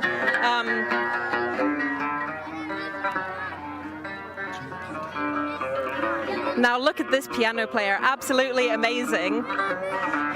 We have traditional weaving here done at the racecourse. You can buy anything from keychains to carpets to all types of accessories and knickknacks. Thank you very much, Shamila. All types of things on offer there, and I'm sure she's getting mugged by children there at the end. Very hard to make a move around there as we move swiftly on to our next contest. This is race 7. We go over the mile again, stepping back up in trip after the sprinters took centre stage. Now, Enzo, take us through the runners and the riders for this contest. Will do, Callum. Yep, here we go. Off we go for our next race. Race 7, the JCSA Award Stakes. Number 1, by the way, 1,600 metres here. We're back at the mile for this one. Number 1 is Lazaz Alali. Khalid Al-Baboni on board. Number 2, Jamran Al-Khaladia for Eddie Castro. Number 3 is Kazwarat Al-Khaladia. Abdullah Alorfi. 4, Bint Galiat Al-Khaladia. Fahad Al-Faradi. 5, ES Ramani is the mount of Al-Madiani there on board that one. 6 is Fakir Dupoy. Fawas Wanas. 7 is Katia Al-Khaladia. Camille Ospina looking for the treble on the day. 8 Al-Hareth is the mount of Abdulaziz Al-Yesh. Number 9, Hamdani Khaled Al-Khaladia for Naif Al-Anazi. Number 10 is Sir Amma for Asl Al-Sahani. And Iyad Al-Tarisi rides number 11 here. Haydar for this race. They're going the mile this time, 4-year-olds and upwards, and we have a field of 11 this time. Back to you, Callum and Rory. Thank you much, Anthony, for giving us the runners and riders here. 11 in the field, a slightly bigger field. We go over the mile, a slightly longer trip. I think this race is all about one horse, but let's go through them all because Lazaz Al-Ali is the first one to look at. Number 1, rated 103. Yeah, won a not to 105 handicap at meeting 32, and has run in a couple of decent races since then. 2 lengths behind Katir Al-Khaladia in a 1200 metre open 2 weeks ago. That would have been sharp enough for Lazaz Al-Ali. Stepping up to the mile again will suit, but a bit defined on form. Jamran Al-Khaladia is horse number 2, rated slightly higher, 107. 2 runs this season, both finished second. Yeah, and that's those are decent enough efforts. He's a course and distance winner in his time, beaten ahead by Lazaz Al-Ali in that not 105 handicap. But he's weighted reverse form. He was giving quite a lot of weight away to the top one, and I'd be surprised if Jamran Al-Khaladia doesn't turn the form around. Kaswarat Al-Khaladia is horse number 3, had a massive chance here, rated 123. Huge chance for, you see that he's been second in all 3 starts this season, but they've been absolutely top class races behind some of the best horses you're going to see in this division. A 3-time cup winner already between 1200 metres and 2000 metres, and that 2.5 lengths second to no less a horse than Asfan Al-Khaladia in the Prince Abdullah Al Faisal Cup last time out is clearly the best form and over. Was actually giving weight to the winner that day for reasons that escape me. And ended up giving the winner a bit of a scare at one point on the turn for home. Looked like he was going to shake him off, but eventually it all came down to Asfan Al-Khaladia. We go to Bint Galit Al-Khaladia, horse number 4. Was third in that race, 7.25 lengths behind Kaswarat Al-Khaladia in third. That's a very good piece of form as well, and you'd like to think that if Kaswarat Al-Khaladia isn't at his best for whatever reason, and Bint Galit Al-Khaladia, the 5-year-old mare, will be in a position to pounce. I've just seen Kaswarat Al-Khaladia walking around the parade ring just at the bottom of our screen there. What a really imposing looking horse. But let's talk about number 5, Ramani. Yeah, well held 9th in that race behind Kaswarat Al-Khaladia and Bint Galit Al-Khaladia. And difficult to see him reversing form. He's got a similar rating to Lazaz Al-Ali at the top there. He's a decent performer, doesn't win many races, and he'll be doing well to finish in the first 3 here. Fakir Depoy is horse number 6, rattled off a hat-trick at the beginning of the season, hasn't been the same since. Yeah, been in tougher races since. The 8-year-old, he won 3 consecutive open races, but he's behind a few of these when 5th in a course and distance open after a break last time out. Possible that was needed. You know, his previous run was a meeting 15, so if he comes on for that, then he's got place claims, but probably place claims at best. Katir Al-Khaladia is number 7. 7 times winner. All those wins have come in France. Was 4th in a 1200 metre open on Saudi debut, ahead of a couple of these. So you'd like to think he can build on that if he's as happy over the 2 furlong longer trip. That wasn't a bad effort there, 4th on Saudi debut. Al Hareth is horse number 8, rated 97, 7th last time out. 7th last time out and finished behind Katir Al-Khaladia on that occasion. And given he was already race fit, it's very hard to see him turning that around. This is his trip. He's a dual course and distance handicap winner, but fundamentally he's a handicapper against the top boys here. Hamdani Khalid Al-Khaladia is horse number 9. Yeah, rated 116, so not too far behind the best of these.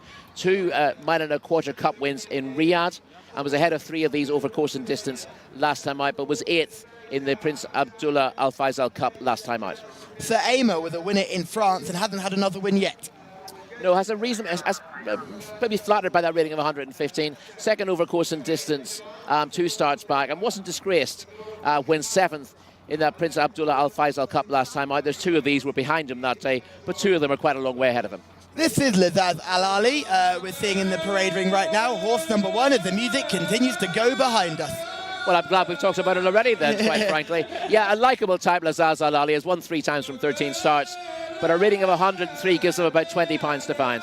Yeah, this is the number 2, Jamran Al-Khaladia. Nice horse. First of the Al-Khaladia ones we're going to have a look at. Yeah, there aren't too many unlikable Al-Khaladia horses, that has to be said. Beaten by Lazaz Al-Ali last time out, but that was in a handicap when he was giving lumps of weight away. Should turn the tables. Yeah, this is the horse we're going to look at next, Kaswarat Al-Khaladia. Take a look at this horse, a real beast of an animal. Can't wait till we get a closer look at it. Bright white grey as well. So, although the camera team, here he is. Here is Kaswarat Al-Khaladia. Really strong, powerful type. When it gets by the camera, you'll just see the depth of this horse's girth. Stunning looking animal.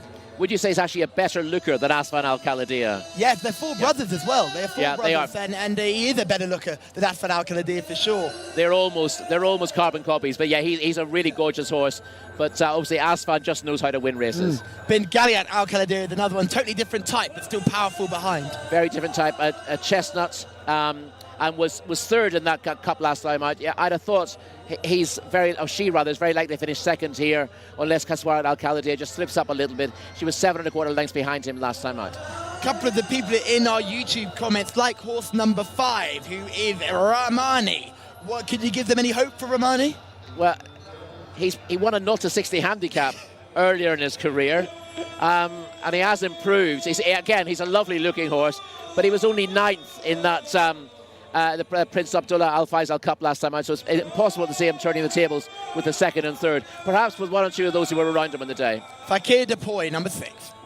Yeah, he was in good form early in the season with 3 wins in open company. The open race is not quite as tough as this, and he struggled a little bit since, although it's possible he just needed the run last time out and should come on from that. Yes, let's move on to horse number 7. This is the horse who was a prolific winner in France, Katir Al-Khalidiyah. And here we see Katir Al-Khalidiyah, completely different type, much lighter frame, dipping in the back, high withers, and a big butt as well. Yeah, very much on his toes. It'd be interesting to see if he actually improves for that debut here. You'd like to think he would, but he's getting quite warm, and that might count against him. Yes, horse number 8 is Al Harith. This is yet another grey. It's going to be a nightmare job for Enzo in the commentary box. It's not going to be easy, especially when you've got a few of those in the Al-Khalidiyah colours as well. You've got to get the caps right at the very least. Listen, nice performer, dual course and distance handicap winner, but essentially he's a handicapper, top end, 97 rated. That means he's going to struggle to get on terms with the best of these. Hasn't got many opportunities, though, so ends up being forced to run in races like this. This is Hamdani Khalid Al-Khalidiyah, horse number 9. Yeah, 7 times winner, classy horse at his best. Has won 2 cup races over the 2,000-metre trip in Riyadh, and was ahead of a few of these over course and distance 2 starts back before finishing a respectable 8th in the Prince Abdullah Al Faisal Cup. Here is number 10, Sir Aymer, giving his groom a good sniff. Yeah, another grey, another one who's looking well. And Sir Aymer has got a rating of 115. He was 2nd over course and distance 2 starts back. That's a good performance. And he wasn't disgraced when 7th, just ahead of Hamdani Khalid Al-Khalidiyah in that Prince Abdullah Al Faisal Cup. And finally, horse number 11, Haydar, rated 60. Would have to have a rocket ship behind him to win this, surely. Yeah, listen, he's running well enough in his grade this season. He's been 2nd and 3rd in a couple of maiden races, but he's massively out of his depth here and is likely to finish last. He's also getting a little bit warm in his back legs, and now Shamila is in the parade ring. She's running all over the racecourse today. Who caught your eye? Thank you very much, Callum. I just managed to make it back to the parade ring in time after being in the entertainment area, attacked by so many children. Now, my paddock eye catcher has to be Kaswarat Al-Khalidiyah.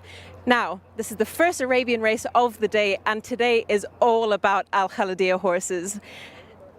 Doesn't Kaswarat actually kind of have a look of Asfan Al-Khalidiyah? That is because they're both by Laith Al-Khalidiyah, the stallion. Now, he looks absolutely stunning in the parade ring. I cannot go against him. He's got Abdullah Al-Lafi on board. It's a recipe for success. It is a recipe for success indeed, and it's an exciting combination. And yes, they are full brothers as well, which is exciting. Him and Asfan Al-Khalidiyah being full brothers. Now, Shamila, I know you're big and very keen on your Arabian bloodstock and Arabian racing. What are you most looking forward here outside of Asfan Al-Khalidiyah?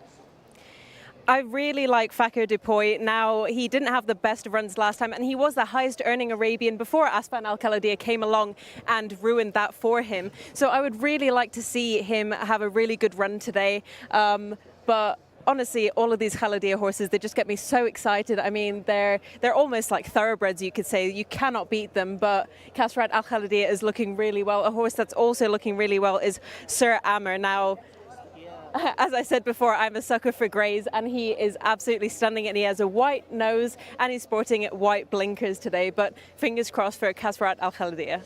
Fingers crossed for all of Shamila's selections, and if you're with Shamila, I hope you get yourself a winner too. And I tell you what, you think Shamila works hard. Whoever does the cap design for the Al-Khalidiyah stables works harder, because they've got a mighty job finding enough colours. They got the designer from the boys at Jigginstown. If you can work for them during the Irish Grand National, you're worth your weight in gold.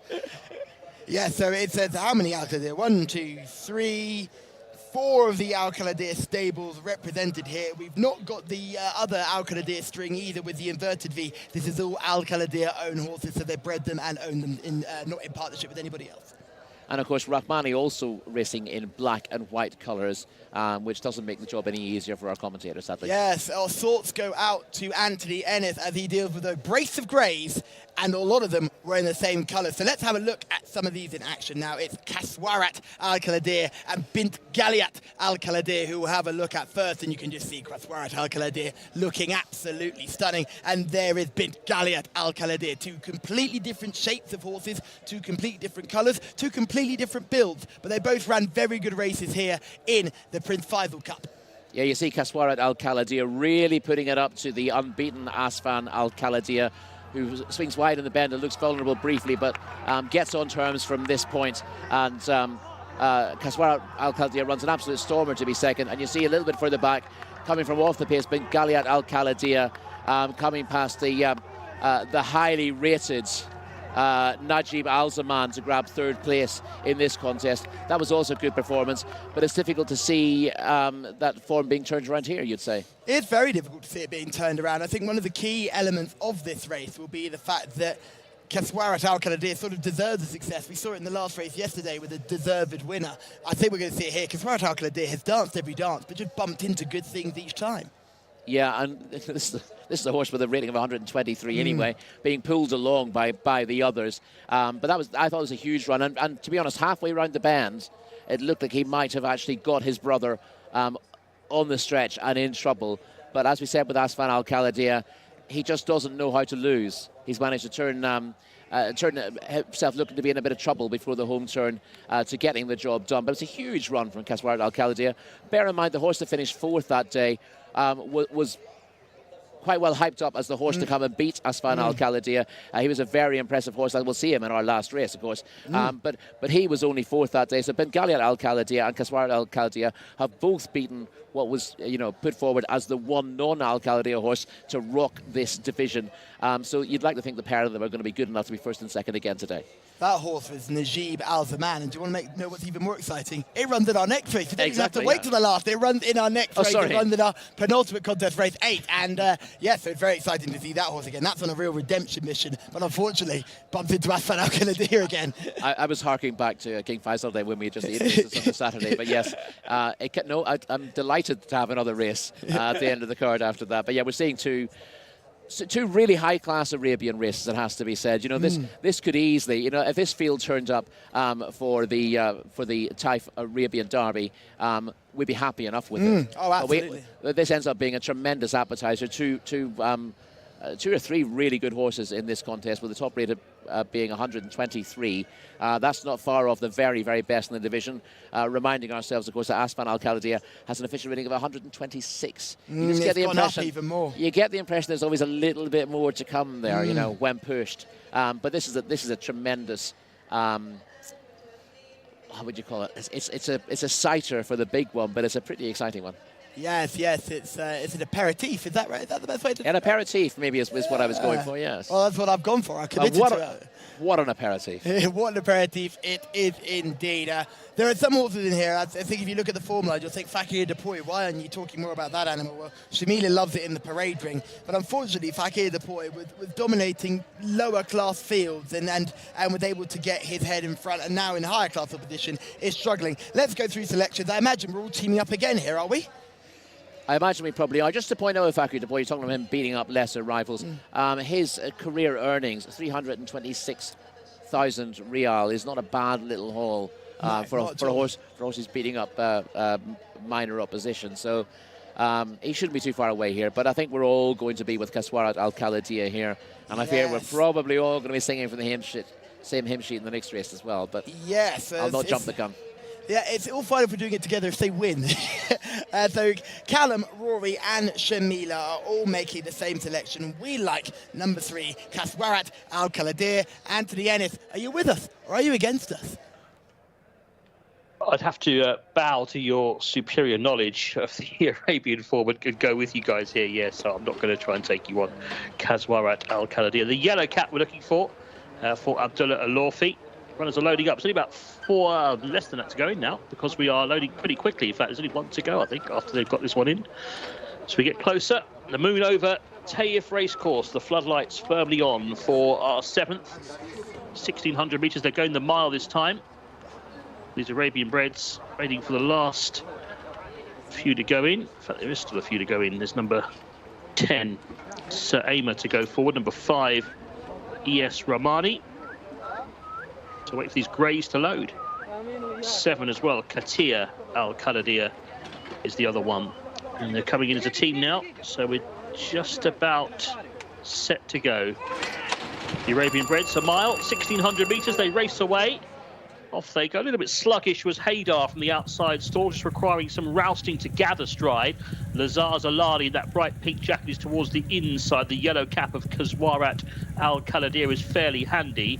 Also ES Rahmani just dropping in behind early on. And in fact, we've got one right towards the back. Haydar it is, I'm afraid, is not with the field at the moment.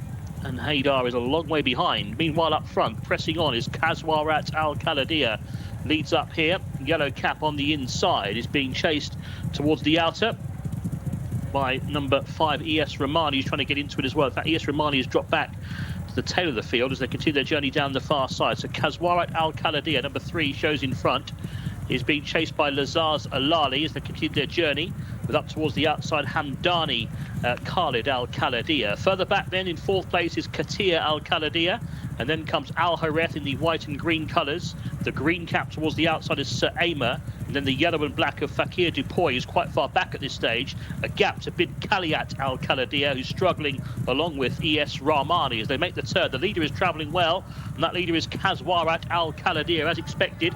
Is away and gone here, leads by 6 lengths to Lazar Zalali giving chase in second. Under pressure, Jamran Al Kaladir is trying to go with them too, the grey. Another grey from the back of the field trying to keep on is Katia Al Kaladir as they turn for home. The leader's clear. Kazwarat Al Kaladir has opened up that lead now to about 8 lengths to Lazar Zalali giving chase. Now from the back, Bid Galiat Al Kaladir is suddenly really kicking into turbo. Could be too late to catch the leader though. That leader is Kazwarat Al Kaladir, who's home for all money. Kazwarat Al Kaladir, number 3, bit too classy. Big run by the second horse, Bid Galiat Al Kaladir, and through for 3rd. Down the outside was Hamdani Khalid Al Kaladir. So a good result for the Al Kaladirs, and a win for Abdullah Alorfi on number 3.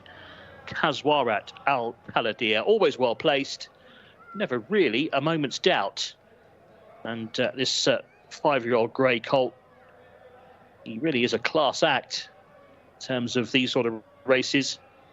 He looks a straightforward ride, travels well, and the jockey could take it easy really in the final 100 metres.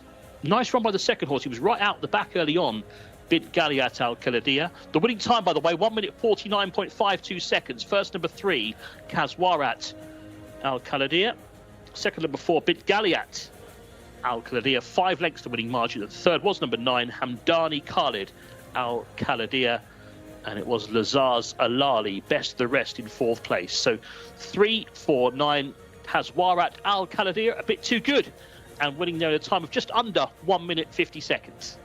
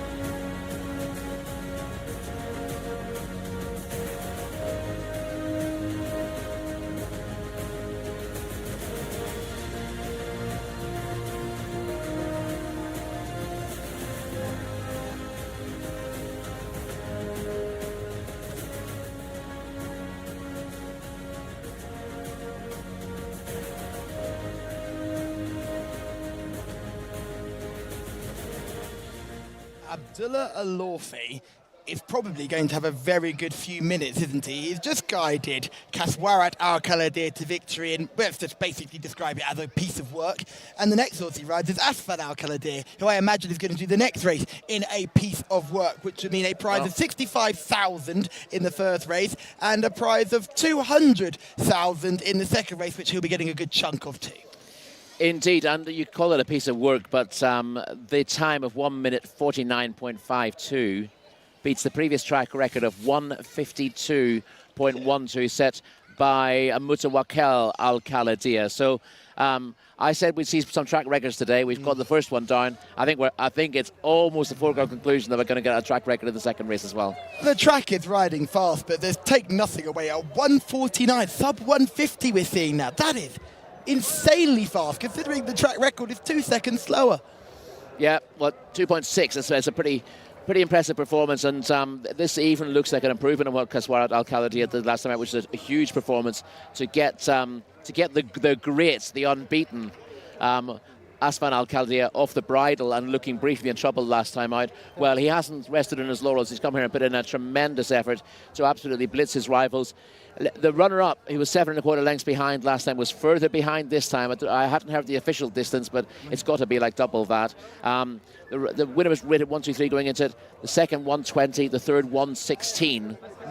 Easy job, this Arabian racing really is. And they're very reliable, as you've always said. I said to you in your first week here, in these races, just go for the highest rated Arabian. They always tend to win. And it all went horribly wrong after 1 week. But it's great when they do run to form. Special shout out to Mishtalayat Al-Khalidi, who is the dam of this winner and also the dam of Afsan Al-Khalidi. Now, if anyone in the comments knows anything about the stud game with Al-Khalidi stable, please let us know if she's still around and still producing, because that's a frightening concept if there's still more to come. Yeah, they're a tremendous family. It's a tremendous operation. But to have a horse as good as Kaswarat Al-Khalidi, who is not the best around, not even the best in the next hour, is just something else. I do even think the best you've produced. No, exactly. But that's, listen, run into 3 champions, as Shamila said a couple of times in the promos this week, on his last 3 starts, and has finally come good today without those champions to beat, but has run a champion's race to beat the track record here. Also, a champion looker, a really stunning individual. I couldn't get over the size and power that this horse possesses, and he showed all his worth coming around that bending, just kicking on and putting the race to bed. Bengali Al-Khalidi put lengths between themselves and the rest of the rivals. She's a filly to follow, really, Bengali Al-Khalidi, because in all fillies races, she might have a bit more of a chance, because she's certainly got ability. She's rated 120, so she's got plenty of ability. What she does, though, she has to come from quite a long way off the pace. She was unsighted before running on late for third in the Prince Abdullah Al Faisal Cup, and again she was a long way back in the field before she ran through horses to grab second here. So she'd always be vulnerable in a tactical race, but in a truly run race over this trip or over a little bit further, she's a class act herself. So this is a tremendous day. Mudlak Al Mishrif. Not exactly smiling broadly there after the race. Maybe this is just what's expected, but a very proud man today. Let's take a look. Haydar missed the start and then was never seen at the finish. Pulled up very quickly, Haydar. That was all too much too soon. Well, I did keep an eye on him. He kept going.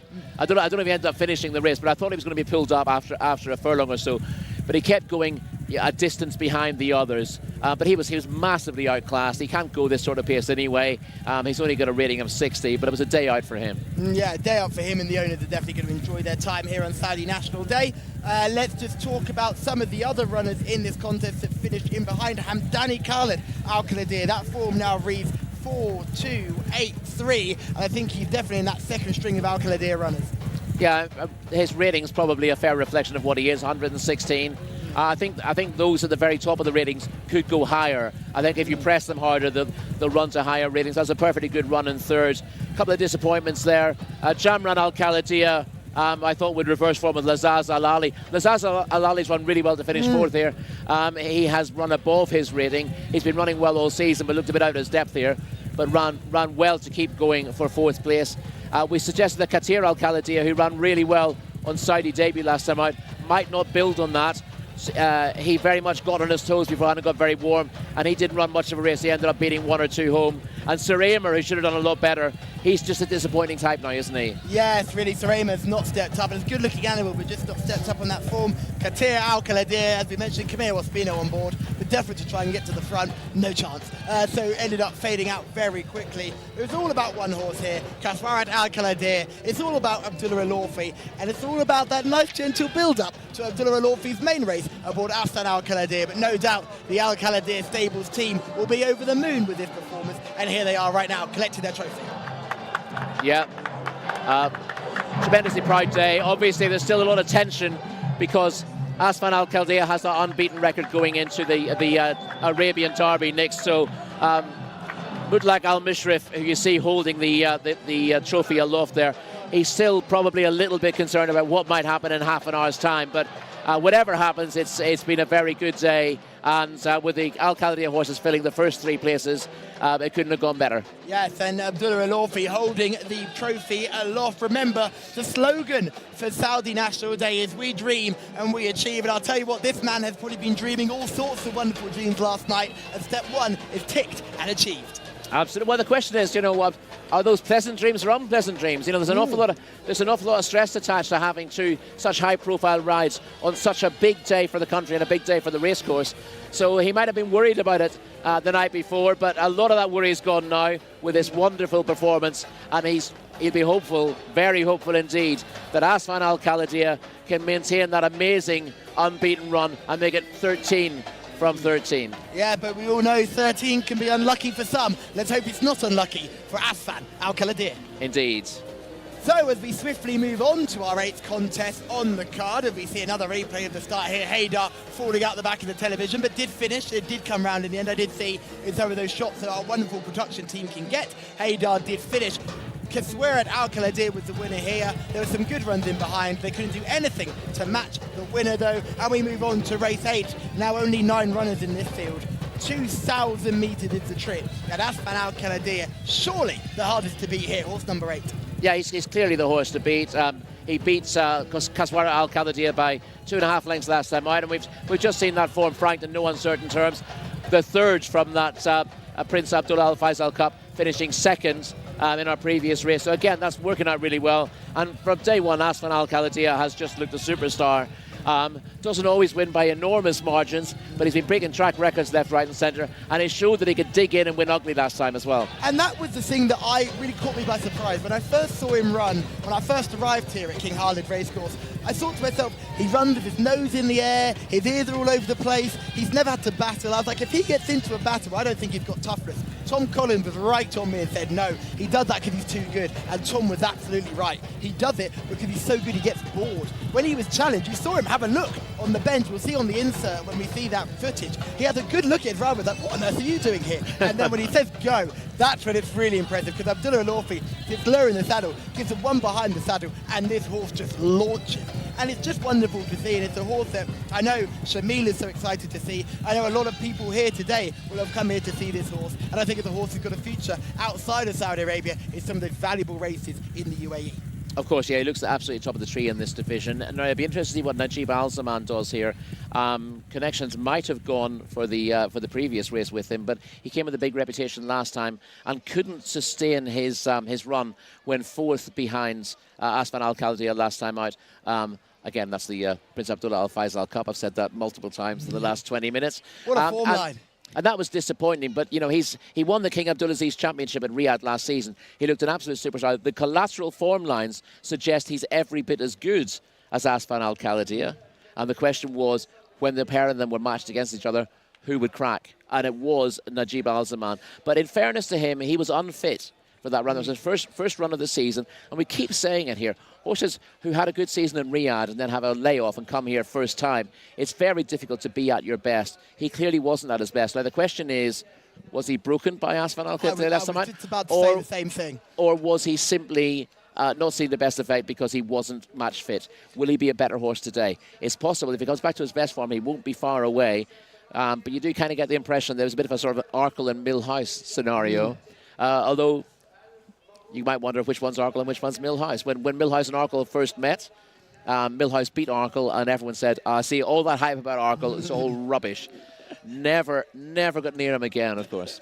Yes, exactly. It was all a tale of two halves in that sort of competition. And this year, we do have a match-up to favour. There's also a very smart performer in the shape of Mesa Al-Kaladir, who is also coming here unbeaten. Only had the 2 starts, but certainly one to keep an eye on. Enzo, it's an exciting race. It's worth an awful lot of money. Take us through the runners and the riders. We'll do Callum. Yeah, cheers. 8 go now because number 4 is out. So a smaller field for this race. It's the Taif Arabian Horses Derby. 4-year-olds and up, and the big prize, 200,000 Saudi Riyal to the winner. Number 1 is Kasab Al-Dam for Iyad Al-Tarisi. 2, Watheb Al-Kaladir for Ahad Al-Faradi. Number 3 is Najib Al-Zaman, Camille Ospina looking for the treble. Number 4 is the scratch, Ayafat Al-Kaladir doesn't go. 5 is Gasham Sham Al-Jazra, Tariq Al-Mansur was down to ride this one and does. 6, Eddie Castro looking for a double on Maitha Al-Kaladir, who is a grey filly. 7 is Turkey Al-Kaladir, the second, Naif Al-Anazi. Number 8, Asfan Al-Kaladir, the 1-2-6 rated horse for Abdullah Alofi. And number 9 is Hatamat Al-Kaladir for Mohammed Al-Habib, another filly in the lineup here. So without number 4, Ayufat Al-Kaladir, just the 8 go to post for the big one for the Arabian breds. It is the Taif Arabian Horses Derby, and I'm sure that Asfan Al-Kaladir is going to take the beating.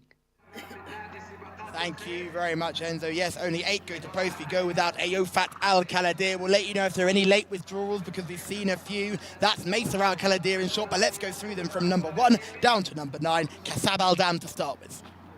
Yes, both handicap wins for Kasab Al-Dam have come over course and distance.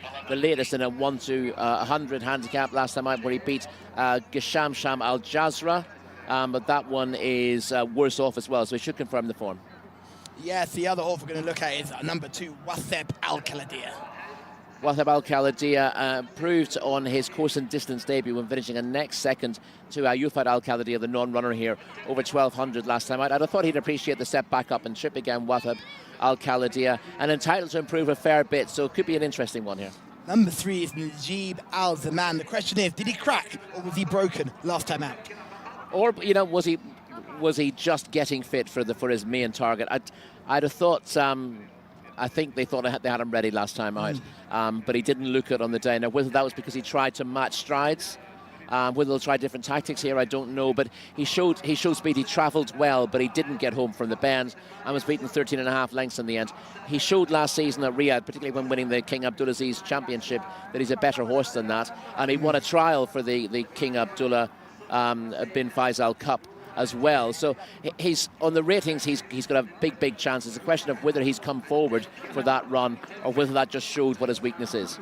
Gasham Sham Al-Jazra is horse number 5, comes here on the back of a second in meeting 41. Enormous step up in class. Of course, all he could do was win those races, or she rather, get it right. Maita Al-Kaladir, all she could do was win those races, and she's done that. So she's entitled to her place in a cup race. But this looks like a really tough task to me, and she will need to improve a big chunk. She's clearly open to improvement, but I think this is asking too much at this stage of her career. Turkey Al-Kaladir is horse number 7. Another one who's won a 0-80 handicap, that was in meeting 17, and he's having his first try over this sort of trip today. Yes, Afan Al-Kaladir, horse number 8, the one they've all got to beat. Yeah, unbeaten this season, including winning an impressive winner eventually up by 2.5 lengths of the Prince Abdullah Al Faisal Cup 3 weeks ago. He is the one they've all got to beat. We say it often enough. Just in shot now, and yes, you're absolutely right. It's not as good looking as Kaswirat Al-Kaladir, but does all his talking on the track. Horse number 9 is Hatamat Al-Kaladir. 3 wins in the career, including last time out.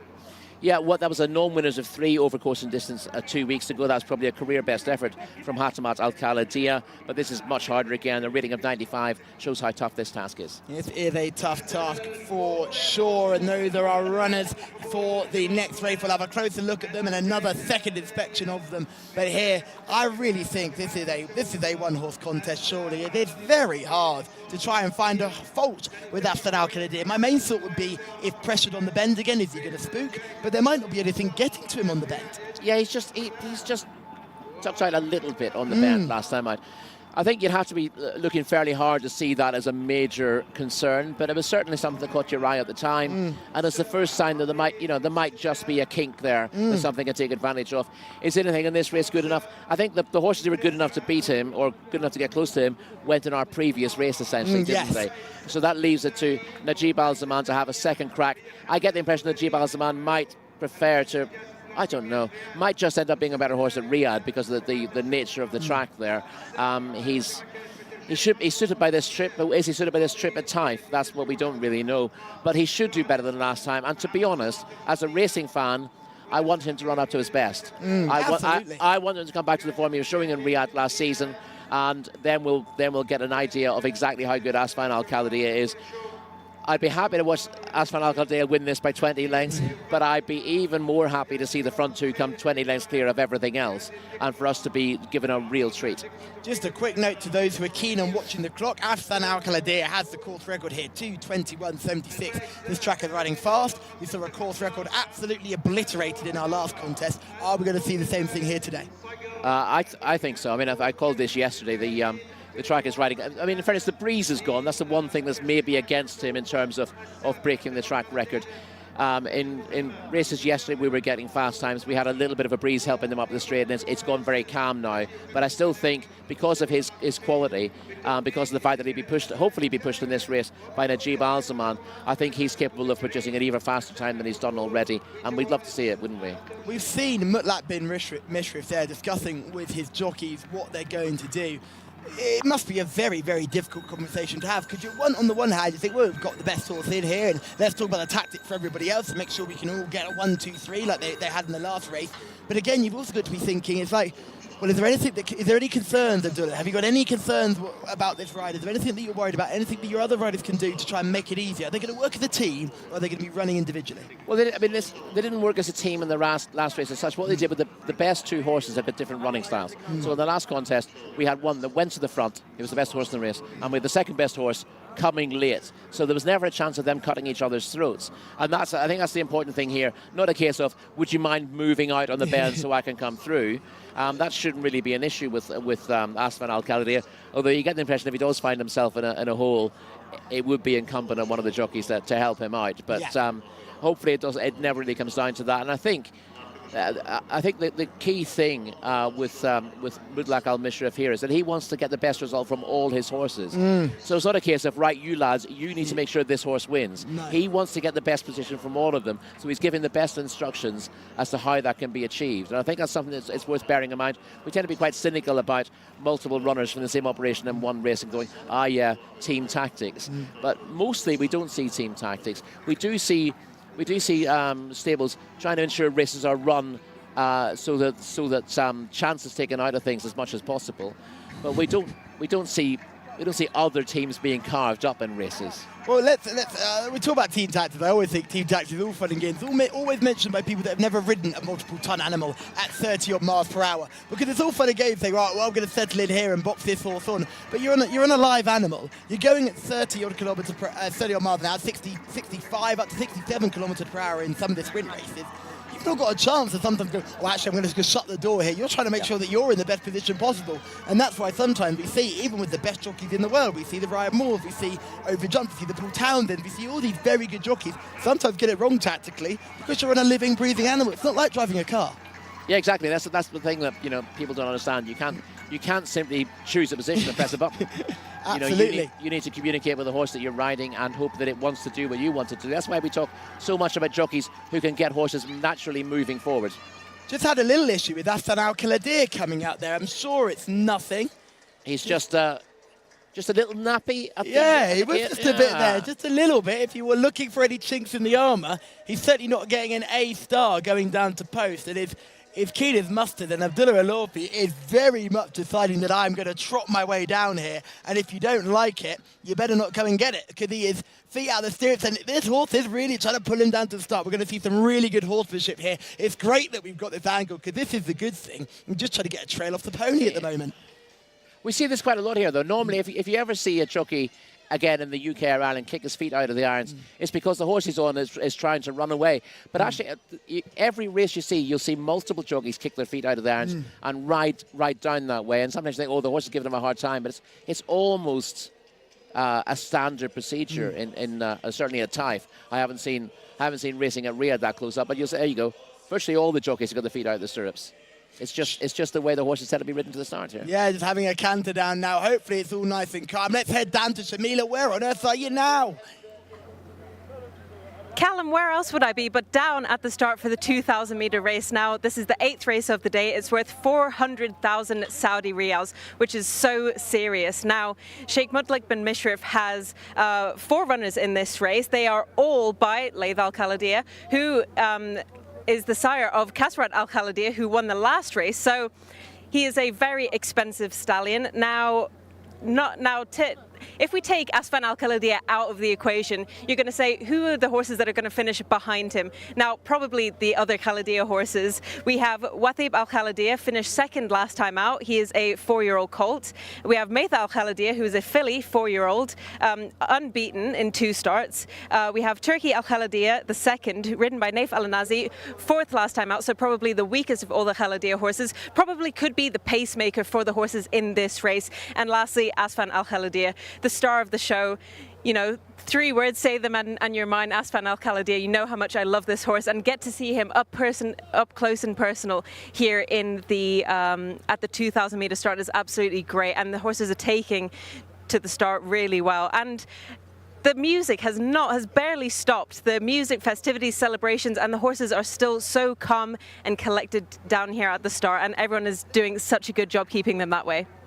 Thank you very much, Shamila. Now, I know that there are 9 runners here, which means there should be a free stall. So if you don't make your way into that stall and get us the best camera angle in racing, I and Rory are going to be very, very disappointed. Now, Rory, we've seen them down to the start. You're not concerned the way Asfan Al Khalidiyah has gone down to post, are you?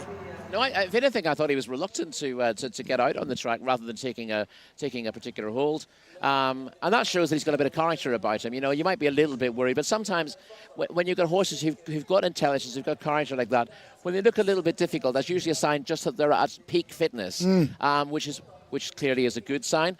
But obviously, when they get to peak fitness, they're 100% fit. It's kind of a little bit harder to manage. And he looks a little bit harder to manage than we've seen him in the past. But hopefully that means that he's just ready to run for his life when the race starts. Red hot and ready to go. Let's have a look at some of these in action. This is Asfan Al Khalidiyah, and this is what we talked about, just being a bit nappy coming out there. They were trying to just undo the lead rope, and then they did one lead rope, and the other one stuck on. So Asfan Al Khalidiyah here is right on the outside. This is the turn. Yeah, we see him. After he gets the reminder, he just ducks out to his right. But bear in mind that the jockey's weights would have been off-centre at that stage as well. So maybe he was just correcting. And if you see the head on, you'll see the jockey actually shifting his weight out of the saddle.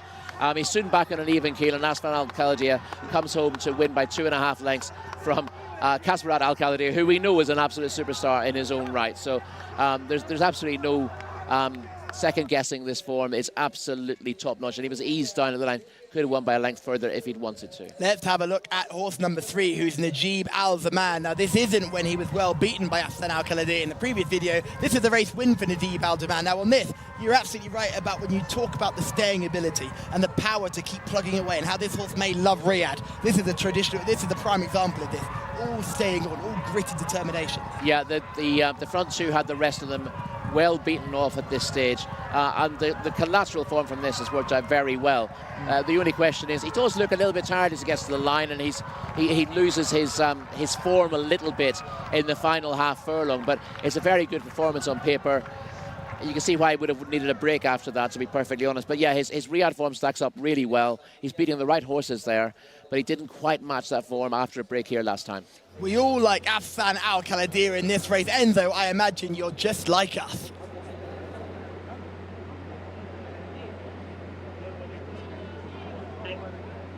Here we go then, the last couple about to go forward. It is the big one. Yeah, getting set for action here. Yeah, it should be a race for Asfan Al Khalidiyah to win, hopefully. That's the question of how he performs here. There's only a couple left to go. Just a small field here. 8 runners. Just keeping an eye on them in the gates. Yellow cap for Maitha Al Khalidiyah. Black cap for Asfan Al Khalidiyah. Last one about to go in then. Will be set for the Arabian Horses Derby here at Taif. It's the big one for the big prize.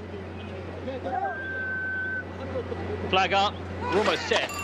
And they're off. They've jumped away for the Taif Arabian Horses Derby.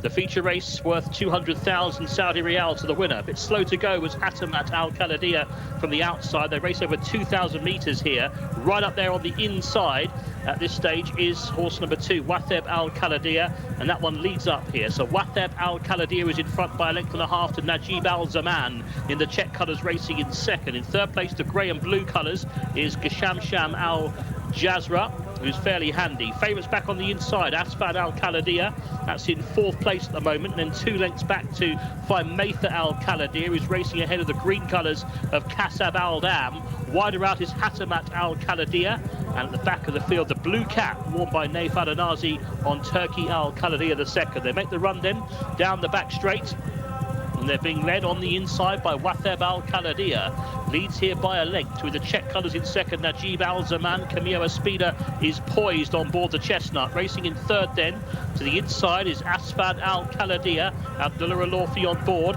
Then this gap of about 5 lengths back to find Gasham Al Jazra, who's now been passed by the blue cap of Turkey Al Khalidiyah. Wider out the red is Hatamat Al Khalidiyah. Green colours, Kasab Al Dam, and ridden along towards the back is Maitha Al Khalidiyah, finding this company a bit too hot as they race then for the final 700 metres. And up front, the lead on the outside, Najib Al Zaman. To the inside, though, sticking with him is Watheb Al Khalidiyah. Now, in behind them, Watheb Al Khalidiyah has dropped away. As on the inside, we have Asfan Al Khalidiyah. Just gets a little shake of the reins and a reminder there to go about his business, though, as they make the home turn. Now on the inside, Asfan Al Khalidiyah has just nosed on, but it's hard work.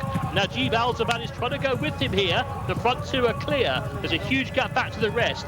Now Asfan Al Khalidiyah goes on and quickly goes 3 lengths clear. And now he starts to show his class. It's been hard work, but Asfan Al Khalidiyah is now getting on top and drawing away from a very gutsy Najib Al Zaman in second. The gap between them is about 5 lengths. There's nothing else in camera shot. And now Asfan Al Khalidiyah is drawing away. The further he goes, the better he looks. He's a champion. He's going to win the Arabian Derby here at Taif. It is Asfan Al Khalidiyah who beats a very gutsy Najib Al Zaman. Space back to the third horse, who was Turkey Al Khalidiyah, and then came Kasab Al Dam home in 4th place. He was impressive at the end. It looked hard work on the home turn. Just for a moment, I thought Najib Al Zaman was staying with him. But the winner is number 8, Asfan Al Khalidiyah. He's a class act. It's a double for Abdullah Alofi on the card as well. Gets the better of a very game run from number 3, Najib Al Zaman. And they were clear of Turkey Al Khalidiyah back in third. 2 minutes 20.3 seconds the winning time for the 2,000 metres, 6 1/4 lengths. 8th the winner, Asfan Al Khalidiyah. Second, number 3, Najib Al Zaman. Third, number 7, Turkey Al Khalidiyah. In the end, he drew right away. And as I said, the longer the race went on, the better he looked. He stays strongly. And Asfan Al Khalidiyah confirms himself at the top of the tree. He wins quite easily in the end. So it's a win for number 8, second number 3, Najib Al Zaman, and third number 7, Turkey Al Khalidiyah.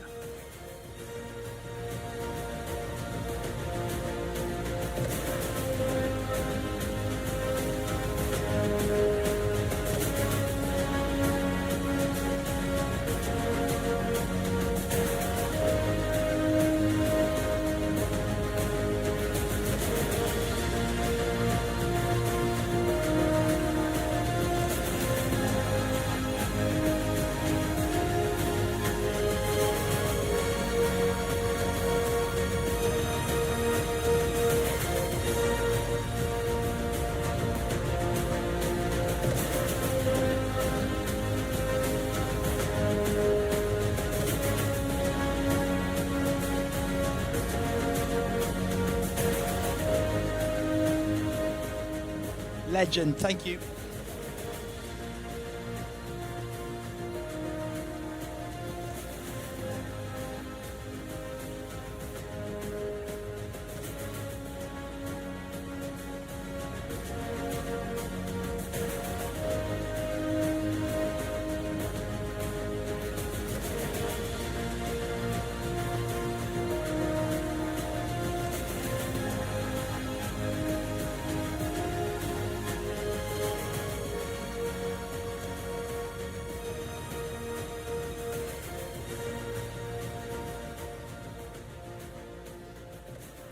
Well, it's a win for Afsan Al-Khaldir. It's a course record for Afsan Al-Khaldir.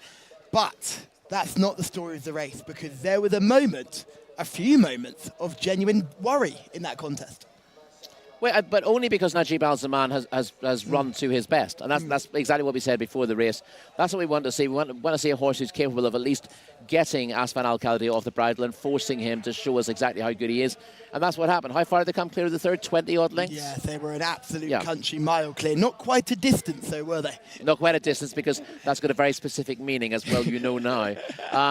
But yeah, it was a really good race. Wahab Al-Khaldir made the running for a while, and then Najib Al-Zaman was always keen to be up there. I didn't think he settled quite well enough in the early stages. You know, he was keen, and last time he sort of dropped away, beaten 13.5 lengths because I don't think he dropped his head really in the race. This time he was slightly better, but I still think he could have given himself more of a chance in the race. But he was still powerful enough that he had Afsan Al-Khaldir off the bridle briefly and making him work. Now, this is a horse, I think, who's capable of doing some pretty serious work. He's almost yawning as he comes back in, as if to say, was that his? Because when he crossed the line, listen, he had a hard race for a while there, but when he crossed the line, he was straight back on the bridle again, and he was relaxing. You don't often see horses able to relax at the end of a race like this, where they've been made to break a track record. But he's just a remarkable performer. And he needs to have something to sort of force him to show how good he is. He keeps winning. He looks unbeatable. But when you do see him in his last couple of races, there have been seconds in those races where you think, you know, he doesn't cruise all over them. That's not his style. But when he's forced to do a bit of work, he will do that work, and he will prove himself to be a stellar performer. Just see Mutlaq bin Mishrif's assistant stick being held in the air there, and now getting held in the air by the man that actually needs it. So it's great to see. And you just see Afsan Al-Khaldir, for me, is frighteningly good, to be perfectly honest. There's no getting away from it, because every time he comes under pressure, he responds. And I think that's the great thing. You see good horses who win on the bridle all the time, and then finally when they're matched, they don't find anything. Yeah. Every time he's been matched so far, Abdullah Al-Orfi's just sat a little low in the saddle and said, go, and he's gone. He grows a little, doesn't he? That's the thing. Horses who look really good beating lesser opposition, and then when they're overmatched, they get beaten. You can almost see them shrinking, you know, and it diminishes them in defeat. This horse, something can go fast enough to make him work hard, but he seems to grow when he's given a challenge, and he rises to that challenge. Doesn't rise to it like in a second. He does have to be asked a question, but he always answers that question, and in the end it always ends up looking easy. It does, and it looked easy today. And there's Abdullah Al-Orfi. We talked about we dream and we achieve being the motto for Saudi National Day, and we mentioned how he's dreamed, now he has achieved. Maybe those dreams were nightmares, maybe he felt under a lot of pressure, but he has achieved now, and that's the main thing. What he wanted to do, he has accomplished, and that is massive, and a real motto for Saudi Arabia. Absolutely, and yeah, whatever pressure he might have been feeling, getting the first win helped to offset that a little bit. But obviously, going out to ride on Afsan Al-Khaldir, you feel the weight of the country on your shoulders. This is the public's horse, isn't he? I mean, he's Mutlaq al-Mishrif's horse, but he belongs to Saudi Arabia, and you know, you must feel an awful lot of pressure when you go out to ride a horse with this kind of quality and this kind of charisma. And charisma is the main thing. It's not about ratings. You can say he came in here with a rating of 126. He's going to be 130 odd after this, but it's about setting yourself apart from others, and you can do that by the distance you beat them by, but you can also do it by having spirit and by having presence, and this horse has it in spades. He doesn't necessarily catch the eye walking around the parade ring, but as I said, when the jockey gets on him, he seems to grow a hand, and when a horse throws out a challenge to him, he's almost winked at us there, hasn't he, as he's past the post. He's a wonderful horse to watch. As they jumped, where it was Hatmat Al-Khaldir, who missed the kick a little bit, and the early pace was set by Waseb Al-Khaldir, who got to the rail from stall 2 and got into a nice comfortable position. In behind, you can just see, as you mentioned, Najib Al-Zaman is not settling.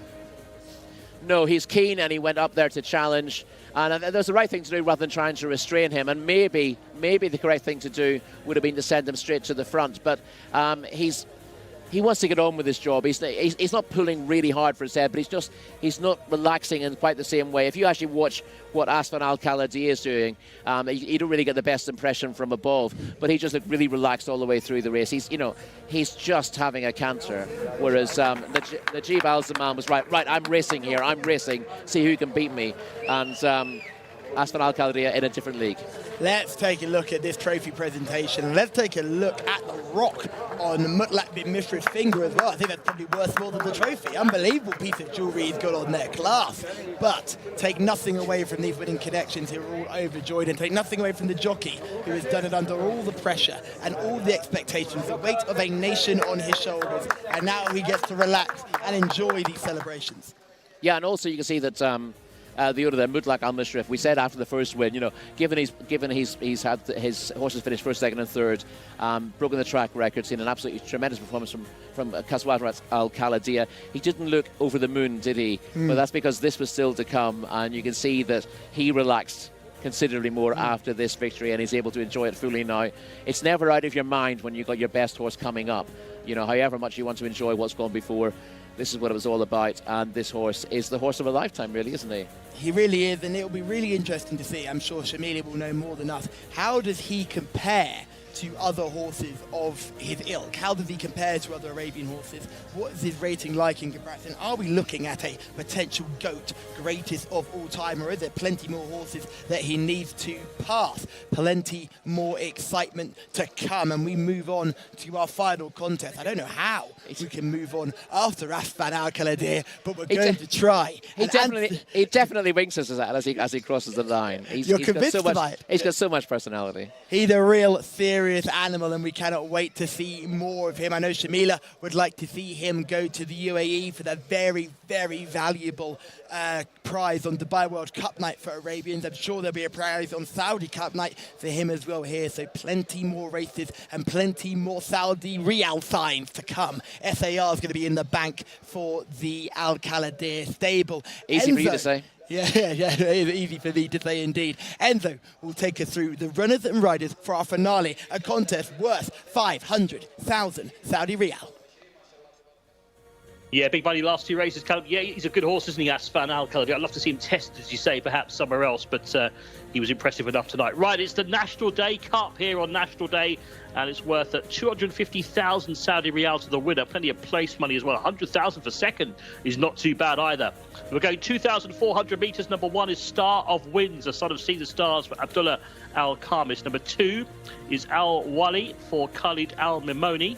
Number three, Eagle's Flight, a son of Glen Eagles for Talik Al-Mansour. Four, Wild Rhythm, Ahmad Al-Azari is on board. Number five is La Casa Tarifa for Wigberto Ramos. Number six is Hesselwood, and that one's written by Fahed Al-Faradi. And then we have Camilo Espina, who's still looking for this treble. He rides Khartoum here, a 5-year-old. And number 8 is On Famille for Eddie Castro, looking for his double at Son of Far. Number 9 is Amte for Rayan Al-Toesh. Number 10 is Houghton of Youth for Luis Morales. Number 11 is Luganini, used to be raced over in the UK, and was a winner here earlier in the season. And the jockey's in great form, isn't he? Abdullah Alorfi won the last two. 12 doesn't go. That's the non-runner, Tath Beat. So 13 is Wanda Montalban, a horse I used to watch over in the UK. Turkey Alofi on board. Number 14 is Abo Al-Nawamis for Asil Al-Sahari. And 15, Al-Khatib. Abdullah Al-Ajmi gets the leg up on that one. So we have a field of 14 without number 12, Tath Beat. It's the big one of the day. It's the National Day Cup, and some familiar names in this one lining up as well. Back to Callum and Rory to go through the runners. Thank you, Enzo, for letting us know about all the runners and the riders for this contest. Now, this is over 2,400 metres. We go back up in trip, which is very, very exciting. Should we just go through them one by one again? Star of Winds to start with, horse number one. I'll tell you what we'll do this time. Slightly different one, because there's an awful lot of form that ties in. There are 3 similar races through the season before this. We had the Jockey Club Cup, the Ash Shafa Cup and the Okaz Cup. The first two of the same trip as tonight. The Okaz Cup over 2,000 metres. In the Jockey Club Cup, Wild Rhythm was an impressive winner from On Famille, Juan de Montalban, Butler Rookaman, who saw earlier tonight, was 4th. Luganini, who runs here, was 6th. Houghton of Youth was 7th. In the Ash Shafa Cup over the same course and distance, Aja was the winner from Houghton of Youth. Juan de Montalban 3rd again. Luganini running a similar race, 5th this time rather than 6th. And Wild Rhythm, who won the Jockey Club Cup, only 7th. In the Ocas Cup over 2,000 metres, Houghton of Youth improved, gone 7th in the Jockey Club Cup, 2nd in the Ash Shafa. He was an impressive winner, a 3 1/4 length winner of the Ocas Cup here last time out. Alcatab was 2nd. Hesselwood, who runs, was 3rd. Wild Rhythm was again 7th. Khartoum was way back in 15th on the back of a promising win. And La Casa Tarifa refused to race in that contest. So it'd be interesting to see how those work out. And of course, we shouldn't forget this race last year, the National Day Cup 2022. Luganini, who again mentioned was a good 4th in that race, but Abu Al-Nawamis won the race by 12.5 lengths. And given that Luganini's been running well in these sort of contests, he was beaten 23 1/4 lengths back in 4th, suggesting that if Abu Al-Nawamis is back to his best, he's going to be very hard to beat. And Abel Al-Nawamis was the horse who just about scrambled home last time out at meeting 37. That was the first time up at King Khalid Racecourse, which made it even more impressive. Do you think this is the horse to beat here? I think he is the horse to beat now. If you watch that replay, you'll think, really? Because he scrambled home in the end. He was miles the best in that contest, but he wasn't fit. And you can see that he came to the end of his tether with a furlong to run, and he was hanging on. Now, he ended last season. He had a very good time in Riyadh. He won a 2,000-metre open. And he ended the Riyadh season with a couple of duff efforts. But he then off until he won on his return here at meeting 37. That was clearly needed. He's going to come on a chunk for it. And he's clearly been aimed at this race all season, given he won it so impressively last year. Yes, I can't take my eyes off Houghton of Youth. A horse that had his heart absolutely broken by Azure in the race he previously mentioned in meeting 30, and then didn't just get revenge, dominated last time out in meeting 39. It was a really impressive success. Yeah, he was 7th in the Jockey Club Cup. He then improved. That was a very good second to Aja in the Ash Shafa Cup. And then I think he appreciated the drop back to 2,000 metres when winning the Ocas Cup impressively last time out. Whether the step back up to the 1.5 miles here is a negative for him is something to discuss. On for Mill is another one I'd like to mention, because this horse at one point was the highest earning horse in Saudi Arabia at the beginning of the season. Hasn't been seen since meeting 24 though. No, he hasn't, and he had been running pretty well. He won a 0-85 handicap and an open over this course and distance earlier in the season. I just think he was taking advantage of slightly lesser opposition at that stage. Second in the Jockey Club Cup, that was his last run. He's been off since. Obviously, we've had 2 cup races for these horses since then, but he's been rested, and he may well... He needs to be at his best if he's going to win this. And I think even at his best, he might find 2 or 3 too good for him. Let's go to Shamila in the parade ring. Wow, what a field we've got to look forward to. Who's caught your eye down there? Thank you very much, Callum. It is the last race of the day on Saudi National Day, and it was so difficult. Now, some people say that the first horse box you see before you arrive to a race course is the horses that you should back. However, this time, the first horse that I saw when I walked into the parade ring was horse number 7, Khartoum. Very, very impressive on debut, rated 100 under Camilo Ospina, a 5-year-old colt by Pioneer of the Nile. He just looks absolutely just so impressive in the parade ring. He towers over almost every single horse. A paddock negative that I have to say is horse number 11, Luganini. He was getting very hot and bothered behind the saddle, really sweaty in between his legs. But that's all I have to say, really. Khartoum, and also Hesselwood was also getting really worked up in the parade ring, just a little bit too hot and sweaty. Now the wind has died down significantly, so it has gotten very hot for this last race, and the horses are doing really well keeping their cool, but those are the only 2 horses that are working up a lot of sweat. Thank you, Shamila. Just a quick note, what can you tell us about horse number 14, Abel Al-Nawamis? He's just going past me there now, Callum, and Asil Al-Sahani looks cool as ice. He's just adjusting his stirrups there now as they're walking out of the parade ring, and so does the horse as well. I mean, this is definitely the biggest competition for horse number 7, Khartoum. Honestly, I said this at the beginning of the broadcast, I would love to see Asil have another big winner on a big day like this. Yes, he's certainly a jockey riding full of confidence. Rory, we've heard there about some paddock positives and some paddock negatives. Luganini, big negative. What on earth are we going to do about that horse when he seems to be a horse that if this race happened last year, it would be a horse with a massive chance. Yeah, he was fourth in this race last season, of course, and he's been running well this season in cup races. He was behind Howden of Youth last time in the Ashafa Cup, and he'd been sixth in the behind Howden of Youth in the Ocas Cup, I think, last time out. And he ran well in the Ashafa Cup prior to that. He's been running well all season, but the fact that he's a paddock negative has to be a little bit of a worry for you. Yes, let's have a look at some of these in action. We'll start with Houghton of Youth and Al Khatib, who were last seen running first and second on September the 2nd, and this was Houghton of Youth getting revenge and dominating here over a good trip. Yes, this is the Ocas Cup last time out for Houghton of Youth, where he built on a very good second in his previous start. He is beating Al Khatib by 3 1/4 lengths here. He runs on very well. You'll see Hesselwood in the blue cap and the pink colours just weakening out of it late on. He's really a miler, and the step up to 1.5 miles for him is a big negative. For Houghton of Youth, you might say that this is his ideal trip as well, and the step up to the return to the 2,400 metres. A slight question mark, but he'd run very well over that trip when second the time before that, so it's only a minor concern for him. Let's take a look at Abu Al Wanamiz. This is this horse winning on seasonal debut and just about scrambled home. Yeah, kicks clear off the bend, and he looks different class to his rivals at this stage. Looks like he's going to win easily, but this is his first run in quite a long time, and he's clearly coming to the end of his tether, getting very tired at this stage. The stride is shortening dramatically. It's a very impressive stride, but he's using it at full length, by the way. But as you can see, he's not using himself fully at the moment. He's getting tired, and the others beginning to close him down, but he holds on.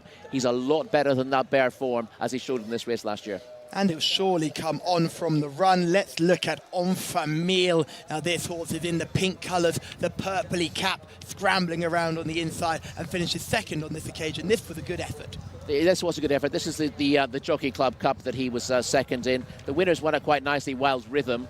But then Wild Rhythm disappointed in a couple of cup races after that. But Enfamil keeps plugging away to get second place. He's made hard work of it. He clearly stays the trip well enough. But it's interesting the connections have given him a break since then, as if they felt that he had a very busy early part of the season and needed a little bit of a break.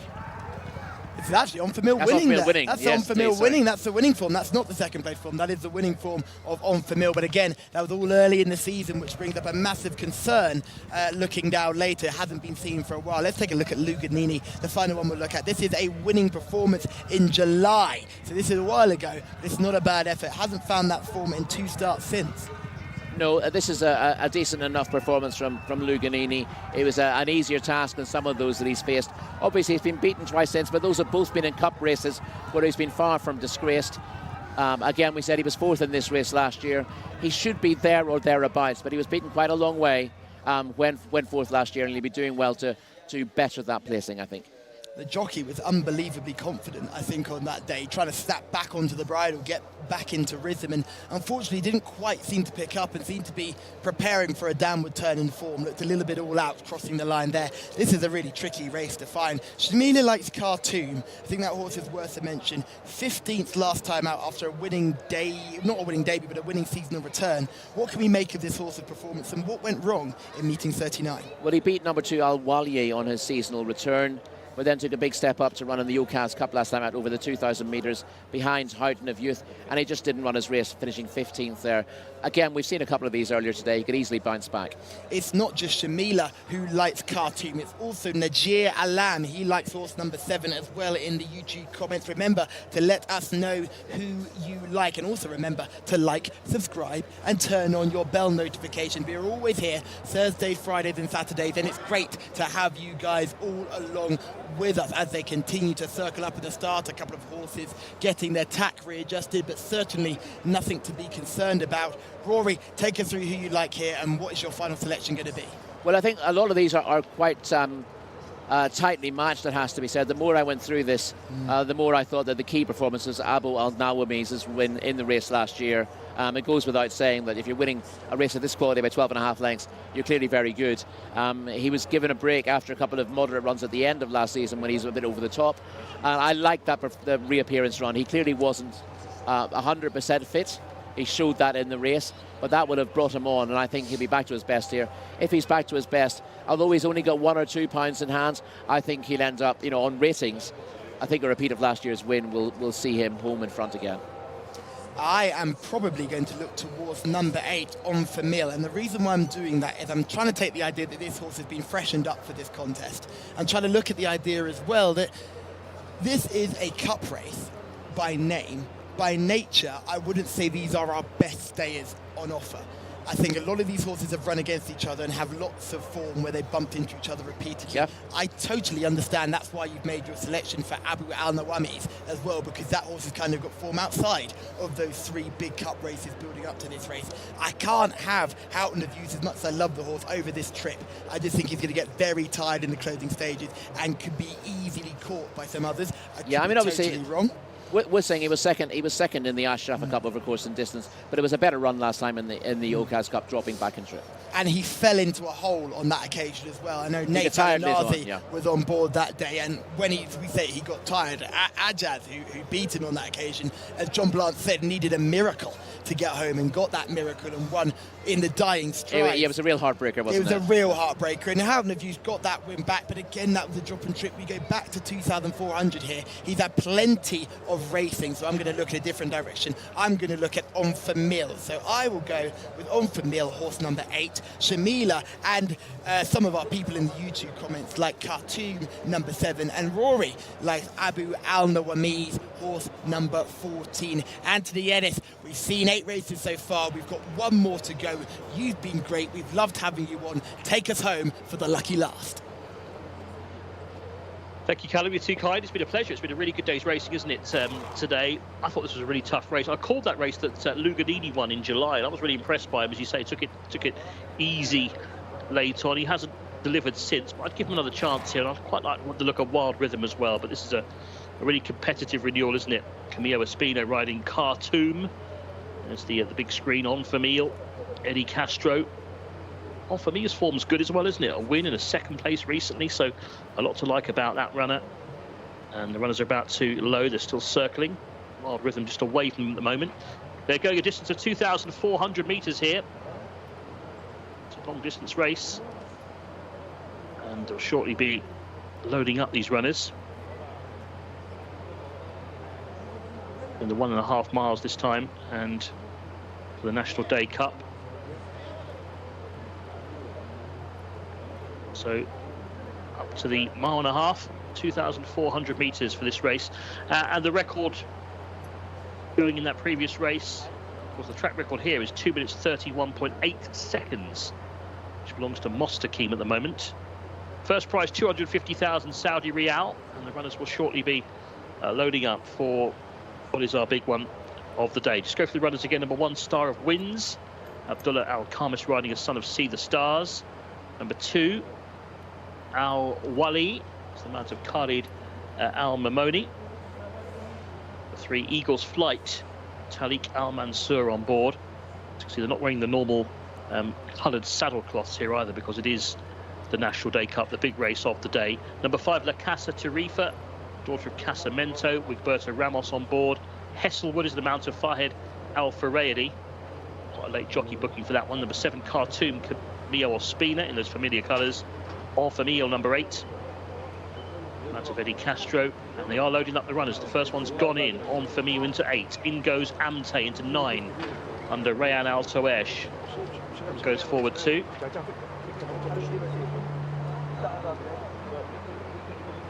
We're waiting for stall number 10, Houghton of Youth, Luis Morales. There's number 1, Star of Winds, the black and white. Number 12, Taif beat the absentees of 14 runners for the big one, the National Day Cup.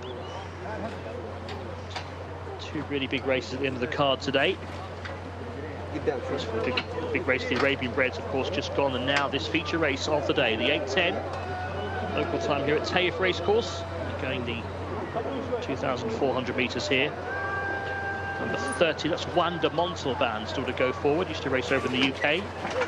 Likewise, Luganini used to race over here as well in the past. This is Hesselwood. It's calmed down a bit now. It's getting a bit warm earlier.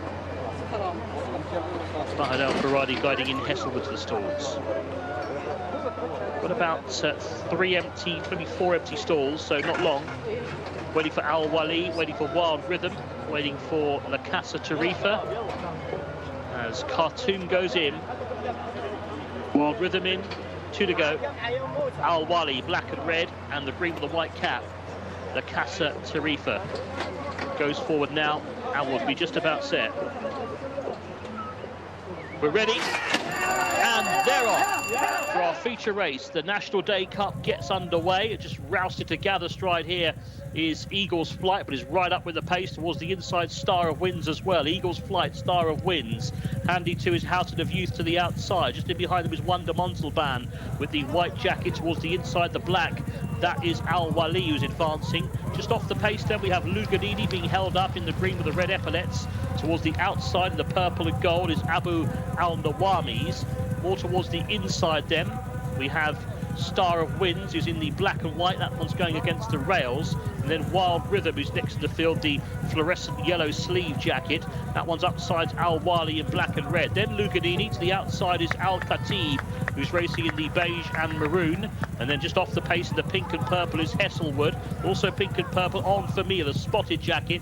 And last of all at this stage, held up with the red cap, that's Amte by Rayan Al Tawesh as they continue their journey across the track. Khartoum's in about 4th place, taking quite a grip. You can see just tugging quite hard for Camillo Espina is Khartoum towards the inside in 4th.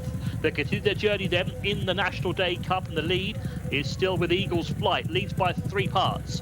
To in 2nd place, Houghton of Youth, who's in the blue and white colours. Wonder Montalban is next. Now manoeuvring off the rails here, Ospina on board Khartoum to get some clear sailing. Meanwhile, down the outside, Abu Al Nawamis is really on the move here. And Abu Al Nawamis kicking on now down the far side. Injects some much needed pace into the race and goes now upsides Houghton of Youth. They prepare to leave the back straight behind them. Back on the inside, Eagle's Flight's been passed. Here now on the move is Khartoum. Camillo Ospina going quite well in 4th. Wonder Montalban has dropped away, is struggling. Star of Winds has passed him. Luganini, patiently ridden early, is now on the move as well. So heading to the home turn, still there on the inside, Houghton of Youth is battling away with up on the outside. Going with him is Abu Al Nawamis. These two now turn for the judge together. Abu Al Nawamis is coming under pressure, and on the inside still there is Houghton of Youth, who's battling away. To the outside now, Khartoum. Ospina comes with a run. Here comes Luganini, who's getting ever closer. Star of Winds is on the move as well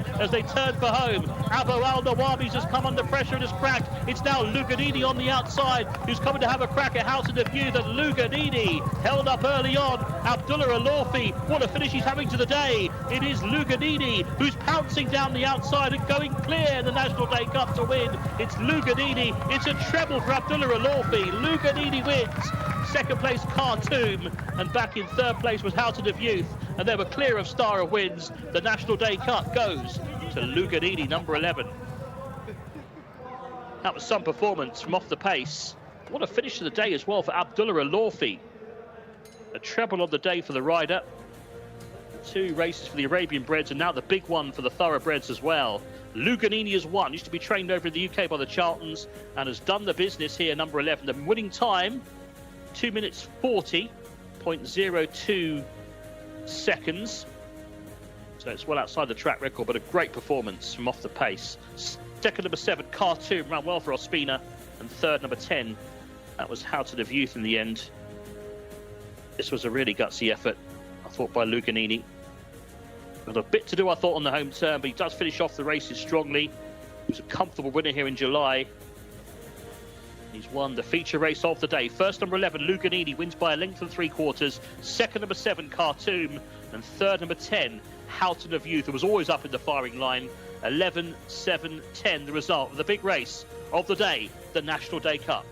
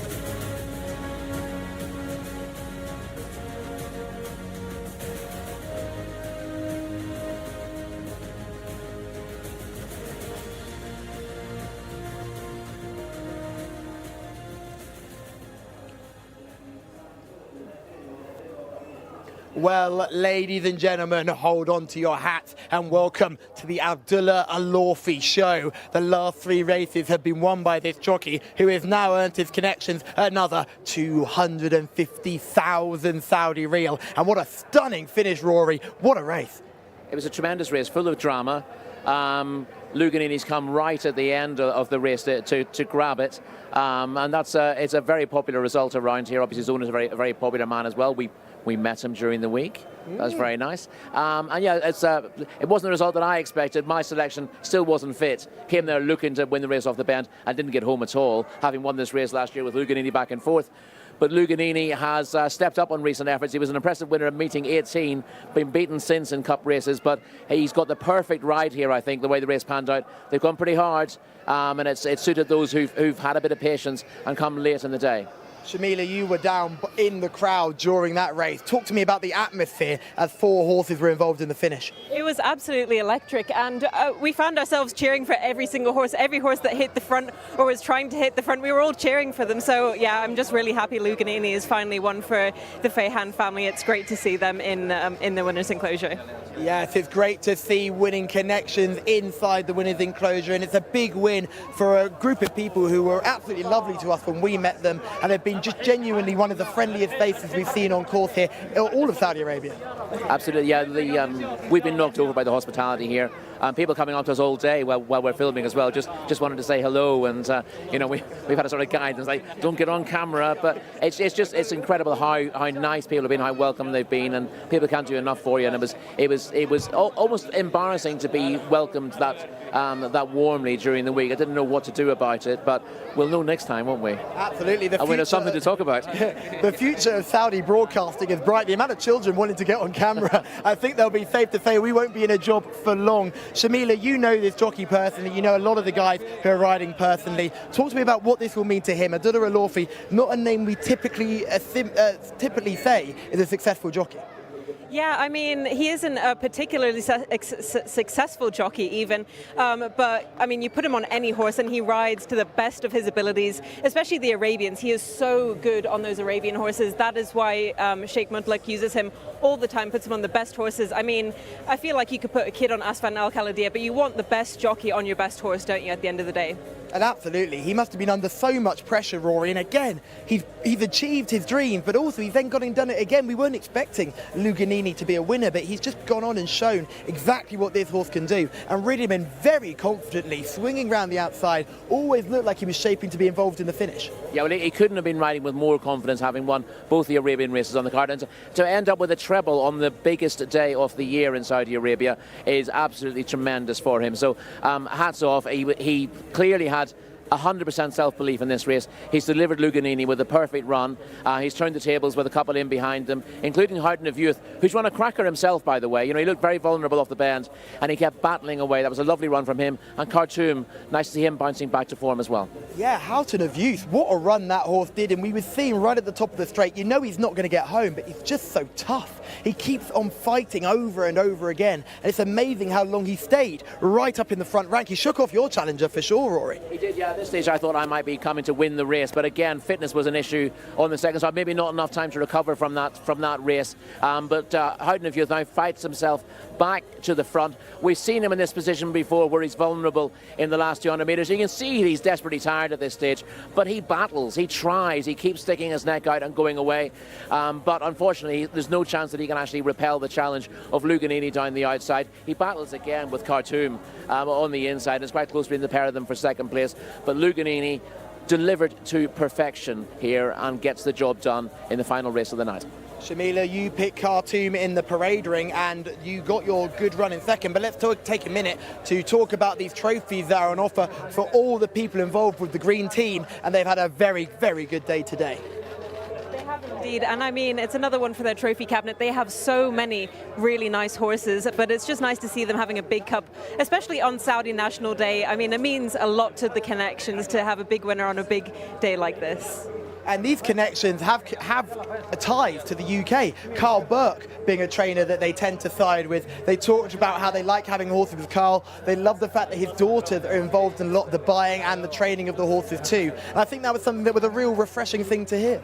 It was, yeah, and again, the fact that they love the racing so much. If you ran into big racing people in the UK in a restaurant, they wouldn't invite you over to sit down and have a chat about stuff. It's very unlikely, and I don't mean that in a nasty way. But they just love talking about their horses and the people they've met, and how important racing is to them in Saudi Arabia, and how they want people to see Saudi Arabia in a different way as well. Let's talk about this race and how it panned out, because there's a little bit of a messy race in regards to pace. They went quite slowly to start with. We talked about this with the Taif Derby yesterday for thoroughbreds, how smaller fields, more tactics come into play, and it becomes even more interesting to watch. Just seeing this footage here now, Houghton of Youth's position, I mean, they obviously went too quick at the start for him. He wasn't fit enough. But possibly if Louis had held him back a little bit, maybe he would have had more in the tank in the final stages? Well, we talk about the fact that his horse has got speed, loves running over 2,000 metres, 2,400, you're absolutely right. I think they wanted to hold him. I think it was when horse number 14, Abel Al-Nawamis, made that move on the outside, forced the tempo for everybody up. That happens a long way away yet. Yeah, and Abu Al-Nawawi's would have wanted to make this a test of stamina if he was fit enough, and he was looking to put pressure on Houghton of Youth from the bend. You'll see him moving up shortly. Disappointing that he wasn't able to find an awful lot off the bridle, and he's clearly not 100% fit at this stage. But Houghton of Youth we see about to head to the front now.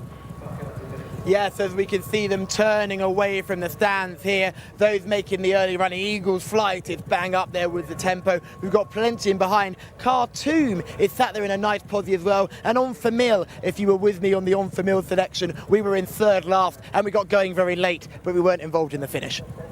No, he's a bit of a grinder, isn't he, on Famil, and this race wasn't set up to suit him. It was set up to suit Houghton of Youth to a degree, because you know he's very comfortable with this sort of pace, and it allowed him to attack. But as we've seen before, although he just about stays the trip, he's better at shorter.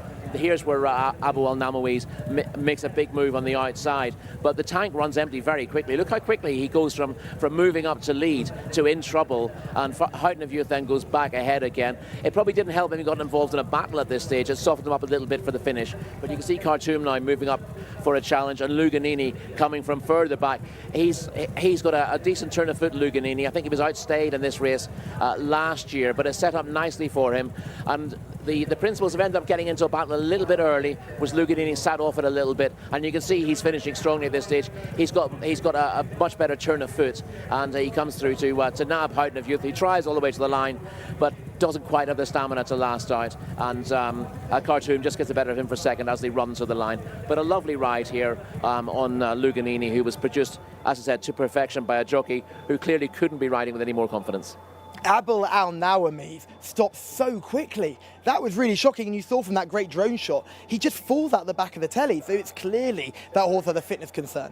Yeah, well, that's what we saw last time out, but we expected that on the back of that run, that would have. So maybe he's got another issue. Maybe it wasn't simply fitness that got him beaten last time out, and for some reason, you know, maybe it's a breathing problem, maybe it's blood vessels. But he cut out. He managed to hold on last time out, but he went from travelling really sweetly to struggling in the last furlong. And he did the same thing here, only it happened a little bit further from home, and he was legless in the finish. Let's talk about Rory's highlight, Afsan Al-Khaldir, but I'll let Shamila do the talking because I know how much you love this horse. Wow, I mean, I ran from the start back to here so I could watch the race properly on the screens, and I was a bit worried in the final stages, but Abdullah just said go, and Afsan Al-Khaldir flew home. I mean, that was so impressive.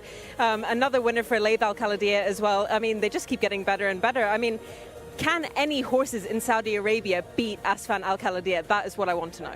Well, I think the conversation's over about Saudi Arabia. I think that's long gone. I think we're now looking at horses in the entire Gulf. We're looking about horses in the entire of Europe. And I know America has a gradually building Arabian racing scene as well. So we wonder if any of those horses will be able to take on Afsan Al-Khaldir, or will he just beat all before him?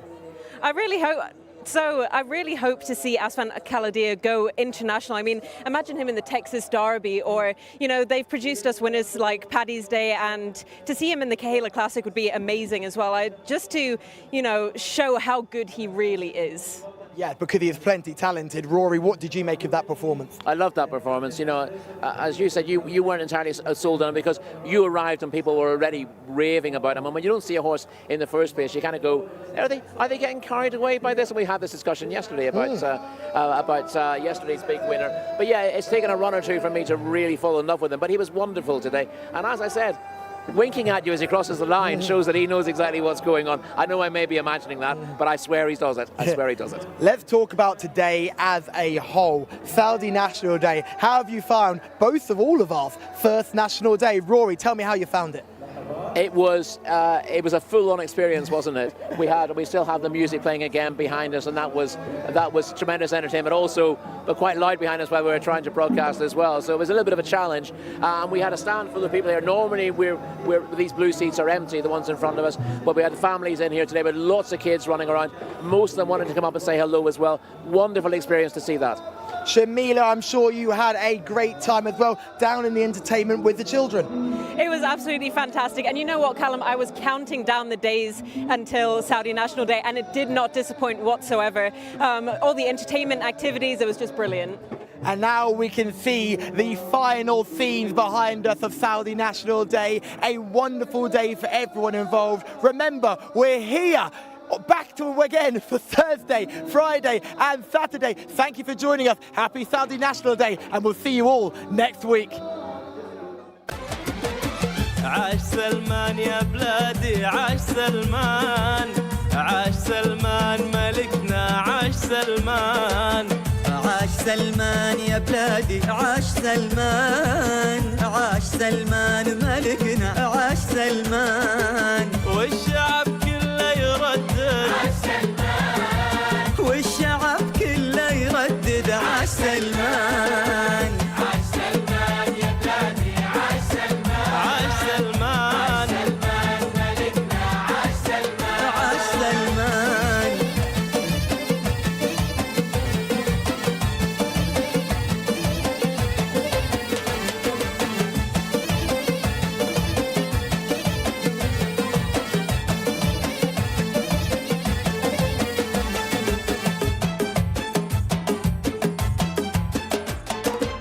غنت الدنيا وغنت البلد غنت الأمجاد لك يا أبو فهد غنت الدنيا وغنت البلد وغنت الأمجاد لك يا أبو فهد تكتب الفرحة لك أحلى قصيد افتخرنا فيك يا وجه السعد تكتب الفرحة لك أحلى قصيد افتخرنا فيك يا وجه السعد أنت سلمان وان وجد مثلك صدقني قليل انت سلمان